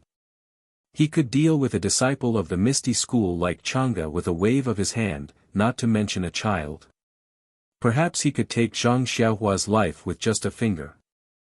When Zhang Xiaohua helped Yan up from the mud, Qiu Tong also got up from the ground. When the two of them pulled Yan forward, one on the left and one on the right, they found that Yan's right foot was injured and couldn't touch the ground. It must be because of this that Yan couldn't stand up just now.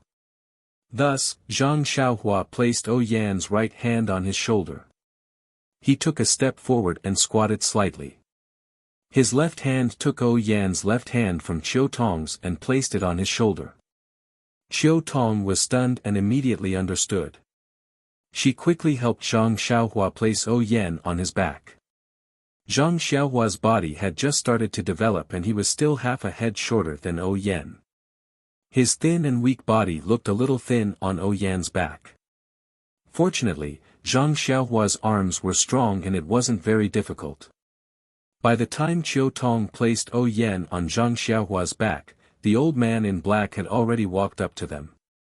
When Zhang Xiaohua saw this, he ran as if he was weightless.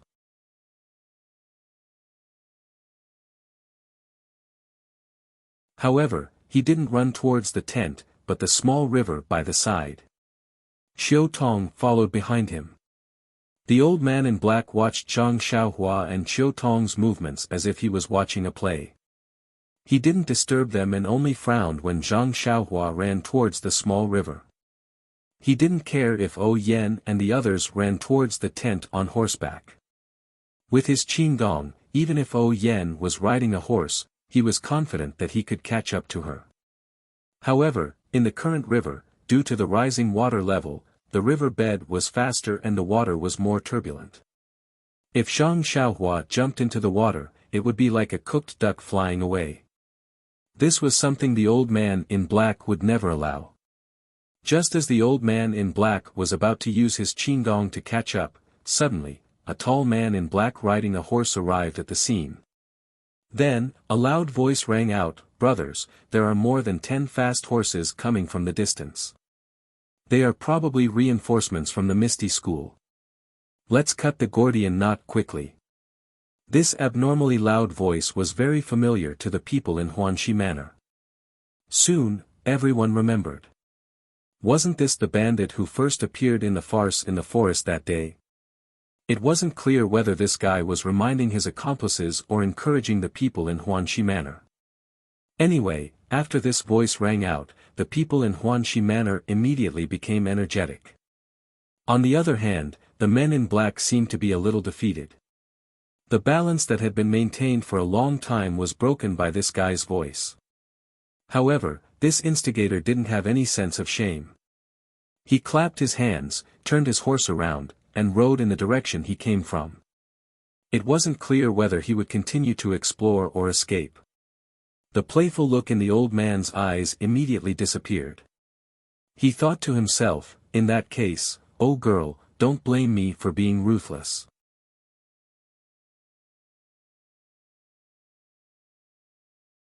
Thinking of this, he immediately quickened his pace and used his qinggong to chase after Zhang Xiaohua, who was running in front of him. Not long after, he caught up with Qiu Tong. Seeing that he was about to catch up with Yan, the old man in black didn't increase his speed to pass by Zhang Xiaohua to block his path. Instead, he maintained his speed and secretly circulated his qi. His hands immediately turned pale gold. At this time, Qiu Tong, who was beside him, saw the strange behavior of the old man in black and immediately shouted, "Xiaohua, behind you." Zhang Xiaohua, who was running, was still very sensitive. She had already sensed that something was wrong behind her. When Qiu Tong reminded her, she immediately stopped. At this time, the foundation of her martial arts was revealed. She stood steadily and turned around. However, the old man in black didn't stop. He continued to rush toward Zhang Xiaohua and Yan. His pale gold palm seemed to be about to swing out. Seeing this, Zhang Xiaohua didn't have time to put Yan on the ground. She just let go of her hands. She didn't care if Yan was standing on the ground or not. She exerted force with her right leg and rushed toward the old man in black. Yan and Qiu Tong both knew how good Zhang Xiaohua's martial arts were. He hadn't even learned a single set of martial arts. He hadn't even learned a single word about the inner strength cultivation method. If he rushed forward like this, it was no different from feeding the tiger with his own body. He was only trying to buy some time for Yan. Yan and Qiu Tong both shouted, "Zhang Xiaohua." They actually sounded like they were about to cry. Actually, when Zhang Xiaohua was running with Yan on her back, she had already thought about it. Although Yan was the manor lord of Huanxi Manor, she usually treated her very well. She had taken good care of him during his time in the manor, just like how Lu Qian cared about him in the past. Not only did she allow He Tianshu to teach him martial arts, she also allowed him to read her treasured books. She even allowed Peng to teach him the inner strength cultivation method. He couldn't repay her for all of these. In this situation, whether it was Lu Qian, Qiu Tong, or Yan, he would stand in front of them without hesitation. Even if there was a bottomless abyss in front of him. When Zhang Xiaohua rushed towards the black-clothed old man, he didn't blindly use his body to block the attack. His left hand skillfully took out the toy-like small sword from his chest. His left arm naturally displayed the fifth variation of the sword move that Elder Yu had taught him. A warm current flowed from his left arm and slowly moved forward along his left arm. The small sword also slowly pierced towards the black-clothed old man's throat. The black-clothed old man wasn't surprised to see Zhang Xiaohua turn around. He was somewhat surprised that Zhang Xiaohua had left Yan behind and rushed towards him. However, there was only a trace of mockery on his face. There were many people in this world who had lost their lives for justice. Today, there would be one more. This young man didn't have any martial arts at all. Against him, it was tantamount to a moth flying into a flame. When he saw Zhang Xiaohua take out a toy from his chest, the smile in his eyes became even brighter. How could this kind of child's toy hurt him? He originally wanted to ignore it and let it stab into his body. How could his iron cloth skill, which he had painstakingly trained for decades, be weak? However, he saw this young man stab his sword very steadily. Although the sword was very slow, the angle and timing were very good. The direction of the sword was also his throat. For the sake of caution, the black-clothed old man still raised his left hand and blocked in front of his throat. He was prepared to snatch Zhang Xiaohua's toy just like he had grabbed Changa's long sword.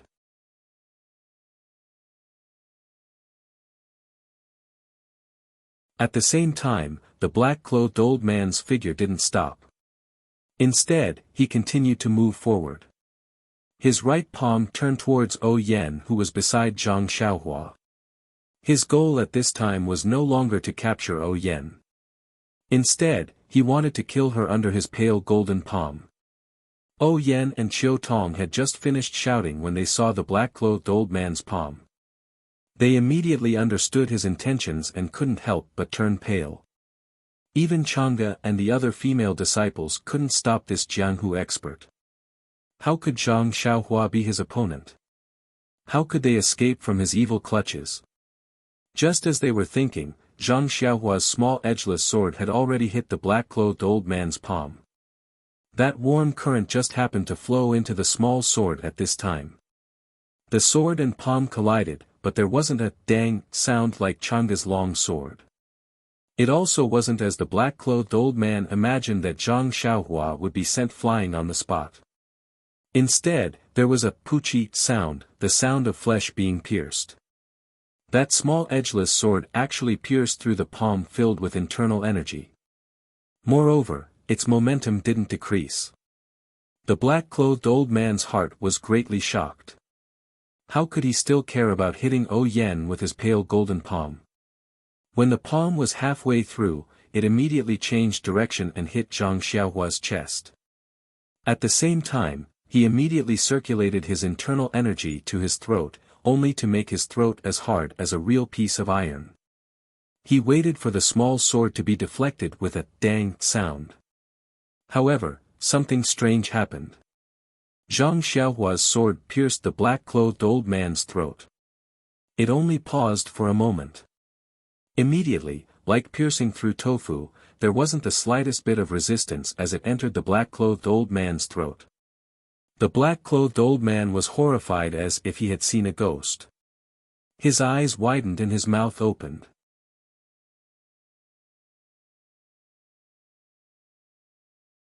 He couldn't say anything. At this time, his right palm had already struck Zhang Xiaohua's chest. However, following the piercing of Zhang Xiaohua's small sword, the strength in his palm had already lost 40% of its strength. However, how could Zhang Xiaohua withstand just 60% of his strength? Zhang Xiaohua flew out diagonally from the black-clothed old man's palm. She had already fainted in the air. She didn't have time to spit out the blood in her mouth. Even Yan, who was beside her, was affected. She spat out blood from the impact of the black-clothed old man's palm and fell to the ground dispiritedly. As for the black-clothed old man, it was even worse. When his right palm sent Zhang Xiaohua flying, the small sword in his throat was immediately pulled out. Not much blood flowed out from his throat, only a bit of red. However, this bit of red was already enough to take the black-clothed old man's life.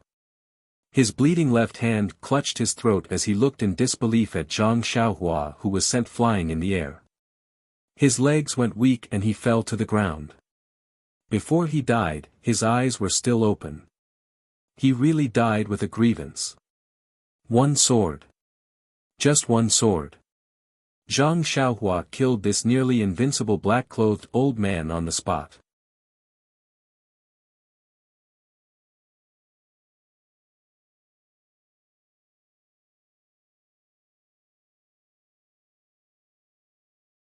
Chapter 127.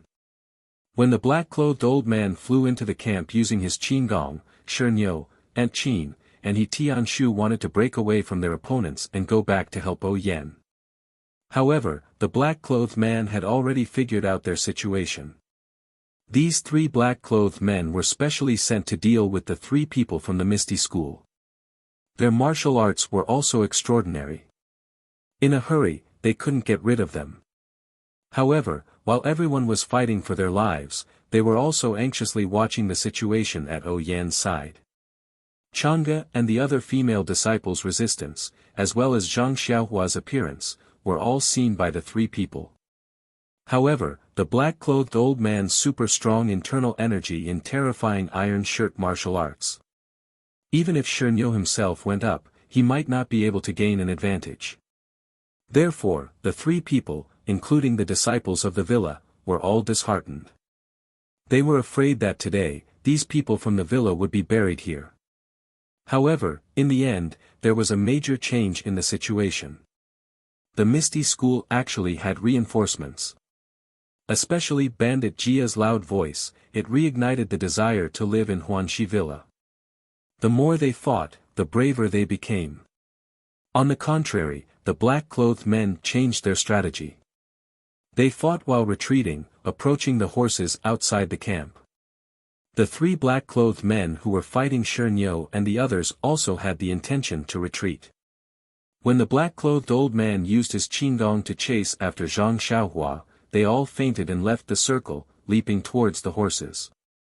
At this time, if Xianxia and the others wanted to keep these three people, it wouldn't be difficult. However, the three main forces of the Misty School weren't people who were fond of fighting.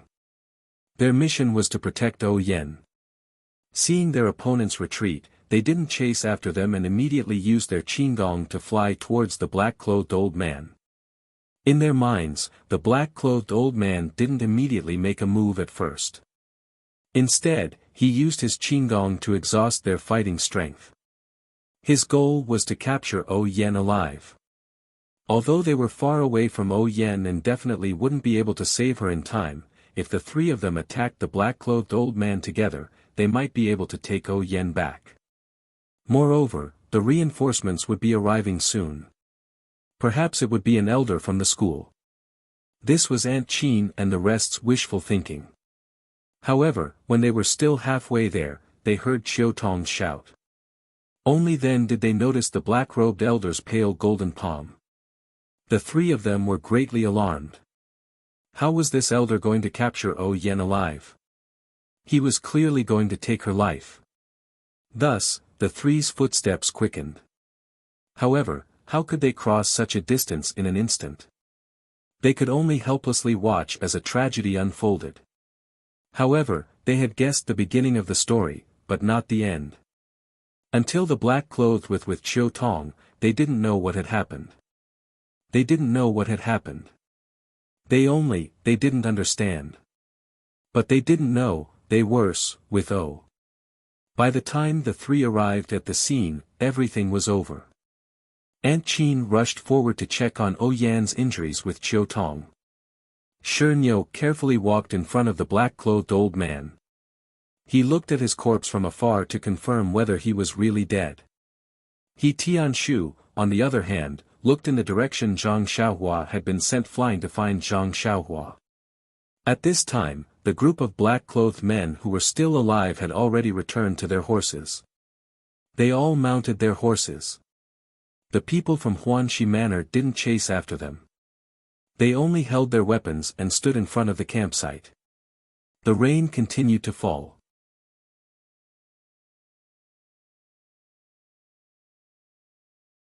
The sound of the rain couldn't cover the sound of horse hooves approaching. The three leaders who disguised themselves as robbers had all seen the black-clothed old man die. Although they didn't know what had happened, it was a fact that he was dead. It was very unrealistic for them to take Yan's life with just the few of them, not to mention the Misty School's reinforcements that were about to arrive. Thus, the first leader thought for a moment. He waved his hand and gestured. He took the lead and galloped in another direction. The remaining black-clothed men ignored the corpses in the campsite and followed him. The people who were standing outside the campsite with swords and sabers couldn't help but cheer when they saw the black-clothed men leave. There were even a few people who relaxed and fell to the ground, throwing their swords and sabers to the side. At the same time, the sound of horse hooves in the distance finally came closer. The person on the horse saw the tent in the campsite and quickly shouted, "Are you the brothers from the Misty School? Wasn't that the voice of Lan Dong, who they saw a few days ago?" A disciple who recognized Lan Dong also quickly responded, "Brother Lan, you're finally here. It's us." When Lan Dong heard the response, half of the stone in his heart was lifted. He swung the stirrups and dismounted. Seeing the sorry state of the people, his heart tightened again.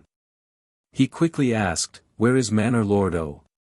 Everyone pointed to Yan's location. Lan Dong immediately rushed over, ignoring the mud on the ground. When Lan Dong arrived, Aunt Chin had already taken Yan's pulse. Lan Dong saw that Yan's eyes were closed and her face was pale. He anxiously asked, "How is Manor Lord's injury?" Aunt Chin frowned and said, "Her life should be fine. It's just that Manor Lord's body is weak to begin with. Now that she was injured by that old thief, her internal injuries are not light. She will need a long time to recover."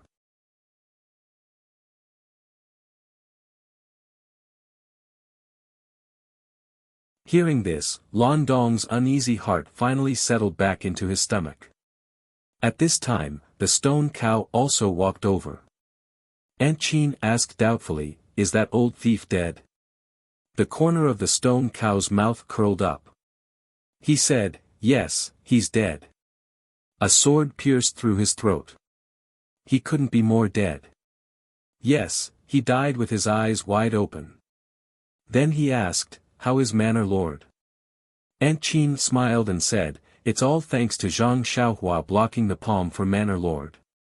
The last palm was also aimed at Zhang Xiaohua. Manor Lord was only affected by it. "It's no big deal. She'll probably wake up tomorrow." The stone cow was surprised. "She'll only wake up tomorrow? This isn't serious." Aunt Chin said, "Isn't this much better than what we expected?" The stone cow also nodded and said, "That's right. It's all thanks to Zhang Xiaohua." Zhang Xiaohua? Lan Dong was puzzled. How come he had never heard of this name? From the sound of it, her martial arts must be very strong. However, there didn't seem to be this name among the martial uncles. Could it be an elder of the sect? Could it be that the elder had already arrived before him? That was impossible. He had rushed here from the town without stopping to rest. How could that elder fly here? Just as Lan Dong was surprised, Tianshu dragged his heavy steps out of the darkness and rushed over. As he ran, he shouted, "Zhang Xiaohua is missing. She probably fell into the river. Quickly find a brother who knows how to swim and look for her in the river." What? Zhang Xiaohua fell into the river? Aunt Chin, the stone cow, and Chiu Tong all cried out in alarm. Yan was already seriously injured after being hit by the black-clothed elder's palm. That Zhang Xiaohua was hit in the chest by the pale golden palm. What kind of injury was that? With this kind of injury and falling into the rushing river, Zhang Xiaohua, could he still, thinking of this, no one dared to think any further. Aunt Chin quickly said, "Shernyo, find a brother who knows how to swim and quickly search the surroundings. Lan Dong, send a group of accompanying brothers to ride along the river. See if there's anything along the way or in the river." Shernyo and Lan Dong received the order and stood up.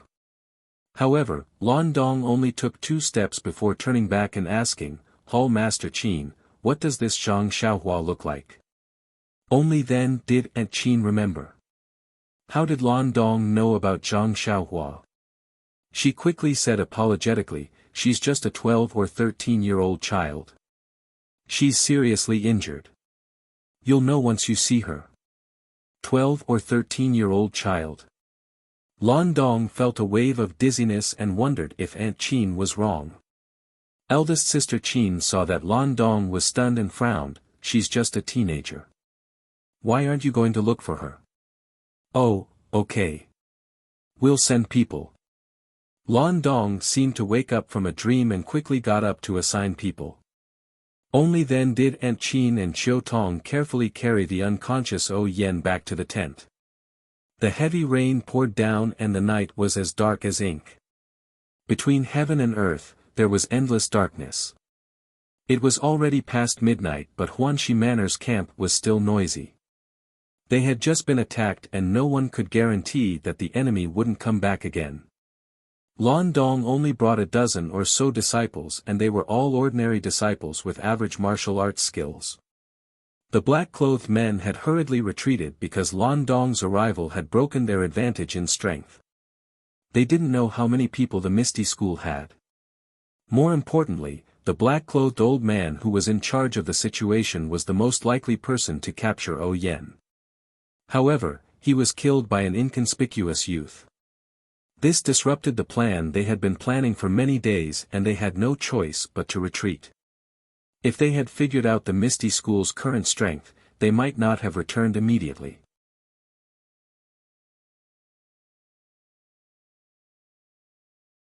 Therefore, other than the injured disciples who had returned to their tents to rest, the other disciples' hearts were still beating fast and they were on high alert. Although Huanxi Manor's camp was near the river and it was already very unsafe, in this dark night, the enemy might still be spying on them. Many factors determined that they couldn't move rashly for the time being. They could only wait for the sky to brighten before making any plans. For the same reason, there weren't many disciples who went to look for Zhang Xiaohua. In fact, all the disciples in the camp already knew what had just happened. They also knew that Zhang Xiaohua had not only saved Yen but also everyone in the camp. The black-clothed old man's martial arts skills were obvious to all. Even if Lan Dong and the rest came to the rescue in time, the dozen or so of them were far from being a match for the black-clothed old man. Everyone's fate was inevitably the same as Yan's and they were all killed by the old man's palm. They knew that Zhang Xiaohua was hit in the chest by the black-clothed old man's pale golden palm and they already knew that he was most likely killed on the spot. Even if he still had a breath left, his severely injured body was swept into the river and even if there was only a little bit of life left, it would be extinguished. They were also willing to go to the river and follow the river to look for Zhang Xiaohua. However, the river was turbulent and they didn't know where he had been washed away. Moreover, the sky was dark and it was raining heavily. The torches were extinguished, so where could they find the light to look for him? Although He Tianshu's men and those who rowed down the river were anxious, they also knew that they were doing their best and leaving the rest to fate. At the beginning, He Tianshu still shouted a few times with a loud voice, and several disciples also followed suit.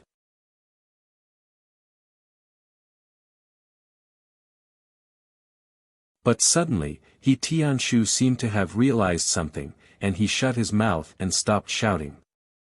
At the same time, he also stopped the others from shouting.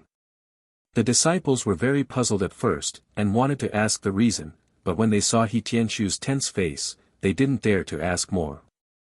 After thinking about it carefully, they couldn't help but secretly admire He Tianshu. He was really worthy of being a captain. When they shouted like this, didn't they let the black-robed men know their whereabouts?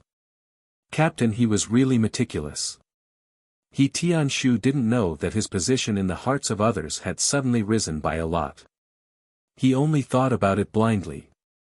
Sigh, it's already past midnight. The disciples who went down the river to look for Zhang Xiaohua couldn't see far in the dark.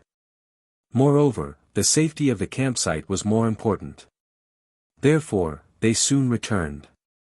When He Tianshu saw that they had returned, He stopped searching and called for those who were searching in the river and nearby to return to the campsite together. His heart was filled with sadness. When he Tianshu returned to the tent in the center of the campsite, Aunt Qin and Chiu Tong hurriedly came up to him with eager faces. They asked, "Did you find him?" He Tianshu shook his head silently. Chiu Tong's tears flowed down with a whoosh. She gritted her teeth tightly. Aunt Qin also muttered, "Poor child." Everyone was silent. After a while, he Tianshu asked, "Is the village lord all right?" Aunt Qin nodded and said, "He's all right. There aren't any changes. We can only know the specific situation when the doctor sees him tomorrow morning." He Tianshu said, "It's Zhang Xiaohua's wish that the village lord is fine. I'll go stand guard outside first. If the black-clothed man comes back, it'll be troublesome." He Tianshu was about to leave and the stone cow came in from outside. Seeing He Tianshu, he asked, "You still haven't found him?" He Tianshu said, "No." The stone cow sighed and turned to Aunt Qin, "I've already checked that old thief." Aunt Qin and He Tianshu's eyes lit up. They asked in unison, "Who is it?" The stone cow shook his head and said, "This person has old injuries on his face. His face has long been disfigured. I can't tell who he is. The light golden palm and iron shirt aren't high-level martial arts. There are at least 100 people in Jianghu who have reached his level. It's not easy to find him." Aunt Qin nodded and said, "What about the other corpses? Did you find any clues?" The stone cow shook his head again and said, "These people have all gone through strict training. They all wore ordinary night clothes and didn't carry anything. Their weapons were also common in Jianghu. It's hard to find anything." Aunt Qin thought for a moment and said, "No matter. Keep these corpses and weapons well and bring them back to Misty Mountain Villa. If we can't identify them, the experts in the sect will do it. Leave this matter to them." The stone cow agreed and was about to leave. At this moment, Aunt Qin called out to him and asked, "How did that old thief die?" Hearing this question, He Tianshu looked at the stone cow anxiously, wanting to know the answer. The stone cow's expression was strange and said, "There were 2 wounds on that old thief's body. One was his left palm, which seemed to have been pierced by something. The other was his throat, which seemed to have been pierced by a sword. I don't know how Zhang Xiaohua did it. At that time, the sky was dark and I couldn't see clearly. What about you?" Aunt Qin shook her head. "What a joke. The sky was so dark and it was raining. Although one could see things in the dark when one's internal energy was strong, she hadn't reached that level yet." When the stone cow heard this, he smiled bitterly and said, "Then it can only be a mystery. This Zhang Xiaohua probably didn't have much luck." Alas, this fellow was frank and outspoken. His words made everyone feel sad.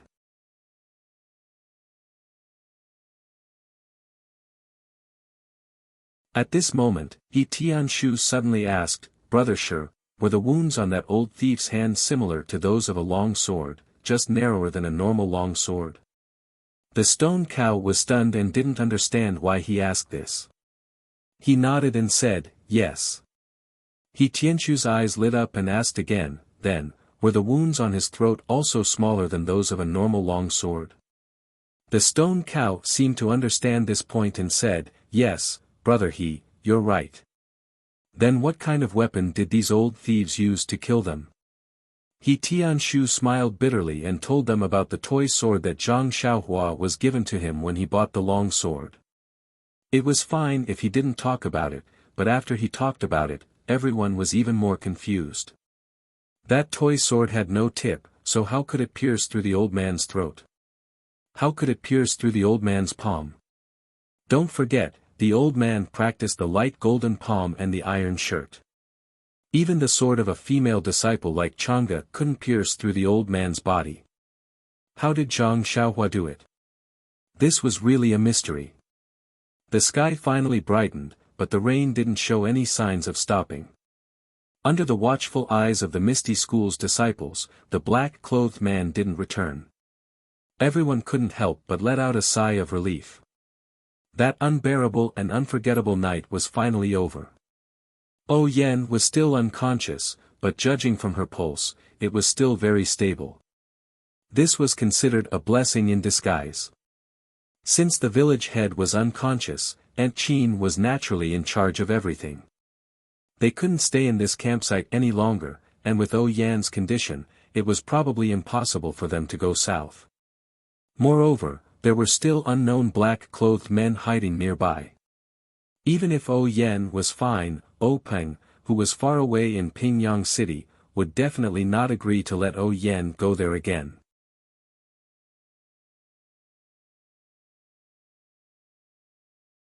Hence, when the sky was slightly brighter, Aunt Chin gave the order to pack up the campsite and return quickly. Naturally, they couldn't take the old route on the way back. Aunt Chin followed Lan Dong's instructions and went on the nearby official road. She redrew the route back to Pingyang City. She would rather take a long detour than take the small roads. She would rather travel slowly and stay in a town for the night. Furthermore, Lan Dong quickly reported the robbery to the higher-ups and requested for more people to come and assist them. When Yan woke up, it was already afternoon. The first thing she did when she woke up was to ask about Zhang Xiaohua's situation. After listening to Aunt Chin's explanation, she felt dejected.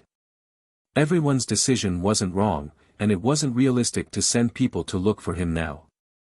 It would be better to wait until they met up with the people from the Misty School. As for Aunt Chin's decision to return to Pingyang City, Yan didn't have much objection. Peng originally didn't agree to her coming out this time. She had coaxed and pestered him to let her go. She thought that she was just a village head and didn't have any grudges in the pugilistic world. What danger could she possibly be in? However, the cruel reality told her that humans were harmless, but tigers hurt people. Anyone who survived in the pugilistic world couldn't forget this cruel rule at any time.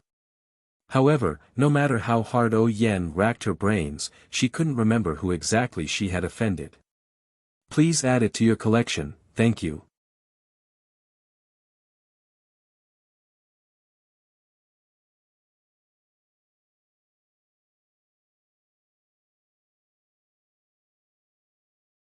Chapter 128. Yan's caravan traveled for a few more days. Although the sect's elders hadn't arrived yet, elite disciples from the Lotus Escort Agency and Misty School strongholds in the surrounding towns had arrived. Yan's safety could be considered guaranteed. After that, Aunt Chin issued an order for the nearby sect's disciples to follow the river and search for Zhang Xiaohua's body. There would be a great reward if they found it. Thus, other than the disciples who had a mission, everyone else followed the river to search. However, until the seventh day, when Li Jian, Li Lao, Lu Qingyang, and Lu Laowu rushed over from Pingyang City and received Yan's carriage, there was still no news from Zhang Xiaohua. Was Zhang Xiaohua dead? Or alive? On that day, that night, and that moment, Zhang Xiaohua was struck in the chest by the black-clothed elder and immediately fainted. Her body was sent flying and fell diagonally towards the river. Zhang Xiaohua was originally running towards the river with Yan on her back. The place where they exchanged blows wasn't far from the river.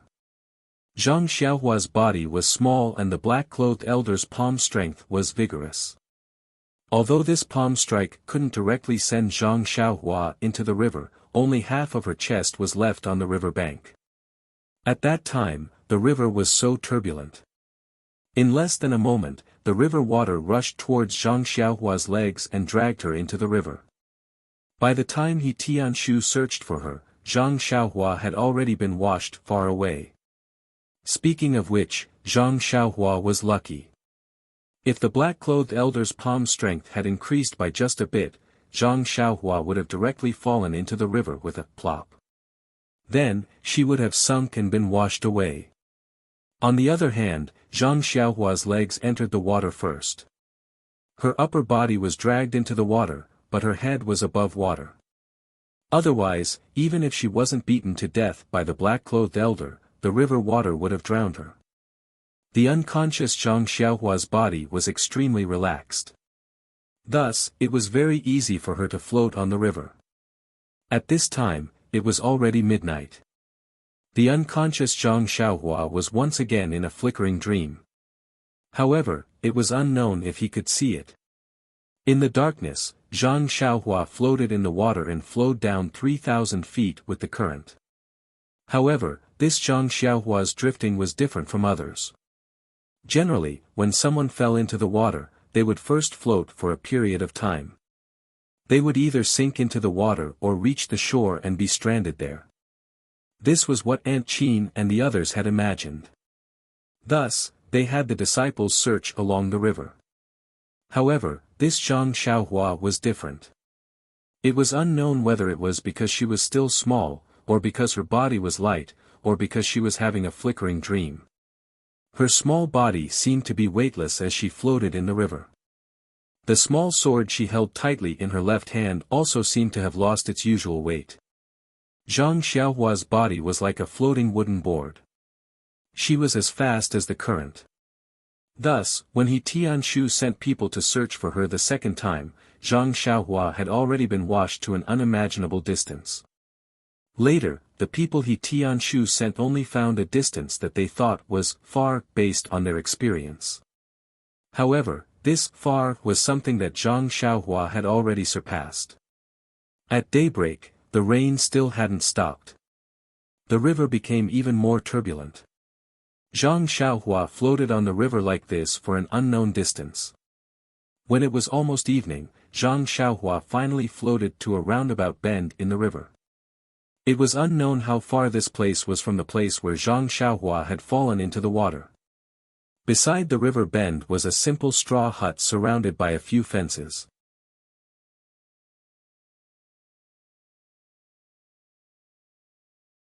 In the open space of the straw hut, there was a wooden frame that extended into the river. At this moment, there was a girl about 10 years old sitting there, holding a fishing rod in one hand and propping up her cheek with the other. Her eyes were listless as she stared ahead. The girl was wearing a light yellow dress and was very neat. Her long black hair was tied up from the top of her head with a handkerchief and casually scattered behind her head. The girl's face was like a duck's egg. Her eyes were big and there were small eye bags. Her skin was fair and there was a dark red beauty mark at the corner of her mouth. This girl wasn't extremely beautiful, but her clear black and white eyes and slightly raised eyebrows showed her imposing temperament without a doubt. At the girl's age, it wasn't the season of spring yet, so why was she frowning? At this moment, the fishing rod in the girl's hand seemed to have caught a big fish and slipped out. The girl didn't seem to have noticed. Suddenly, a loving voice came from the straw hut. "Silly child, if you're distracted again, not only will you not catch the fish, your fishing rod will also be stolen by the fish." Only then did the girl wake up from her dream. She quickly grabbed the fishing rod that was about to slip out of her hand. When she raised her eyes to look into the river, she couldn't help but exclaim, "Abbess, it's a dead person." "Eh?" The person in the house exclaimed and walked out. It was a kind-looking old woman in her 50s. She wore extremely clean moon-white clothes and there was a long sword hanging from her waist.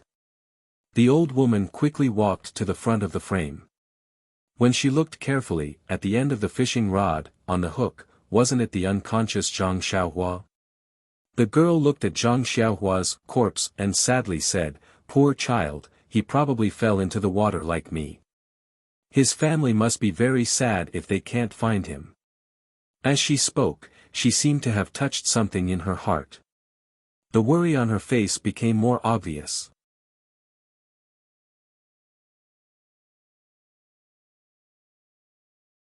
The abbess looked at the corpse in the water and said, "Then let's fish him out.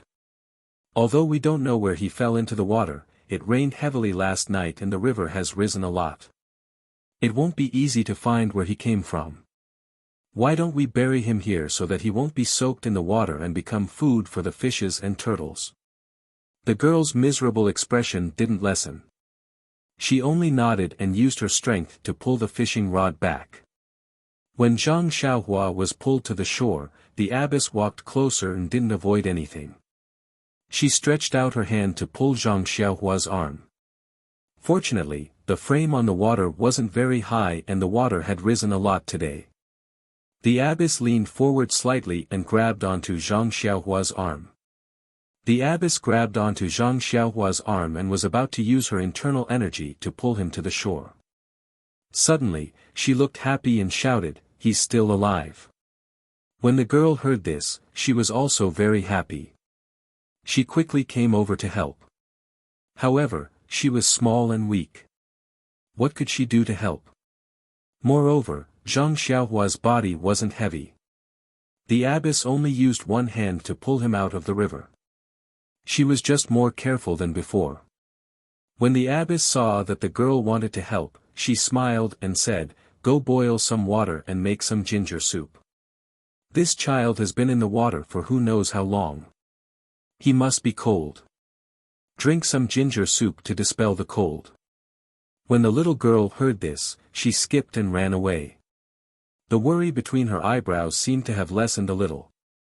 When the abbess carried Zhang Xiaohua to the straw hut, she changed his wet clothes and wrapped him in a thick quilt. Then, she carefully checked his pulse and used her internal energy to check his body. Her expression became even more serious. At this time, she saw that Zhang Xiaohua's left hand was tightly holding onto the small sword. She tried to pull it out with her hand but it didn't budge. She then put Zhang Xiaohua's left hand and the small sword in his hand into the quilt. When the girl walked into the straw hut with the bowl, the abbess was still frowning. She seemed to be thinking about something. The girl carefully asked, "Abbess, what happened to him? Can he still be saved?" When the abbess saw that the girl was worried, she smiled and said, "He didn't fall into the water for no reason. He suffered a very serious internal injury and was thrown into the river by someone." When the girl heard this, she became even sadder and said, "He's about the same age as me. Who could he have offended? It must be a bad person who caused him to be like this. Abbess, aren't you a martial arts expert? You must save him." Hearing the girl's words, the abbess couldn't help but feel ashamed. She had been in the martial arts world for too long. Her considerations were too complicated. Just now, she was actually thinking whether this youth was a bad person. She couldn't see it clearly as a little girl. How could a teenager be a bad person? Since this was the case, how could she not save him? Thus, the abbess ordered the girl to go out and put a wooden basin in front of the khan. Then, she helped Zhang Xiaohua up and put him in a meditative position. Then, she sat behind Zhang Xiaohua and put her palms on his back. She then used her sex-unique healing method to help Zhang Xiaohua heal the injury from the light golden palm. Not long after, Zhang Xiaohua's face gradually became rosy and there was a faint steam rising from his head. The abbess' right palm pulled out and immediately Zhang Xiaohua's back. Then, she used more strength and with a "pa" sound, she slapped his shoulder. Zhang Xiaohua's mouth opened and he spat out a few mouthfuls of blood into the wooden basin. Most of the blood was black and had already solidified. Seeing Zhang Xiaohua spit out the blood clots, the abbess let out a long breath.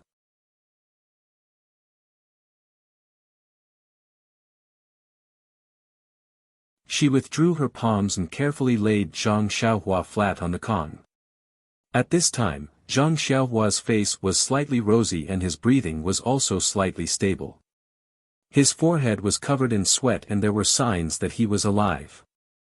The girl quickly took the wooden basin out and poured the dirty blood into the river.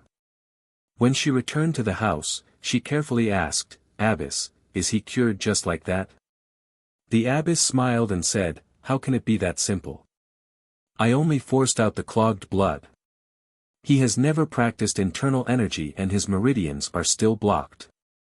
Using internal energy to treat him won't be very effective. Only medicinal stones are the best way to treat him. That's the skill of a doctor and I can't do it. But where can we find a doctor in the wilderness? The nearest town is a day's journey away and he'll have to use his qinggong to get there. How can he withstand the bumpy journey with his injuries? I'm afraid he'll lose his life before he reaches town. The girl frowned and said, then what should we do? The abbess continued, I don't know which bastard injured this child, but the attack was very vicious. All the organs in his body have been displaced. If the injury to his heart was even a little heavier, he would have died long ago. However, he was probably thrown into the river. During this period of floating in the water, it was like sleeping on a Kong bed. The organs in his body were not damaged and are already recovering slightly. I still have a few good healing pills here, I'll give it to him in a while and see the effects. Now, the only thing we can do is to rest quietly and see how his luck is. The girl seemed to understand and nodded slightly. She looked at the ginger soup that had already turned cold and said, should I still feed it to him? The abbess smiled and said, that won't do. Just now, he thought he slipped and fell into the water. The ginger soup can dispel the cold, but now he has internal injuries. This ginger soup is something that stimulates the body.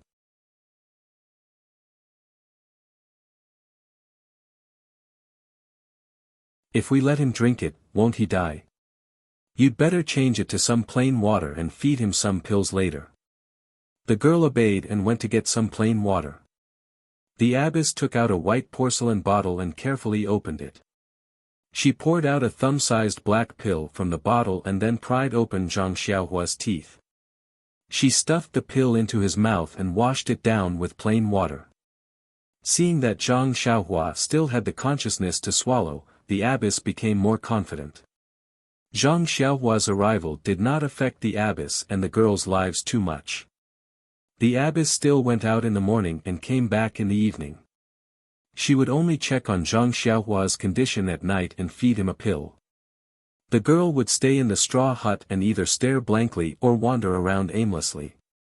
Most of the time, she would sit by the river with a fishing rod and fish with a lot on her mind. Only the river was turbulent every day. She did not know where it rained. However, nothing else appeared in the river and she did not catch any fish. A few days passed like this and the weather became colder. It was almost winter and the girl could not stand the cold. She already wanted to start a stove in the straw hut. The abbess's originally calm mood started to become irritated. Her brows would frown from time to time. She seemed to have encountered a huge problem. The girls seemed to have noticed the abbess's abnormal mood. She really wanted to ask but did not know how to start.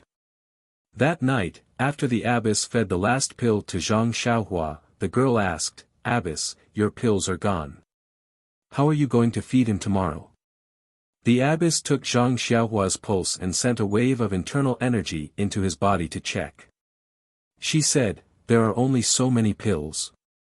If there is an effect, then it is enough. If there is no effect, then it is useless no matter how many pills there are. The girl was a little worried and said, then how is he now? Is there any effect? Don't let our Baba fish him up and bury him. That would not be worth it. The abbess smiled and said, saving people is the process. There is no guarantee that there will be an outcome. With a merciful heart, it is enough. However, you don't have to worry. This child recovered very quickly. It is beyond my expectations. His life should not be in danger.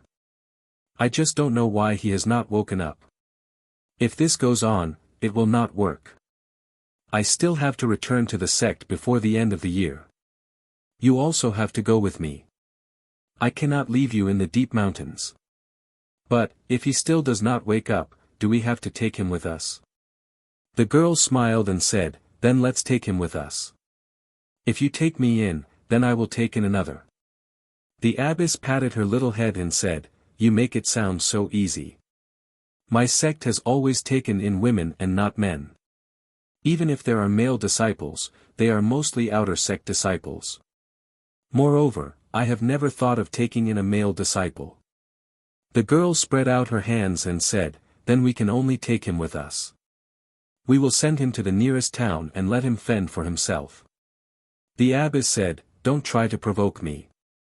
Let's not talk about sending him to the town first. If he fends for himself, with his situation, once he reaches the town, he will self-destruct. The girl blinked and said, then, maybe he will be fine before you finish your task. The abbess smiled and said, there is no maybe. When I looked for that place, it was all ready. At this point, she suddenly realized something and smiled bitterly, saying, you little girl, if you want to ask, just say it. Why are you beating around the bush? However, this matter involves a lot of things. I cannot let you know for now. Even if others ask, you can't say anything more, understand? The girl said disapprovingly, I understand, abbess. I will keep your secret. The abbess knew that she did not take it to heart, but did not point it out.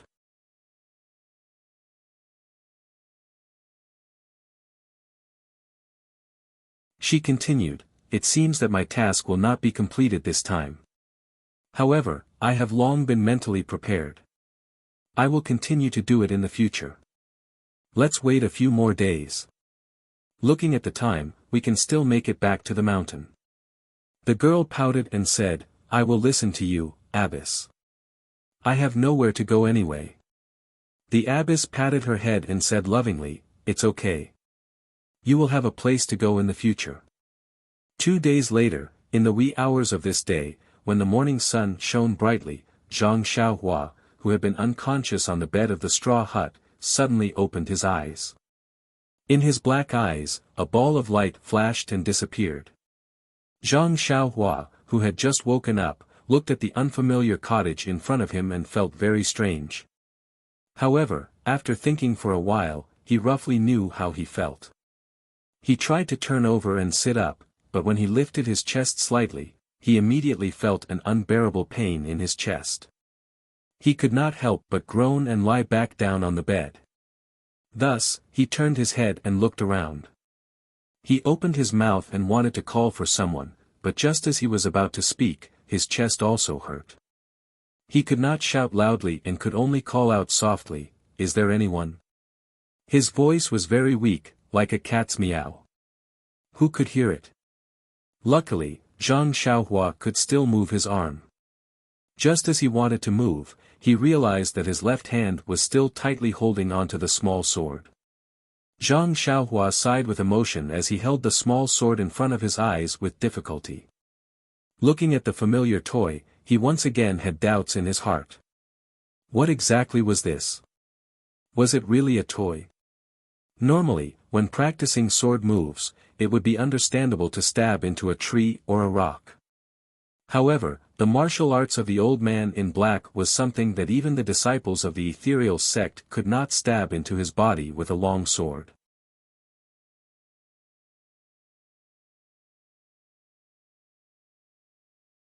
For this small sword to be able to stab into his body so easily, it was really inconceivable. Moreover, this small sword was not sharpened. Zhang Xiaohua was thinking when he suddenly heard a clear voice, you are awake. Zhang Xiaohua turned his head to look. There was a little girl standing at the door with a figure similar to his. Her face was like a duck's egg, and it was a little red from the cold. Her big eyes were flashing with a trace of surprise, and she was holding a fishing rod in her hand. Zhang Xiaohua was puzzled. Was this the child of a fisherman? She went fishing early in the morning to make a living. However, she did not look too beautiful, but the temperament between her eyebrows could not lie. What kind of fisherman's child would be so imposing? Sure enough, the girl quickly put down the fishing rod and shouted, wait here, I'll tell the master now. After saying that, she turned around and ran out. Her black hair fluttered, leaving behind a beautiful scenery. Not long after, the master quickly walked over and said happily, God bless, you finally woke up in time. Let me take a look first. After saying that, she walked to Zhang Xiaohua's Kong and took his pulse. Then, she transferred a strand of true qi into Zhang Xiaohua's body and said, not bad, child. You have recovered very well. In these 10 days, you were actually able to recover half of your injuries. Your body is really not ordinary. You are full of vitality. Sigh, it's good to be young. You can recover so quickly from your injuries.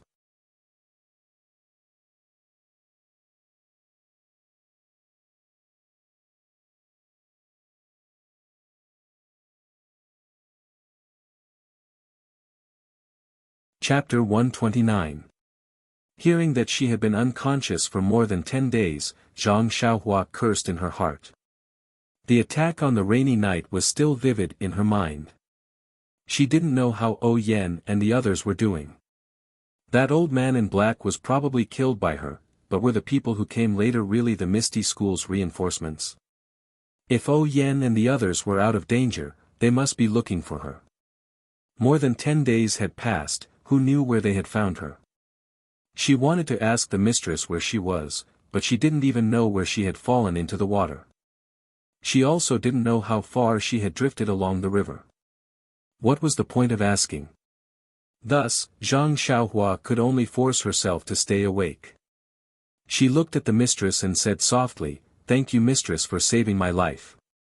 The mistress touched her forehead and said with a smile, "This child is really sensible. If you want to talk about saving your life, you have to thank this girl first. If it wasn't for her fishing you out, who knows where you would be drifting now?" "Fishing me out?" Zhang Xiaohua was stunned. She immediately remembered that she saw the little girl holding the fishing rod and immediately understood. She looked at the little girl beside her with gratitude and said softly, "Then I still have to thank Miss for saving my life." The little girl smiled faintly and said, "You're welcome. I only saw you. Fishing you out and feeding you medicine were all due to the mistress. I don't dare to take the credit."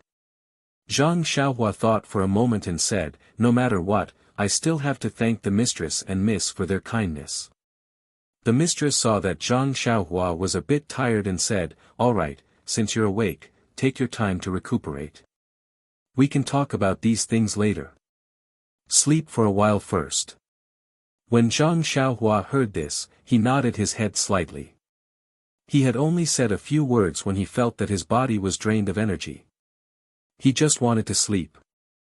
When he heard the abbess's instructions, he quietly closed his eyes and fell asleep not long after. When Zhang Xiaohua woke up again, it was already evening. With the little girl's help, Zhang Xiaohua struggled to eat something. Only then did she regain some energy. Not long after, the mistress also returned. Seeing that Zhang Xiaohua had woken up and was in good spirits, she was also full of joy. The mistress helped Zhang Xiaohua sit up and put the quilt behind his back. Then she put him on the quilt and the three of them began to talk. Naturally, the mistress asked about Zhang Xiaohua's origin. Zhang Xiaohua thought for a moment and said, "Mistress, my name is Zhang Xiaohua. I work in a Chinese medicine field in a mountain villa.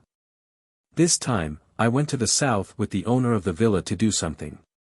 On the way, we were attacked by bandits at night. I was beaten by an old man in black and fell into the river. As for the exact location of the villa and the owner's name, when I left the villa, someone specially told me not to reveal my whereabouts. I don't know their exact whereabouts now, but I think it's best to keep my promise and not tell you. What do you think?" In fact, the mistress didn't mean to get to the bottom of it. She was just asking. Seeing that Zhang Xiaohua kept his promise, she was happy in her heart. She had been in the Jianghu for so many years, and it was rare to see such a simple child. Of course, the mistress didn't mean to make things difficult for Zhang Xiaohua. Just as the mistress was about to speak, the little girl next to her laughed out loud and said, "Xiaohua, your name sounds nice. Why does it sound like a girl's name?" "Xiaohua, Xiaohua, it reminds me of the little white flower on the top of the mountain." This was the second time that Zhang Xiaohua heard others say that his name was funny. However, seeing the little girl's flower-like smile, he didn't have any bad feelings.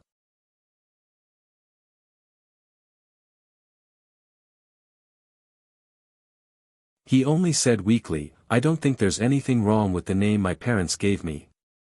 Then, what's your name? This was a very ordinary sentence, but in the little girl's ears, it was like a thunderbolt. The little girl's face turned pale. She bit her lips and held back her tears. Under the mistress's pitiful gaze, she said, I don't know what my name is. I seem to have forgotten everything, but at the same time, I remember everything. But I just can't remember. My previous life seemed to be a dream. I can't explain it clearly. The mistress sighed and said, I met her some time ago in the barren mountains. At that time, she was also unconscious. When she woke up, she had forgotten everything. She didn't even know her name. Zhang Xiaohua smiled and said, Mistress is really a good person. You saved me and this little girl in a row. Your merit is boundless. That's right, little girl. Since you were in a dream before, now that you've woken up, you have a new life. You should be happy. If you don't have a name, you can give it a new one. I think no matter if it's in a dream or not, you only need to keep your true self. How about I call you Meng? When the little girl heard this, her eyes lit up. She smiled and said, Meng, that's right. All living things are dreams. I'm no exception. From now on, I'll be called Meng. Hee, thank you, Zhang Xiaohua. The mistress clapped her hands and said, that's right. Zhang Xiaohua, you look like a scholar. How come you're a farmer? Zhang Xiaohua said embarrassedly, my family was poor since I was young. When I was young, I wasn't smart. My father didn't let me study much. During this time, I read a lot of books, so I know some things. Little Meng saved me, so giving me a name can be considered as forming a good karma. Then, Zhang Xiaohua said embarrassedly, I still haven't asked for Shirtai's name. I'll remember it in my heart and repay you in the future.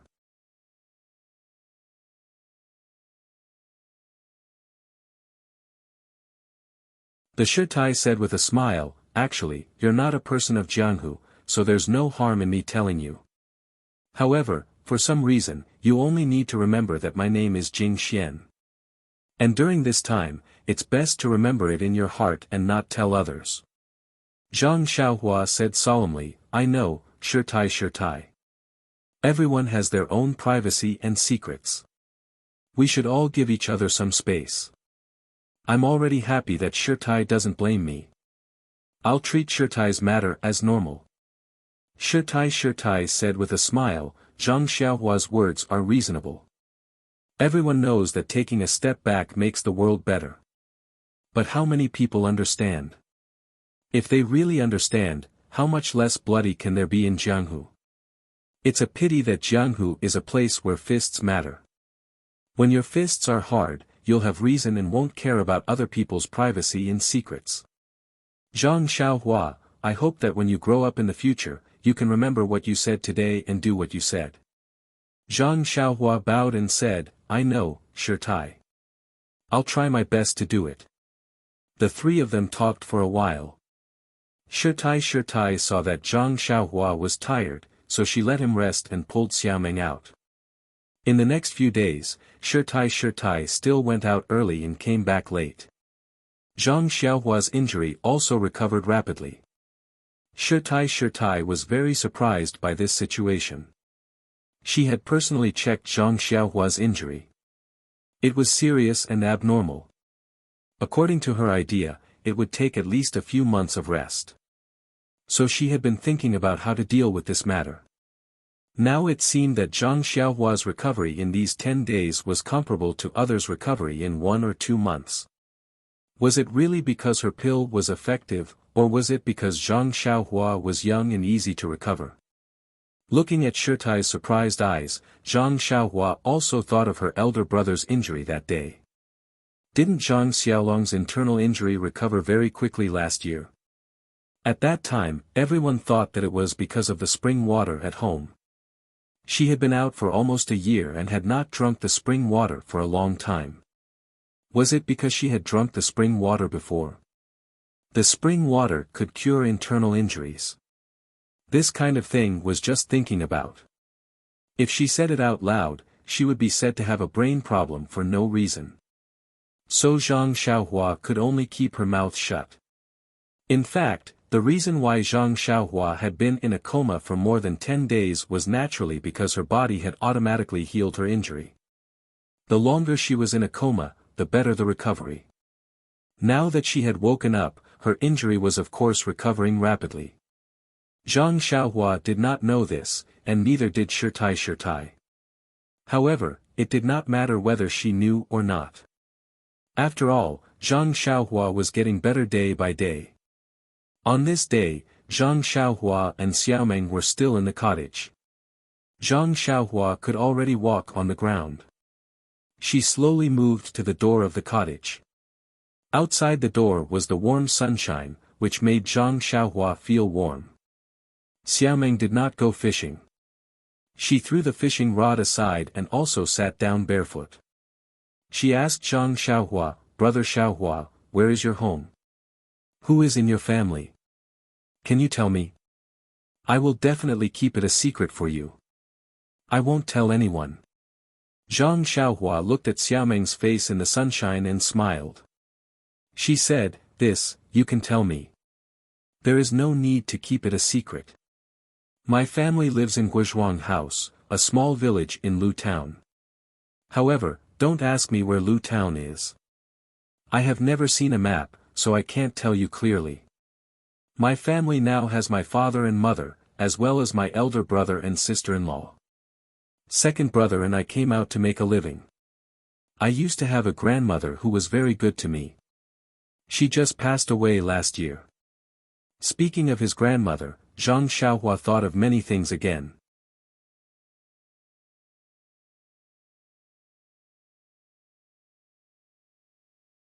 Therefore, he told Xiaomeng about how he started to open up wasteland last year, dug wells, went to the market during the new year, met bullies, and saved Lu Qian.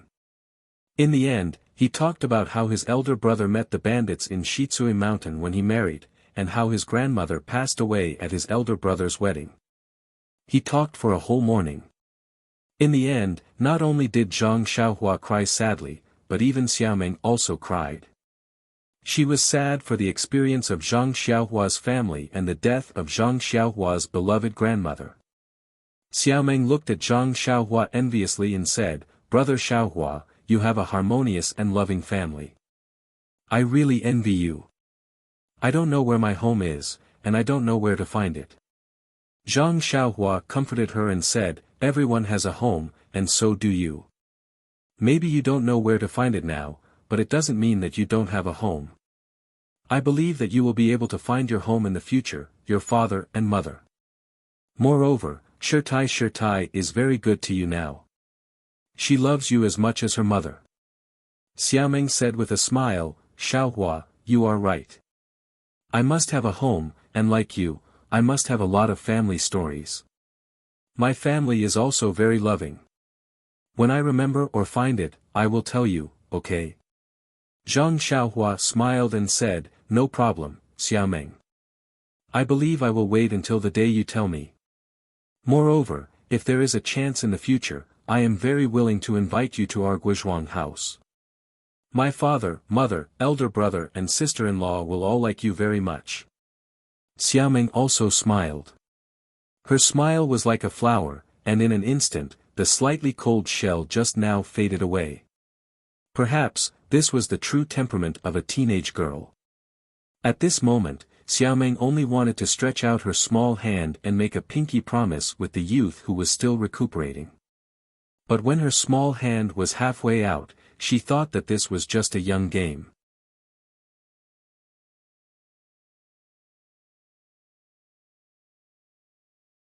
Perhaps it was not suitable for her to do so at this age.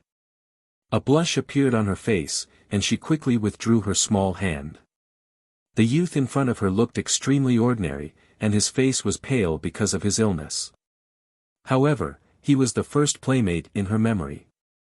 Although this playmate was most likely lying on the bed, the home he mentioned gave Xiaomeng perfect expectations. Therefore, Zhang Xiaohua's home, Zhang Xiaohua's people, and Zhang Xiaohua's things all left a very deep impression on Xiaomeng. Shitai gave her the care of an elder, while Zhang Xiaohua gave her the joy of a companion. This, perhaps, was called fate. The sun was shining brightly, and the river was gurgling. On this endless continent, there might be stories of joys and sorrows happening every day. However, at this time, it belonged to the boys and girls beside the cottage. Only with support and trust would there be hope and a future. That night, Shitai came back very late. He also looked extremely tired. However, Zhang Xiaohua and Xiaomeng had never been nosy people, so they did not ask much. The next day, Shitai did not go out, which was unusual. Instead, he called Zhang Xiaohua and Xiaomeng to the cottage. Zhang Xiaohua had a premonition. As expected, Shitai first checked Zhang Xiaohua's injuries, and then said, "Zhang Xiaohua, your injuries have stabilized. There are no major problems. In the future, you just need to rest." Zhang Xiaohua hurriedly bowed and said, "This is all thanks to you, Shitai. Thank you so much." Shitai smiled and said, "You are still so polite. We have lived together for more than 10 days, and I even see you as my nephew. Don't mention the words of thanks again. However, the end of the year is approaching, and I can't stay here any longer. Tomorrow, we will set off for the encampment of our sect. Xiaomeng will go with me. What about you? What are your plans?" Zhang Xiaohua thought for a moment and asked, Shitai, what do you think I should do?" Shitai said, "Your injuries are not serious. You can barely go with us. There may be changes on the way, but with me, it won't be too serious. I can put you in the nearest town, and then you can make your own plans. You can find a way back, or you can recuperate in the town." Zhang Xiaohua asked again, then, Shitai, I want to ask again.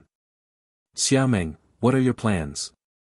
Shitai smiled and said, "As for Xiaomeng, I plan to take her back to the sect first. Her aptitude is average, and she is old.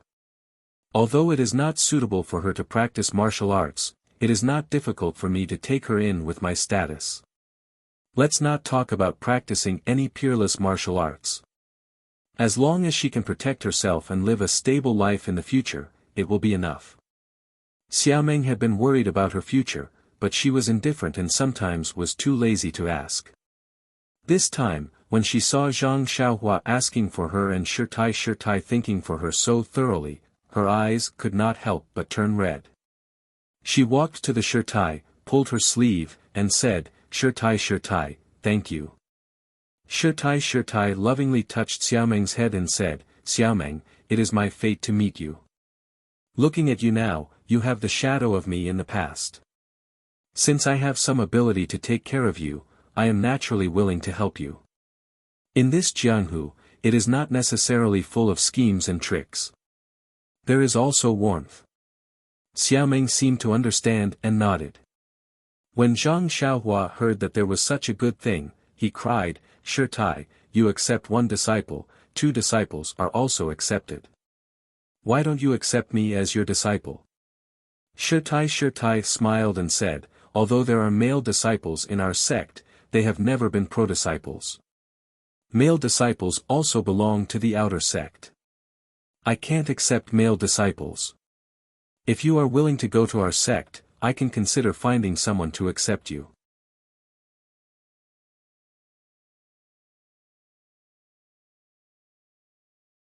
However, you are old and have passed the best time to practice martial arts. This martial art may not be able to succeed. Zhang Xiaohua's heart was cold. Why did these masters have this argument? Forget it. Thinking of Yan's promise, he was still a little disheartened and said, "I just want Shitai to teach me. If it is someone else, then forget it." Shitai said, "You child, to be able to enter my sect, even if you are an outer sect disciple, the requirements are extremely high." However, she didn't want to say the name of the sect, nor did she want to force Zhang Xiaohua, so she didn't say anything more.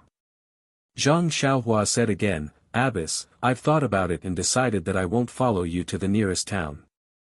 As you said just now, there are still some problems. First, I'm afraid that if anything happens, it will affect your plans. Second, if you bring me along, won't it also affect your itinerary? I'll just stay here and recuperate from my injuries. Besides, this place is near the river, so my companions might find their way here in the next few days. If I leave now, won't I miss them again? Shitai was silent for a moment and said, Zhang Xiaohua, what you said makes sense. It's better to be quiet than to move. You'd better recuperate here. The surroundings are very safe and there is enough food for you to spend the new year. By the way, I'll tell you the route to the town later. Don't get lost in the end. After saying that, Shitai told Zhang Xiaohua the route from the cottage to the town in detail. Then she took out some silver from her arms and gave it to Zhang Xiaohua. Only then did she take Xiaomeng out to pack their things. Perhaps it was the last time she would spend with Shitai and Xiaomeng. Zhang Xiaohua felt that time passed abnormally fast. Unknowingly, it was evening. The sun was setting, and a faint red color hung on the west mountain. Zhang Xiaohua held her cheeks and sat alone by the river.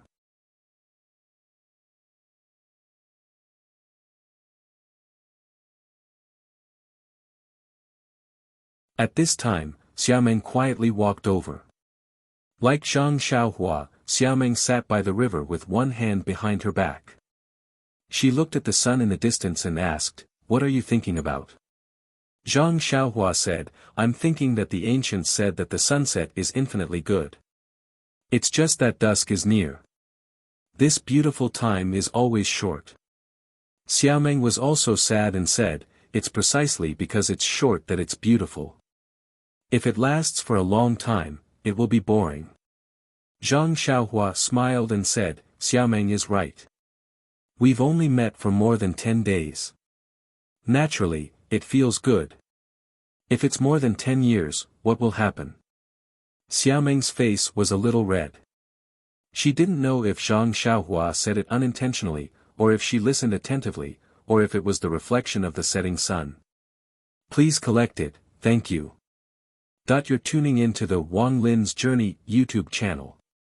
Don't forget to subscribe and join us on this journey to catch the most captivating stories.